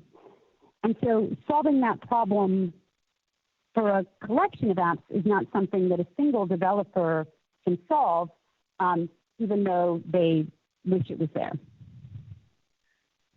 Does the developer also incur any costs simply for trying to operate their apps on different platforms, on both iOS and Android in this case? Yes, so we go to the next slide, please. So we've just been talking about costs to a developer from trying to provide services to their users across two platforms like iOS and Android. To provide those services across two platforms, the developers also have to port the code. Different code runs on iOS and Android, and it's costly to create that additional code base. So those are called porting costs. And so, given these porting costs, can you explain why is it that we still find many apps across both iOS and Android? So a developer is going to consider the costs and benefits from porting. For a big, mature, established platforms like iOS and Android, there are lots of consumers there. So in general, the benefits of porting your code are outweighed, are higher than the cost of doing the porting. So today, most important apps are on both platforms, and multi-homing is common. But those costs, with a very different scenario when thinking about an entering platform. So an entering platform is going to face what's widely known as the chicken and egg problem. So the chicken and egg problem is that a developer doesn't want to bother porting their code to a platform without many users, but a user doesn't want to go to a new platform without many developers. So the porting costs lead to the app's barrier to entry, which is widely understood to be the barrier in this type of market, and in particular, that app barrier to entry supports the high profits that otherwise we would expect would invite entry. So, trying to summarize a little bit, we talked about switching costs, talked about mixing and matching costs, talked about cross-platform management costs, and then we talked about cross-platform porting costs. In your opinion, how do these costs in the aggregate impact competition between iOS and Android? So in my opinion, they stifle competition between iOS and Android.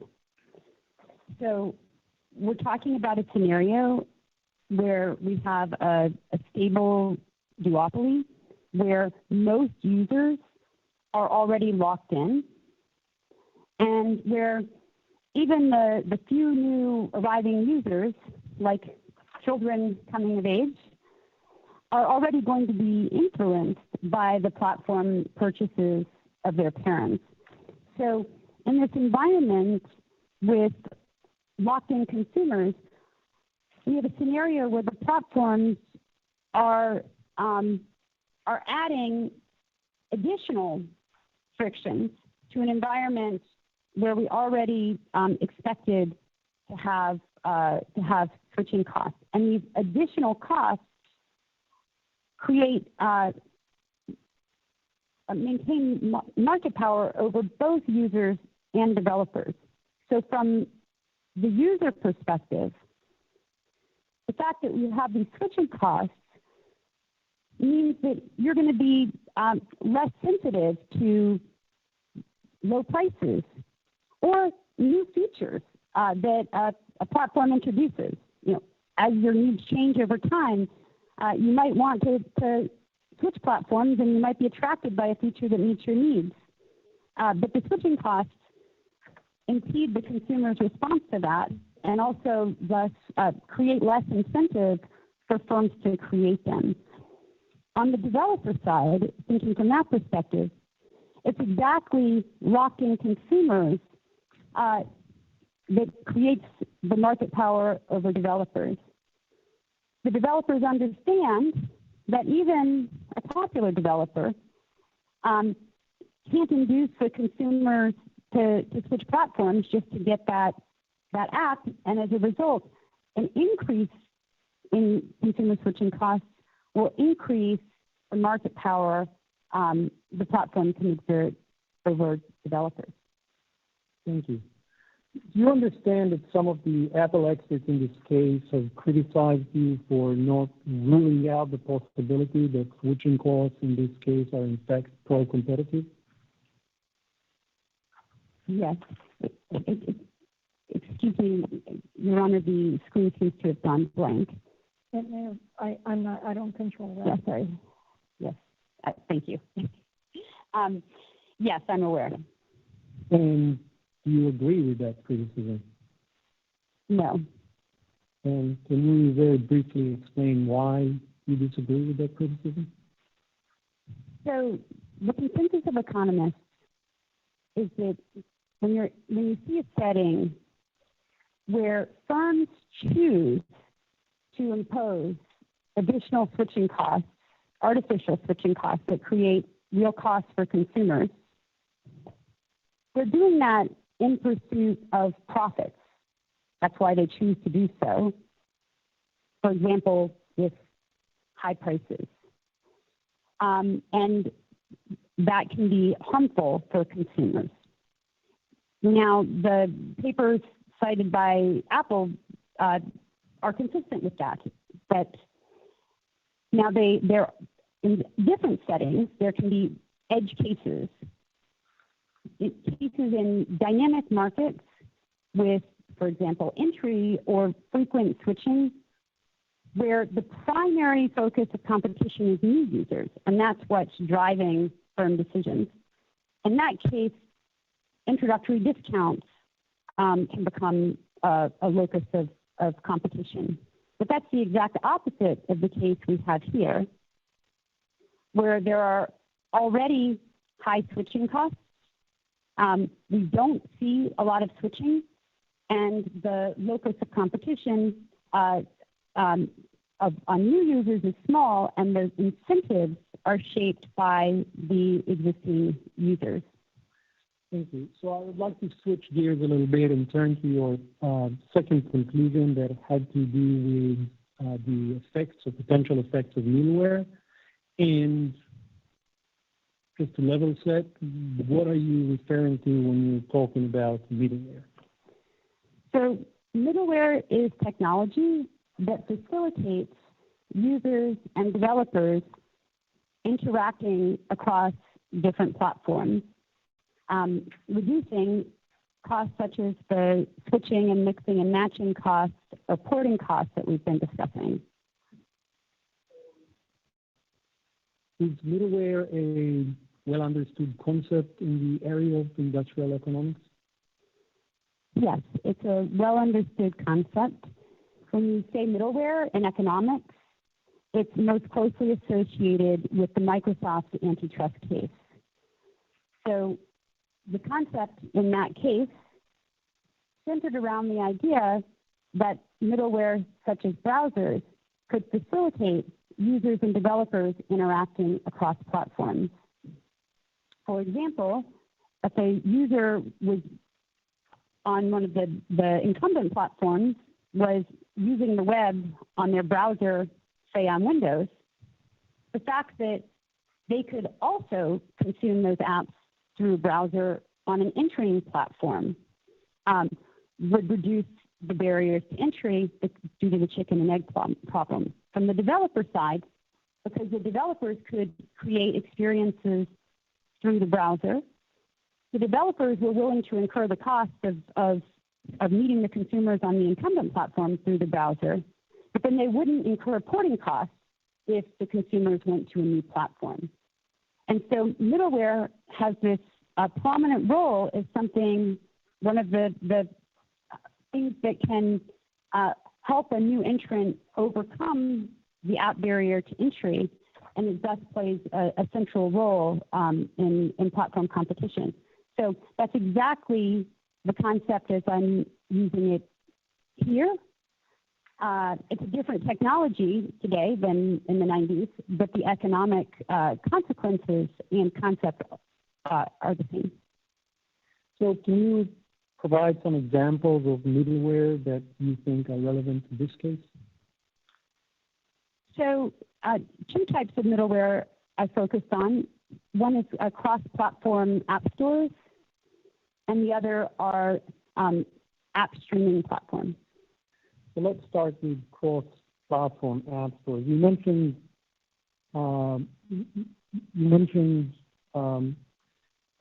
that. Can you maybe let's just start from the basics. What do you mean by a cross-platform app store? Sure. The next slide, please. So cross-platform app stores operate across multiple platforms, and therefore they allow users to migrate and synchronize their apps on all of those platforms, which has the benefit of reducing the switching and mixing and matching costs we talked about earlier. The cross-platform app stores can provide some or all of the services to help mitigate those. So when you talk about cross-platform app stores, just so we all understand what that's all about, how would that actually work in reality? What would a cross-platform app store allow a user to do when they switch from an iOS phone to an Android phone? So a cross-platform app store ideally would make it almost as easy as upgrading your iPhone today. So you go from iPhone to Android, you would need to download. I'm sorry. Actually, I'm going to interrupt, and then you can finish off. Is this the same thing, back to our New York Times example, as if I'd gone to the New York Times, gotten my subscription directly from them, and then I could use it on any device that I wanted? That would be one benefit, yes. But not just a benefit, that's an alternative mechanism to get the same result, correct? For a single app, correct. Yes. So one of the problems is that on the Android and the iPhone, the New York Times can't tell them, go and sign up on our website, and then you can have access across devices. Yes. Okay, so if they did that, then there wouldn't really be the same kind of need for this cross-platform app store that you're talking about. I think that would be a big benefit. I agree that you could alert people to the most efficient way to pay, and if people valued cross-platform access, that would be a benefit. And if consumers understood that, they would need to do it. Consumers do get klutzy and disconnected and sensitive to delays when trying to complete that type of activity. And so making it easy, being able to also get there quickly would be helpful. But yes. That would be one, their choice, and two, because there are lots of various considerations in antitrust law, that would be an alternative solution. To the problem of a single app. And so that would be helpful, I think, especially for the largest apps.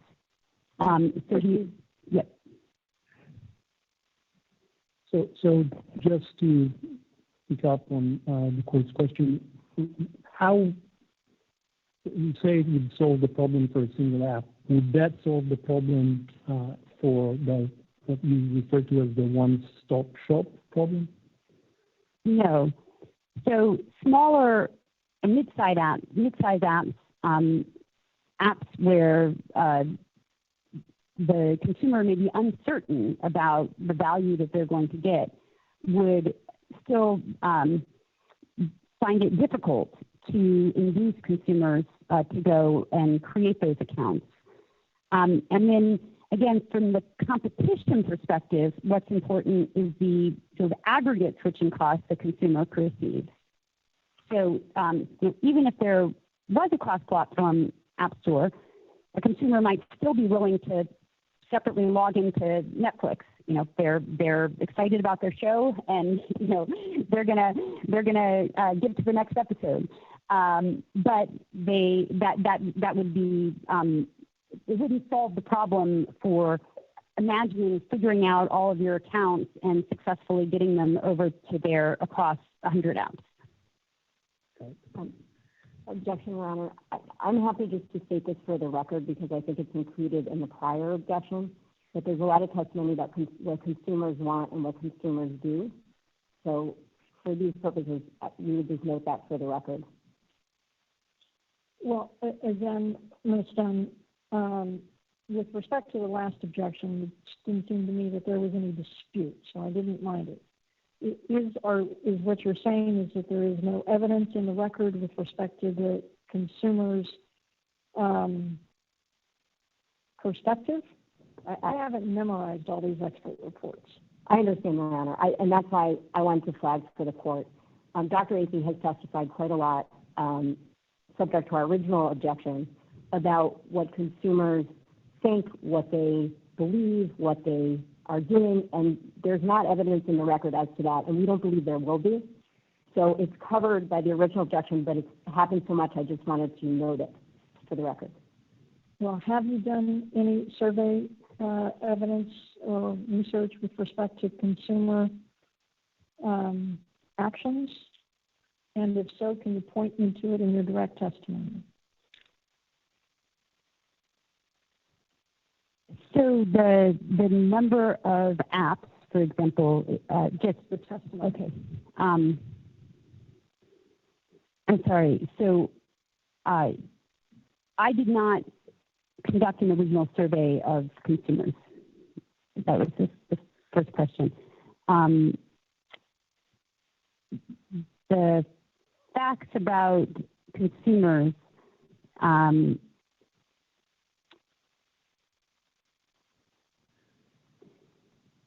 Wrong, if I may?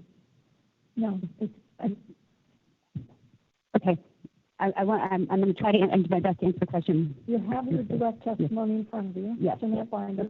Okay, thank you. I don't expect you to memorize the paragraphs either.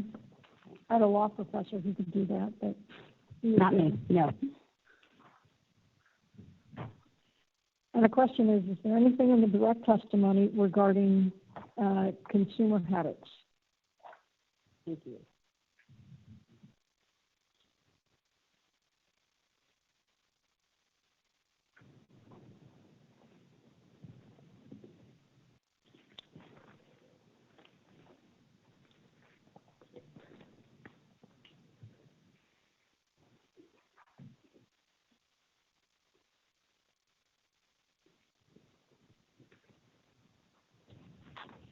We could do it another way so that the clock's not ticking. Sure. Yes. The testimony with respect to consumer habits is stricken, except that which exists in the direct testimony. All right, let's proceed. Okay. Professor Acey, is research into consumer preferences and consumer behavior in the space of technology something that you research in your day-to-day? It doesn't matter if she does or not. If it's not in the report and wasn't disclosed, it's not properly in front of the court. Okay, so I'm sorry, Your Honor, maybe I misunderstood. The objection is outside the scope. We can address that separately. That's an easy objection. I don't think that's what the objection was. I thought the objection was that there isn't a basis for her opinion, which I understood it to be outside the scope. Okay. There's two objections here. One is she is testifying outside the scope.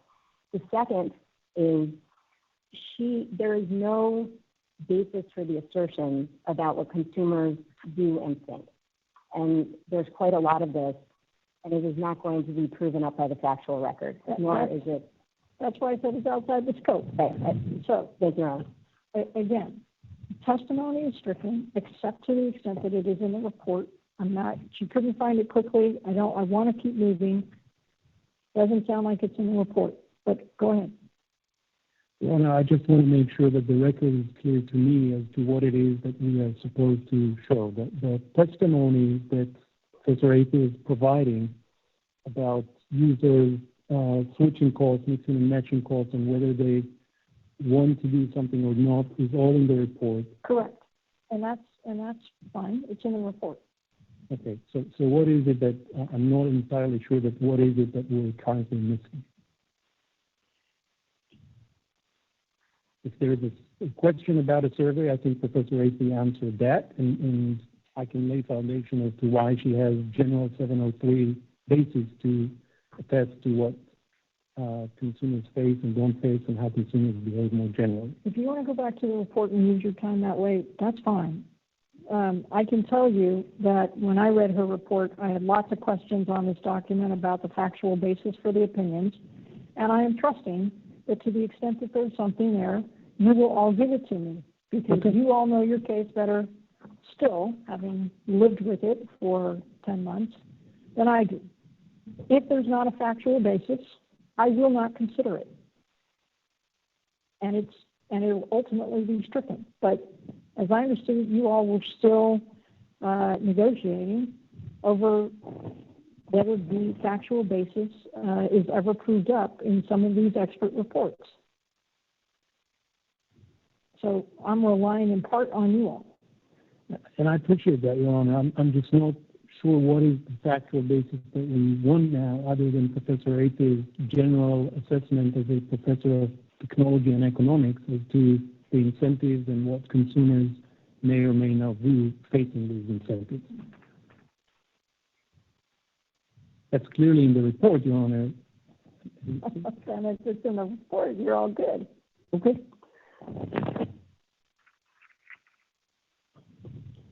And I should say, and it's still subject to your ongoing negotiations about the factual basis. I understand, Your Honor. I just want to make sure that I understand the objection, because my understanding is that somebody who researches what consumers and technology firms do for a living can come into court and testify to that based on their expertise. They can testify as to what they have disclosed. Absolutely, Your Honor. I don't really think there's a disclosure issue here, but that's okay. I appreciate that. I'll move on. Professor Athey, do you have any examples? Let me take a step back. Obviously, we don't have a cross-platform app store right now, correct? Yes, correct. And so, have you seen any examples of a cross-platform store that sells something other than apps? Yes. So going back in history, when you used to watch movies and shows on the iPhone, you would purchase individual movies on iTunes, but you could watch those in the iOS system. Today, there are services like Amazon Prime Video or Netflix. Amazon Prime Video, at the beginning, offered the same kind of service to iTunes, except you would buy movies or shows one at a time. but it was cross-platform. And so people could buy on one device and move to another. And that type of cross-platform experience is also is an example. Now that's allowed. So Netflix and Amazon Prime Video are allowed, but other types are not. Have you found any examples of cross-platform app stores that are outside of iOS? I have. And can you give the court an example or two? Yes. So next slide, please. So one example of a cross-platform app store is the Epic Game Store. This is a store that's available on the Windows PC and the Mac OS. And can you speak to the cross-platform benefits provided to users and developers by the Epic Game Store? Yes. So the Epic Game Store builds the infrastructure I described earlier that makes it possible for developers to interact with their users through an account that would be available across all devices.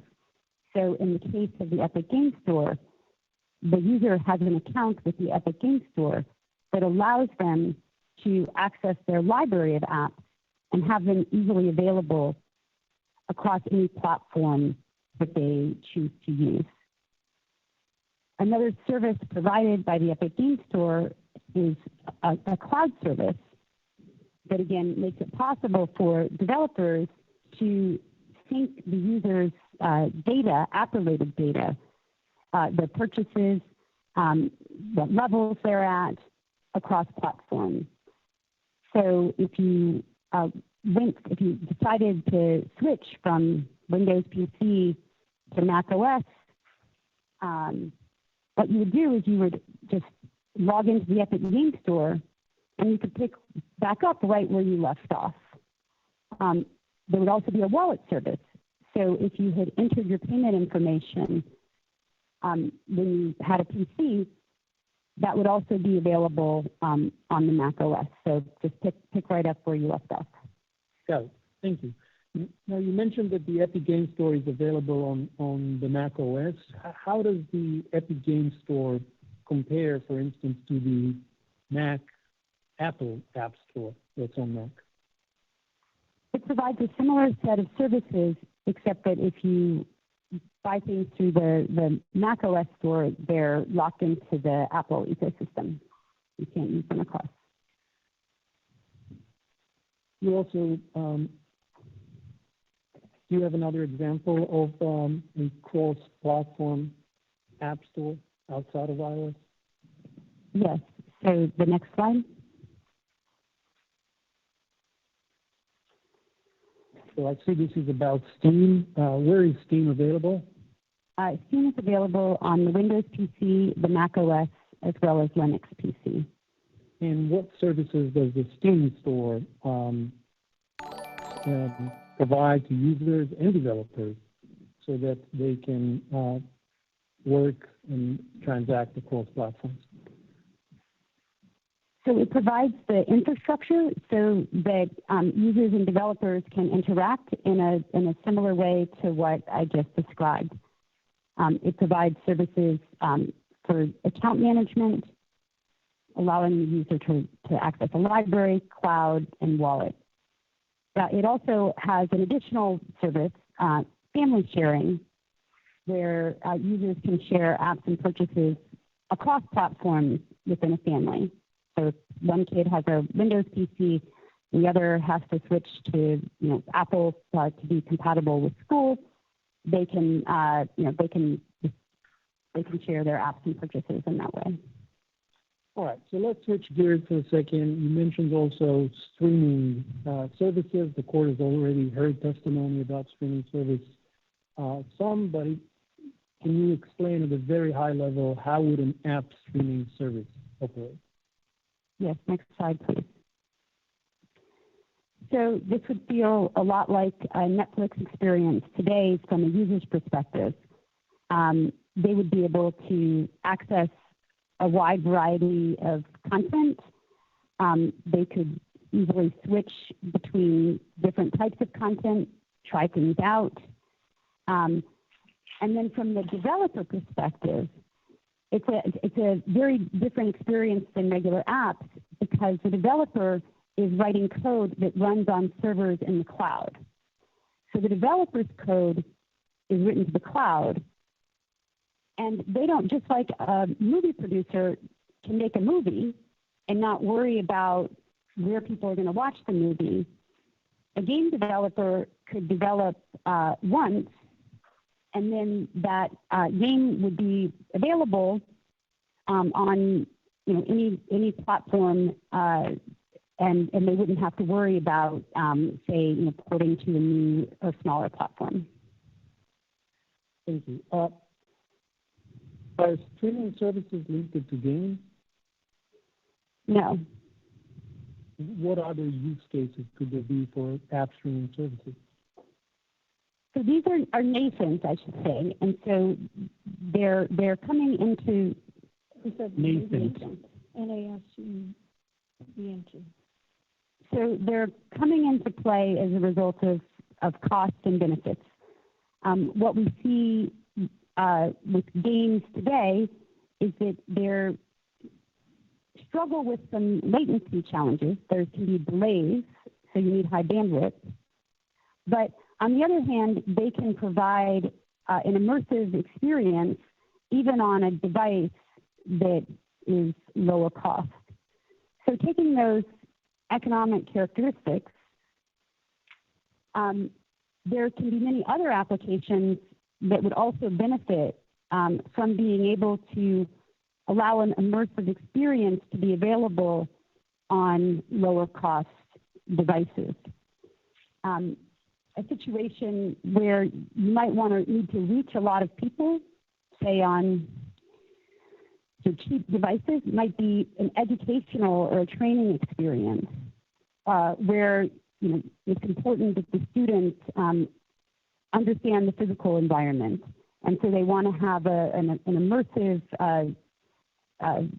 video experience that's interactive, but you want to reach low-wage workers or students with 6-year-old hand-me-down phones, and so you want to provide that experience on a low-cost device. So the general themes that we've heard about in terms of games have analogs in other industries, but it's still very early days. So you mentioned now that it's nascent and that it's early days. Can app streaming services solve switching and mixing and matching costs today? No, they're not big enough. But one of the biggest constraints has been bandwidth. And so if you think about a longer time horizon, 5 to 10 years, we're trying to make a lot of investments now to get bandwidth out there and more available. The technology is improving. And so some of the constraints that have held it back are expected to alleviate. And so, just like Netflix has transformed the way that content is produced and consumed in movies and shows, it could make a big difference. And the bigger difference it makes, the bigger impact it would have on mobile competition. Thank you. Do iOS users currently have access to streaming platforms? Not in the way they're intended, no. And what do you mean by not in the way they're intended? Yeah, so some of the big benefits is that you can have one app similar to the Netflix app and have access lots of different things seamlessly from a user perspective. But the Apple App Store restrictions require that in order to offer multiple streaming games, it's necessary for the user to download a separate app. So even though the separate app wouldn't have any additional functionality, there would be an additional app for each game. What would a similar policy mean for something like Netflix, for instance? That would mean that for every movie or show that I wanted to watch, I would need to download a separate app. And if I wanted to switch between one movie and another, I would need to navigate to and switch to that separate app. Thank you. You talked earlier about entry and some of the barriers to entry and chicken and egg problem. How would app streaming platforms affect, potentially, if they come to become more mature, how could they affect entry in this space? So remember, the chicken and egg problem arises because consumers don't want to use a device where there's not enough services. But so if a consumer can go to a new platform and have access to multiple services, that makes it easier to reap the benefits of a low-cost device. And so you could buy a low-cost device, and then with a single app, you would be able to access this library of content, which would already be there because the developers wouldn't bear any porting costs. So as long as the streaming service has got the streaming app on the new platform, just one app needs to port, then the consumer suddenly would have a library of content. So if you thought about getting a low-cost tablet for your child, imagine that it had, Amazon Prime Video and a game streaming app, and a browser. That might be good enough for your kid. And so you could, it would be rational for people to buy a low-cost tablet like that for their child.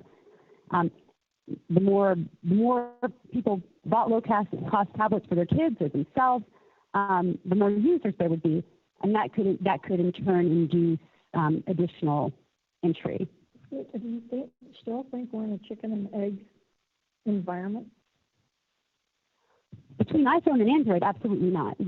Most apps have ported. So, but now we have two firms that have high profits, and so we're concerned about making it possible for a third firm to enter. And so for a third firm to enter, which is what you would expect given high profits, the third firm would have to overcome the chicken and egg problem. And for that, porting could be a substantial barrier. Now, for something like, if Amazon has a tablet, the Amazon Fire tablet, that's a low-cost tablet. It's a modified version of Android. And so there, the porting costs are relatively low. They have their own app store, has a couple 100,000 apps. So for that type of situation, you've got some apps, you've got Amazon Prime Video, but you're missing some stuff too. And so, something like a streaming app that brought some really great games to it, people are already buying it, for some use cases, but it could expand the use cases. So, but this is really, the porting is about entry. Did that answer the question? Thank you. So switching to a separate topic, did you review any of the documents produced in this case? Yes. And what was your process for reviewing these documents? So I asked my research team to review non-confidential documents and to identify documents that related to switching costs, mixing and matching costs, and the middleware, the themes, and the other themes of my opinions. And why did you need to limit your review to non-confidential documents? Because years ago, I was an employee of Microsoft, I understand that I'm not allowed to review confidential information in this case. And did you identify any documents that you think bear on your opinions? I did. Did you prepare a slide about one of those? I did. Let's take a look at this slide. And can you explain why you think this email from Mr. Q is relevant to what you have opined on in this case? Yes. So this is an email from Mr. Eddie Q to Philip Schiller and Tim Cook. And the email is talking about switching costs related to apps. And so it articulates the precise logic that I was discussing. And it articulates that the considerations were important both quantitatively and qualitatively for strategic decisions as understood relative to the consumer behavior. And so the specific part of the quote here about consumers is, who's going to buy a Samsung phone if they have apps, movies, etc. already purchased? They now need to spend hundreds more to get where they are today. So they're expressing that the magnitude of these costs are going to be important for consumer behavior and enough to influence strategy. So, as you said, this is an email, I think, from 2013. Do you think this email is still relevant today? So the economics are spot on to what we're talking about, but there is a difference. What's the difference? So here he's referring to movies. As I mentioned earlier, at that time, consumers who bought movies would be through iTunes, the subject of this email, would be locked into Apple. So if they bought movies through iTunes, that would create switching costs for moving to Samsung.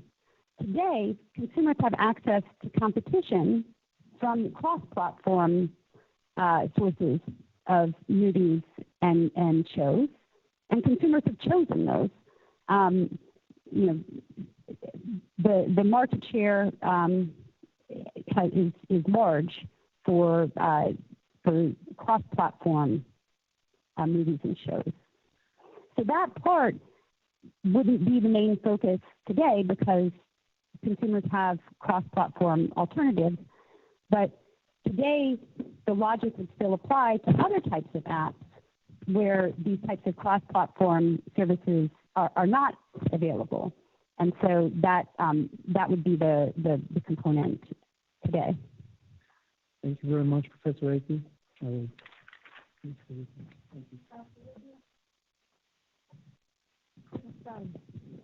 Gosh.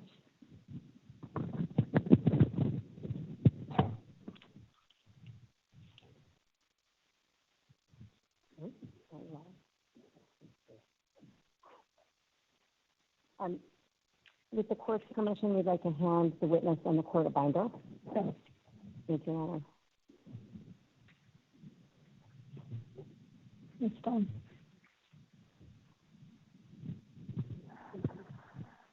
The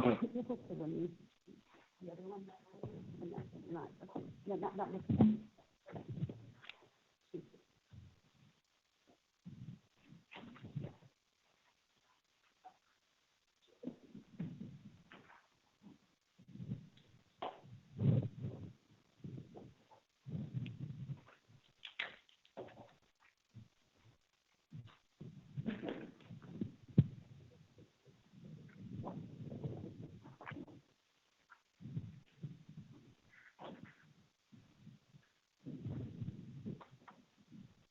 Whenever you're ready, I proceed. Thank you, Your Honor. Good afternoon, Dr. Akey. How are you? It's good to see you. Good afternoon. You submitted your expert report on February 16th of 2021, is that right? And you were deposed on April 3rd of 2021, about a month ago and change. Sounds right, too. Okay, and you testified on direct that after you submitted your report and after you were deposed, you reviewed some documents that had been dedesignated. And we will potentially talk about some of those, but I want to first talk about what you looked at when you were formulating your opinions and writing your report, okay? Yes. All right, before your report and in developing your opinions, you did not review any of the Apple business documents produced by Apple in this litigation, correct? Correct. And before your report, you also did not review any ethics documents produced in this case either, correct? Correct. And I'm sorry, but so I reviewed David Evans' redacted report. Fair enough. So with that exception, you've not reviewed any ethics documents before your report.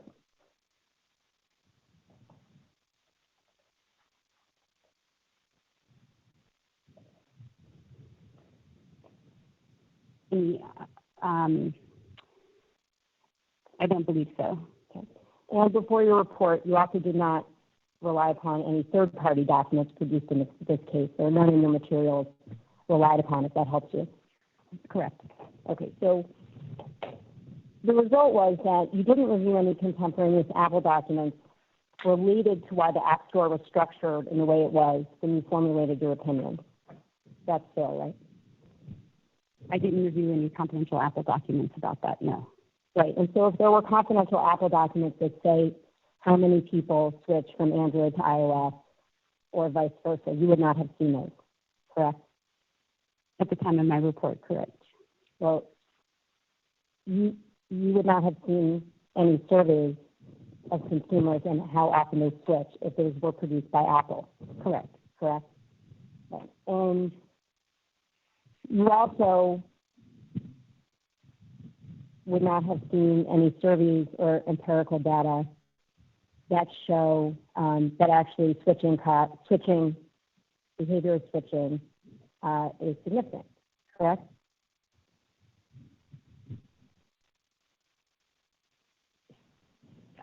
I've not seen evidence of significant switching, no. Right, and if that evidence existed and was produced by Apple, you would not have seen it, correct? As I sit here now, documents such as that might have been alluded to in the redacted findings of fact or the direct testimony of Apple witnesses, for example. So that would be a source of qualitative information or summaries of documents like that. Right, but in developing your opinions, you did not see any of that. Correct. Okay. And so in this case, you agreed to give opinions about the pro-competitive effects of eliminating Apple's restrictions without reviewing any Apple confidential business documents. Is that correct? Yes. Have you ever done that before? Offered an opinion about the pro-competitive or lack thereof effects of the defendant's conduct without reviewing any of their confidential documents? Just to be clear, I give advice and offer presentations, including to antitrust regulators or other industry participants about market conduct, about expected industry structure. Right. I'm asking if you've ever done this before under oath in a court. Have you ever done that? No.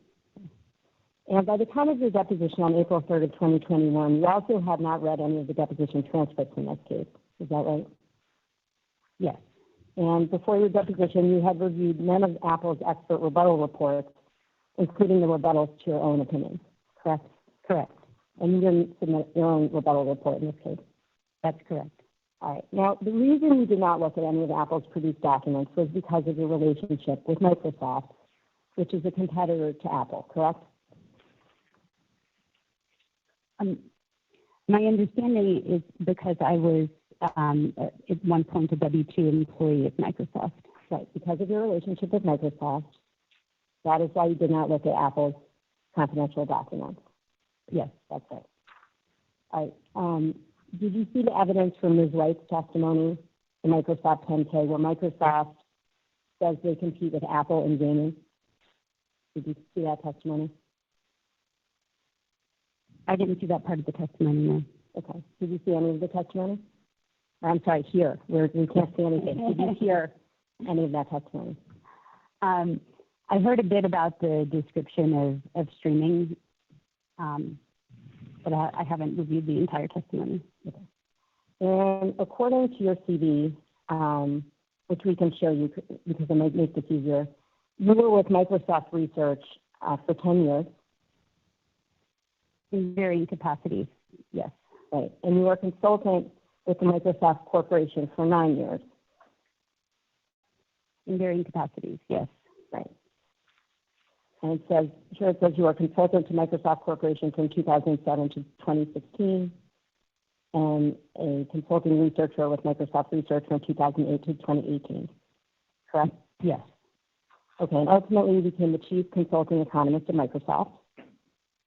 So it ultimately implies a timeline. So I was consulting chief economist in an earlier period, and then later had different kinds of relationships, like consulting with researcher in order to collaborate on academic papers with Microsoft researchers. Okay, well, one way or another, you've been working for Microsoft in some way since 2007, correct? On and off. And since August of 2020, you've continued to consult for Microsoft, isn't that right? Again, it's on and off, but at your deposition, you said that since August of 2020, you've done economic consulting work for Microsoft. Is that true? Yes, that's correct. Okay. But that wasn't on the CV that you submitted with your report. That is correct. Not all of my consulting clients are disclosed. Sometimes there's a NDA or there's not a public nature of the relationship. We just saw that you did disclose Microsoft. You just didn't disclose your work subsequent to 2018, correct? I disclosed a time where I had a more extensive relationship, and now they're just another client, which I don't disclose all of my clients. Right. But you disclosed this one, just not that time period. Am I right about that? I've disclosed here all the time periods where I've had an in-depth relationship with a company that went beyond an ordinary arm's length relationship that you might expect from someone who provides consulting services. So just to put a fine point on this, even though it was your relationship with Microsoft that prevented you from looking at Apple's confidential documents, you didn't think you should disclose that on your CV. Is that correct? I don't have a separate CV for this case. This is my CV in which I present my important relationships. And so on this CV, I'm reporting the relationship in a time in which, and it's a little bit generous really, where my relationship with Microsoft was not just project to project or, at their disposal, but we had an understanding that I would, on an ongoing basis, be available for them for consulting and participate in strategic decisions. That time actually really ended earlier than 2016, but it's being a bit generous in the interest of academic disclosure, where you want to make sure people understand your relationships. Okay, Dr. Rita, I think I understand. Thank you. So at your deposition, you also refused to answer whether you're currently doing work for Microsoft that may bear on the issues in this case. Do you remember that? It goes to bias, counsel. So I saw you stand before then I saw you move towards the microphone. The objection, to the extent you wanted to make it overruled, goes to bias. Go ahead. You can answer if you remember the question. if I recall my answer in the deposition, it was that I had a non-disclosure agreement with Microsoft, and I hadn't sought their permission to disclose the nature of my relationship in that. Right, and you recall you were instructed by Epic's counsel not to answer. You recall that? Yes, my recollection is that they said that there was not a Microsoft attorney present to determine whether the information was confidential from Microsoft's perspective. Okay. So today, before the court, do you still refuse to say whether your ongoing work for Microsoft bears on the issues in this case? I feel more comfortable answering if we had a closed session, since I don't have permission about the NDA, Your Honor. All right, we can do it at the end of the day. Okay. There has been there are documents that have been disclosed to us, and I don't believe that there's a sealing issue that we can potentially discuss. We can hold the nature of her work if she feels more comfortable, but this is documents that have already been disclosed. Okay. Dr. Acey, in October 2020, actually, I'll start differently. We have a document that was produced to us 2 weeks ago after we moved to compel. Judge Hickson granted our motion. And this document was sent to us along with a letter from Epic's counsel saying that it had been redacted by Microsoft. And I'm just going to show you the first page of this document. It's Exhibit 5603. Do you see the first page? I'm sorry, I have two binders. Yes, sir. It's the small binder is your deposition, and the larger binder has exhibits. Great, and I'm sorry, which number? 5603.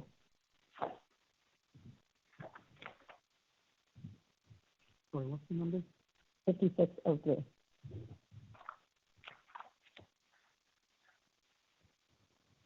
Where is that? Okay, I'm sorry, there may be a tab missing. So that's not in the binder.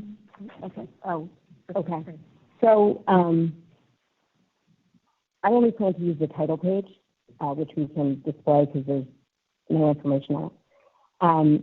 All right, Dr. Acey, this is a presentation that you gave dated October 22nd of 2020.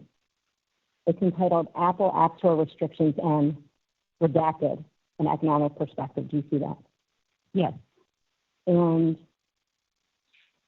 these redactions, we were told by Epic's counsel, were applied by Microsoft. Have you seen this document in your files subsequent to its redaction by Microsoft?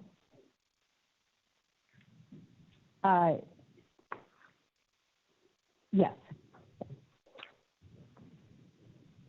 And that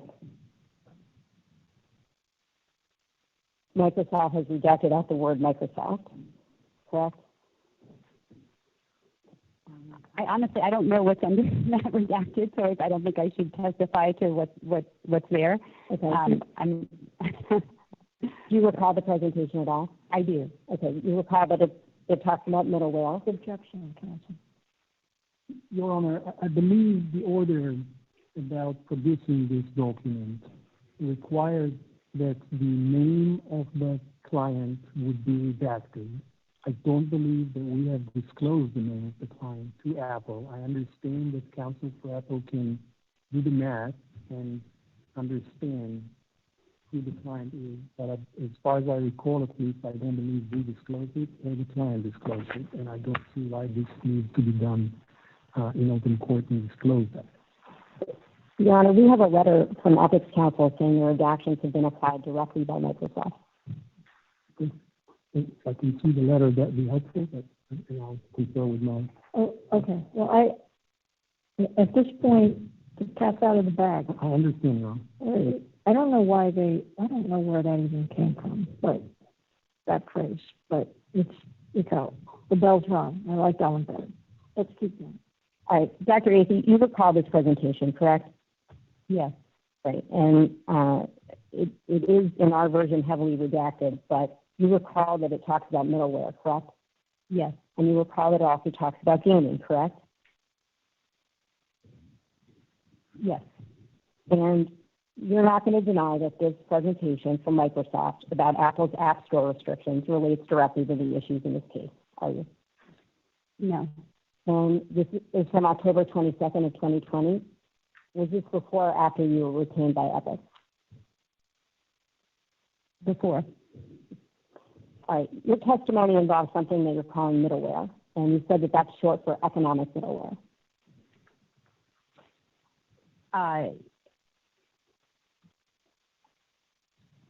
So in my report, I define there's a concept which I'm applying, and I use the term economic middleware and middleware interchangeably.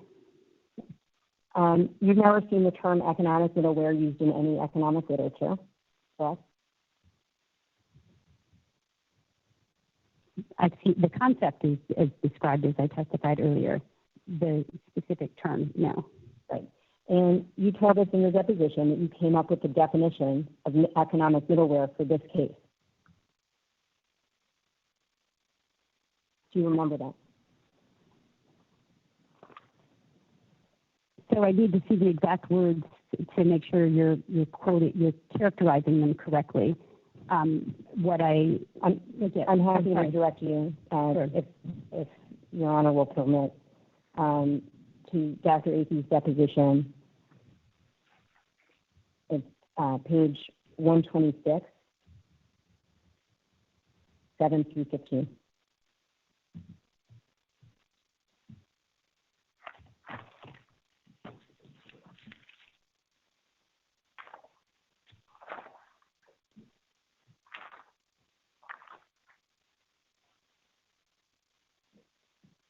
Okay.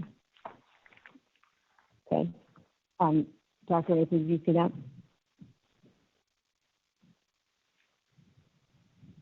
I'm sorry, which line were you referring to? Line 7 through 15. Your Honor, am I permitted to read it? Well, not quite yet. Oh, she does so. I got it. Does that refresh your recollection that you said that you agreed with that characterization? I'm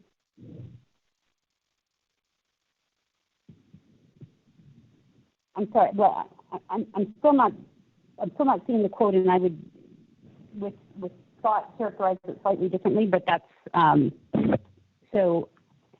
I'm talking about the part where you say the question was asked to you. This is a definition you came up with in connection with carrying out your analysis in this case, and you say yes.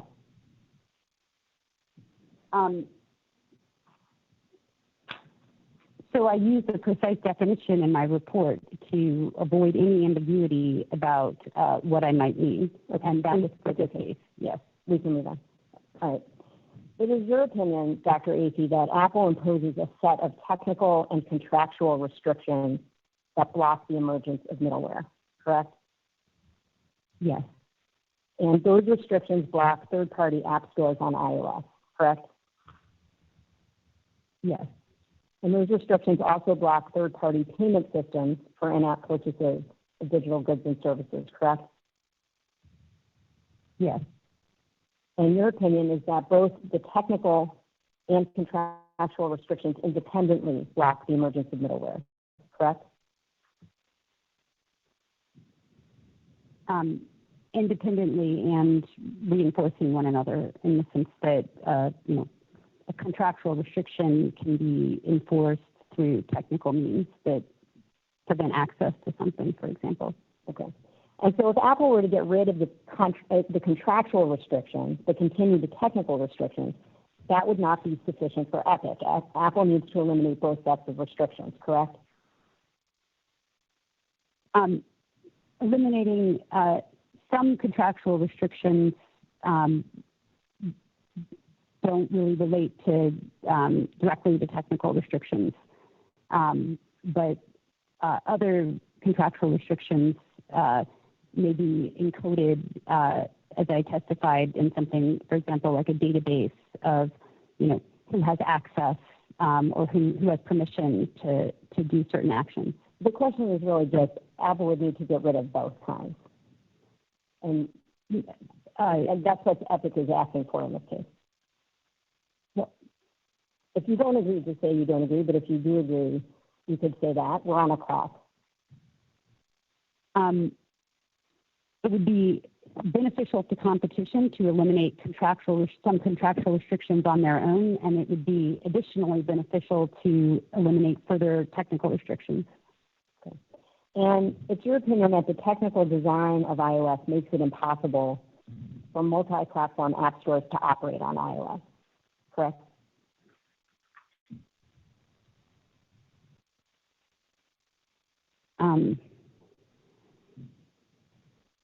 If I understood your question correctly, then no.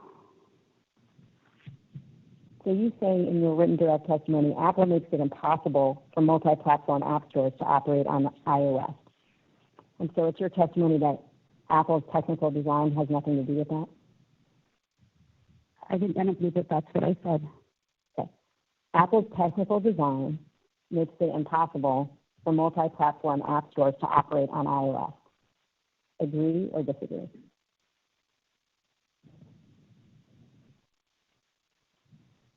So the second question was, does the technical design have anything to do with it?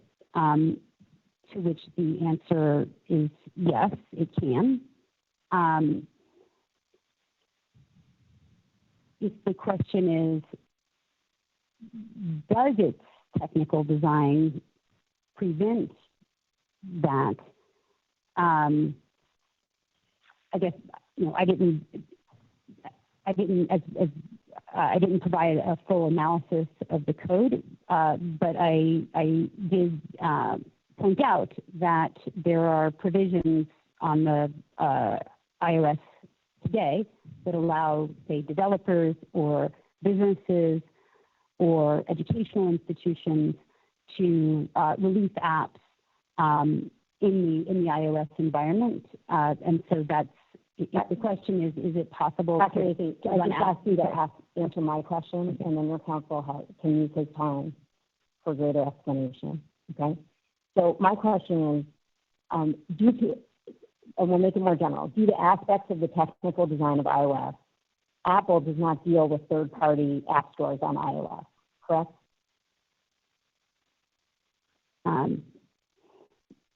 Yes, it depends on how you characterize a third-party app store. Well, why don't you characterize it how you have all the way through your report and your written direct testimony?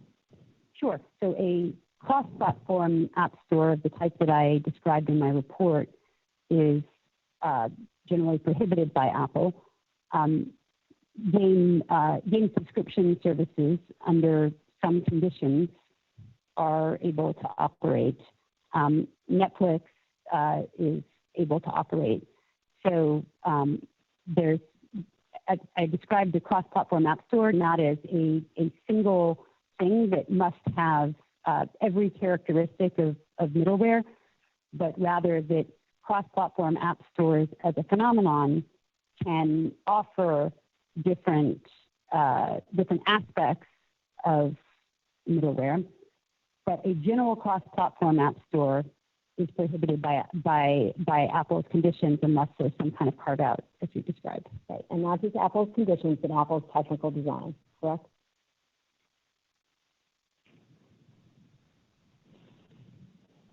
The word, I guess, design. By design, do you mean the high-level design, as in there's this piece over here and this piece over there, or do you mean would any line of code need to change? The answer depends on which you can design.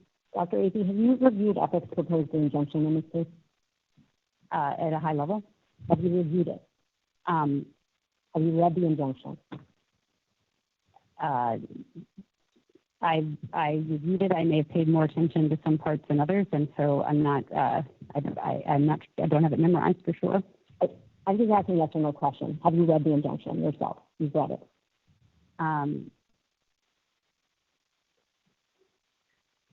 I've looked at it. Red is in like, am I ready to testify about different components of it? Red is in red. Surely this is a yes or no question. You've either read the injunction or you have not read the injunction. Parts of it. Okay.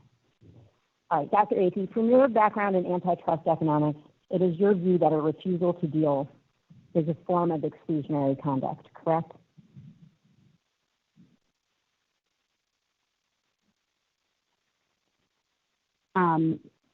Yes. All right, and you understand that Apple has many APIs, correct? Yes.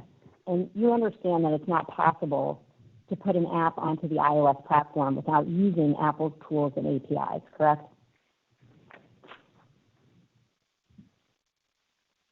Yes. All right, and you understand that your economic middleware would need to connect to iOS through APIs and therefore have to use Apple's IP, correct? To the extent that you characterize the APIs as IP, yes. Do you think APIs are not IP? I'm not offering a legal opinion about whether they are or they're not. I'm just answering the question. So I'm not. I want to avoid testifying on a legal matter. So if we said that APIs are required to connect, right? Okay. We could. I mean, do you mean a patent? Do you mean trade secrets? Do you mean there's various. So I just would want to make sure I'm being clear. Sorry. Okay, but you understand that your economic middleware would need to connect to iOS through Apple's APIs, and to the extent APIs are intellectual property, you would agree with that, correct? Yes. All right, and you understand that Apple would need to license its IP to multi-platform app stores as a remedy in this case.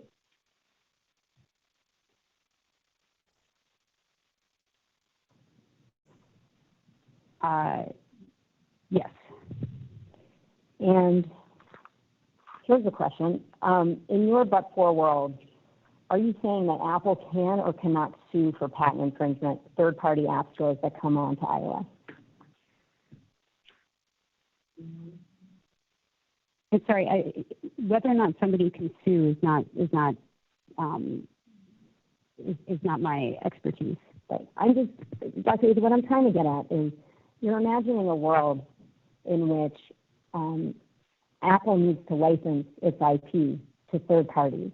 And what I want to understand is in your world that you posit, that you've described, what's the plan? Is Apple going to be able to, is the answer that they should just sue everybody that comes onto the platform for patent infringement? Have you thought about that? I'm fairly certain I didn't propose that Apple sue everyone on the platform.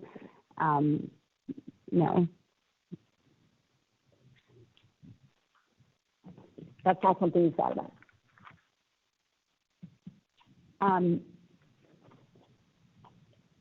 If you're asking whether I've thought about how it can work to have a platform with apps on it, Windows and Mac are example. I'm sorry, you asked if I had thought about it. I'm sorry. So you just want to yes that I thought about it. Yes. Okay, sorry. Yes, I thought about it. All right. So in your direct testimony, you've discussed quite a lot about app-related switching costs, including the cost of repurchasing apps and in-app purchases. You remember that? Yes. And your opinions about anti-competitive effects relate to switching costs at a high level, directly or indirectly, correct?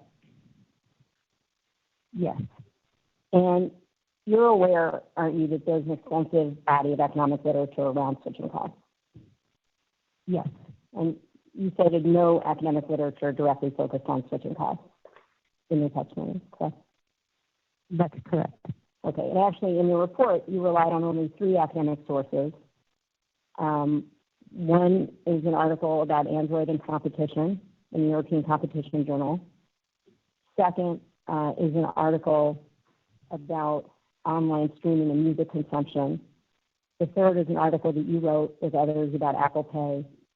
And the fourth, generously construed as an academic source, is Walter Isaacson's Steve Jobs Biography. Those are the academic sources that you list in your report. That sounds right.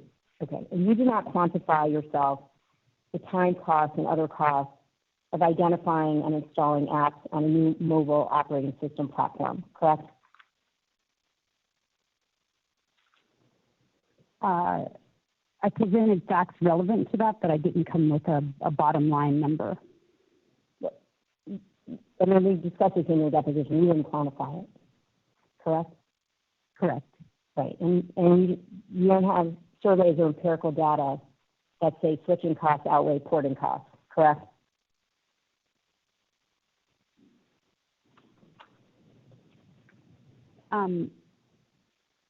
I'm sorry, you're asking me about switching costs outweighing porting costs? I just want to make sure I understood the question. On your direct exam, you talked about switching costs and porting costs. And I'm just asking you whether you've, my understanding is you've offered no empirical data that say that the costs of switching outweigh the cost of porting, or trying to form any relationship between these two things. Well, they both independently operate to support market power in mobile platform competition. So I'm just asking if you quantified either. No. Okay. You also did not quantify the amount of time it takes to switch from an iPhone or an Android, or the dollar estimate for switching between an iPhone and Android, correct? So make sure I'm answering fully, the email that I proposed had a specific dollar value proposed by Apple executives, but in my report I did not do that quantification. Was that the question? You're talking about the email you shared us from 2013? Were you asking about my report or my testimony? I'm asking whether you did anything to quantify a dollar estimate for the amount of time it takes to switch between iPhone and Android. Did you do any of that work? No. Thank you. You also did not calculate the average amount of app purchases that must be repurchased in moving to a new system, correct? I did not calculate that average, no. And you said on direct to the court that the average user has 100 apps. But the number of apps that users actually use is far lower than that, somewhere in the 30s, correct? And that comes from the same source material where you got the number 100. Are you aware of that? Yeah, that sounds about right. Okay. Although, that statement by itself is not fully precise, because you have to define what it means to use regularly and so on. But I'm not disputing the characterization you've given there. Right, and you're aware that many apps are free to download, correct? Yes. Right, and you said on direct that many apps are available on both platforms, correct?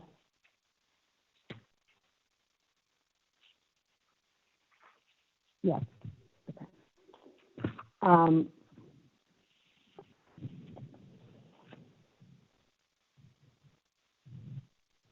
Okay, let me, if you would turn in your binder, Dr. Athey, to Exhibit 5612.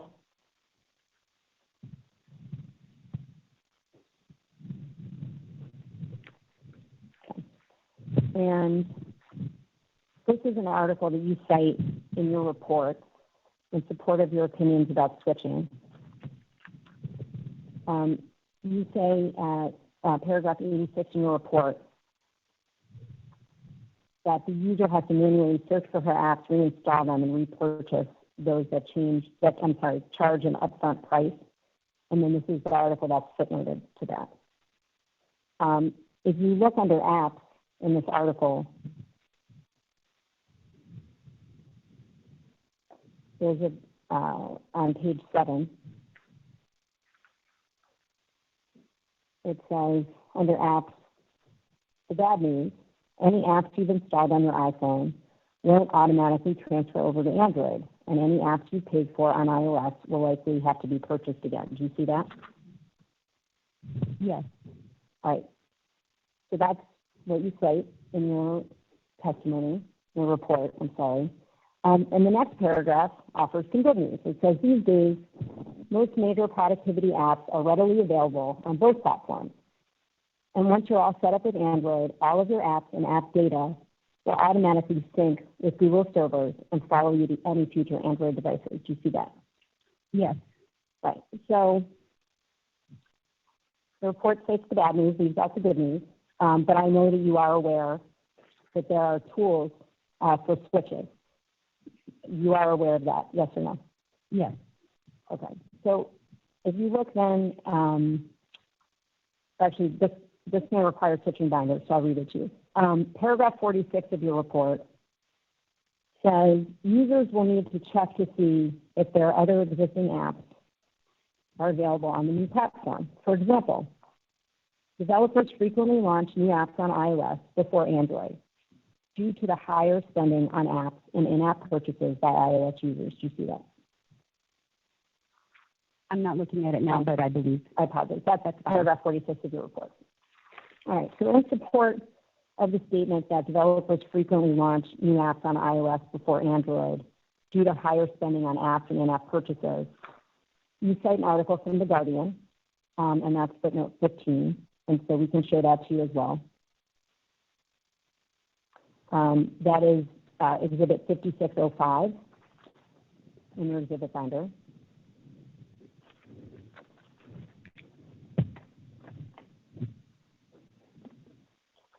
And if you turn to page 3, there's a heading that says, Developer Concerns About Profits and Piracy. And if you look at the paragraph in the middle of the screen here, it says, it tends to be a two-pronged thing. First, the perception that Android users are less likely to spend money on or in apps. And second, the belief that paid apps in particular suffer from crippling levels of piracy on Android. And it goes on to say, is this fair? Piracy on Android is a fact. Developers of paid apps who keep a close eye on their analytics often notice lots more people using them than have actually bought them on a store like Google Play. Games suffer in particular from this. So in your report, Dr. Azzi, you talk about the first prong, but you leave out the second prong, even though it appears in the same sentence, the part about crippling piracy on Android. Is there a particular reason for that you admitted the part about the crippling levels of piracy on Android?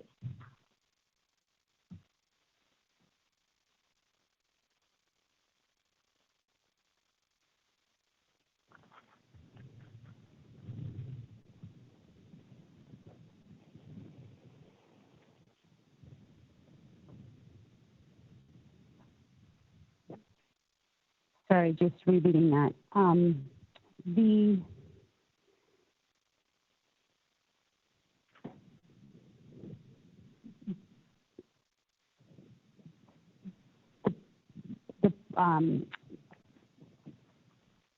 In my report, I'm talking about at that point the user's choices and the frictions that the user faces when moving between the two systems, as well as the between iPhone and Android, as well as the costs that they may incur and whether or not the apps would be there. So the piracy on Android is not directly relevant to that point. All right, let me read you the sentence from your report. Developers frequently launch new apps on iOS before Android due to higher spending on apps and in-app purchases by iOS users. So you say that to explain why users need to check whether those apps are available. So in your report, you're explaining why developers launch new apps on iOS before Android. And you say that that's due to higher spending on apps and in-app purchases. So you've taken this sentence, you've used half of it, you've left out the other half in support of the same point. And I'm just asking you if you realize that you did that. So this article confirms a fact of which I'm aware across, many years of experience. The fact that iPhone users spend more than Android users is relevant for understanding, search engines and how they monetize. It's important for understanding the importance of spending more money on development of an iPhone app than an Android app. And it's been important for understanding the evolution of this industry from the beginning. So I've been following this industry, since the launch of the phones. And so you asked me why, so I'm trying to explain why, because this fact that iPhone users spend more is a kind of established fact that comes up over and over across different settings. So piracy is something that, there's an assertion here, but it's not the primary thing that would necessarily set the expectations of industry participants, in my opinion. In your opinion. And so in your opinion, security, piracy, privacy, those issues were not relevant. But this other, the first half of this paragraph was. I don't think that's what I said. Okay. So the word security, Dr. Acey, does not appear at all in your written direct testimony. That's correct. I'll take your word for it. Right. And you don't mention it in your testimony today. And even though you've written about privacy yourself, how important that is, that also doesn't appear in your testimony, correct? I don't think so, no. Right. And the point of showing you this article is that you focused on certain things, but not others, even though in the industry, security and privacy, which you do not mention, are very important. Do you disagree with that?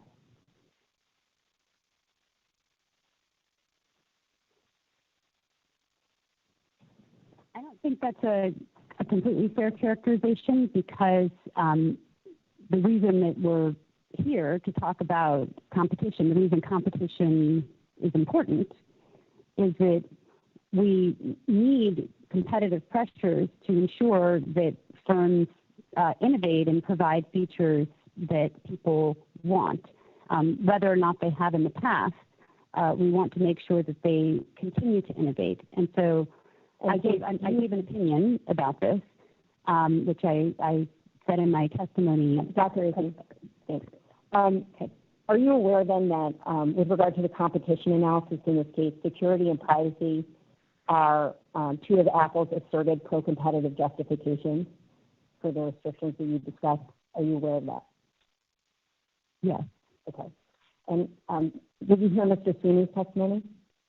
No. Okay. So you might not be aware that even he has said that privacy and security are competitive differentiators for Apple. Were you aware of that? You agree with that, though? Today, yes. Okay. In your direct testimony, you also talked about mixing and matching in family groups. Do you recall that? Yes. All right. You didn't do an independent analysis, however, of what percentage of families already mix and match within the family group, right?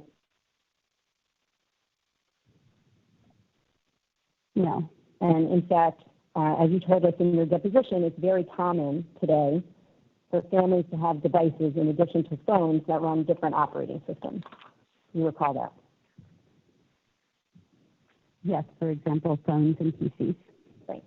And your testimony is that when something facilitates synchronization across platforms, it reduces mixing and matching costs, correct? So, 2 minutes, Ms. Dunn. Okay. Well, I want to spend my 2 minutes clearing up something that we've been talking about for things like past 2 weeks. You agree V-Bucks can be purchased on one platform and spent on another, correct? Not all platforms. But right, not on Sony and not Nintendo, but on other platforms, V-Bucks can be bought on one platform and spent on another. You know that, right? On some, yes. Okay, and that's not just true on a PC, that's also true on the web browser, which is right on the phone, correct? The phones have a web browser, yes. Right, you can buy V-Bucks on the web browser. You know that, right? Yes. Okay. And so even if you're out and about, you can buy V-Bucks on your iPhone not through the App Store, correct? I don't know if you've ever tried to do that with a baby on your shoulder, but in principle, yes. I assure you I've tried to do everything with a baby on my shoulder. So same thing with the New York Times. You can subscribe through the web browser on the phone, correct? If you're aware that that's a possibility. Right, and you have no data to say that consumers don't know that's a possibility. You've done a study of that? I have not studied the percentage of consumers who are aware of their options. Right, and the web browser itself is middleware. You agree with that? Yes. Okay. It's 3:16. Thank you. So you may step down for the day, Professor Aki. You start, we'll have you back on the stand somewhere between 8 and 8:15. You can leave those binders there and step down. Thank you, Your Honor. We have, I have a calendar in 15 minutes, so we will stand in recess until 8 a.m. unless there's something urgent I need to deal with. Nothing wrong. Thank you. Okay. Thank you very much. We'll stand in recess until 8 a.m. Go ahead. I've got to clean up.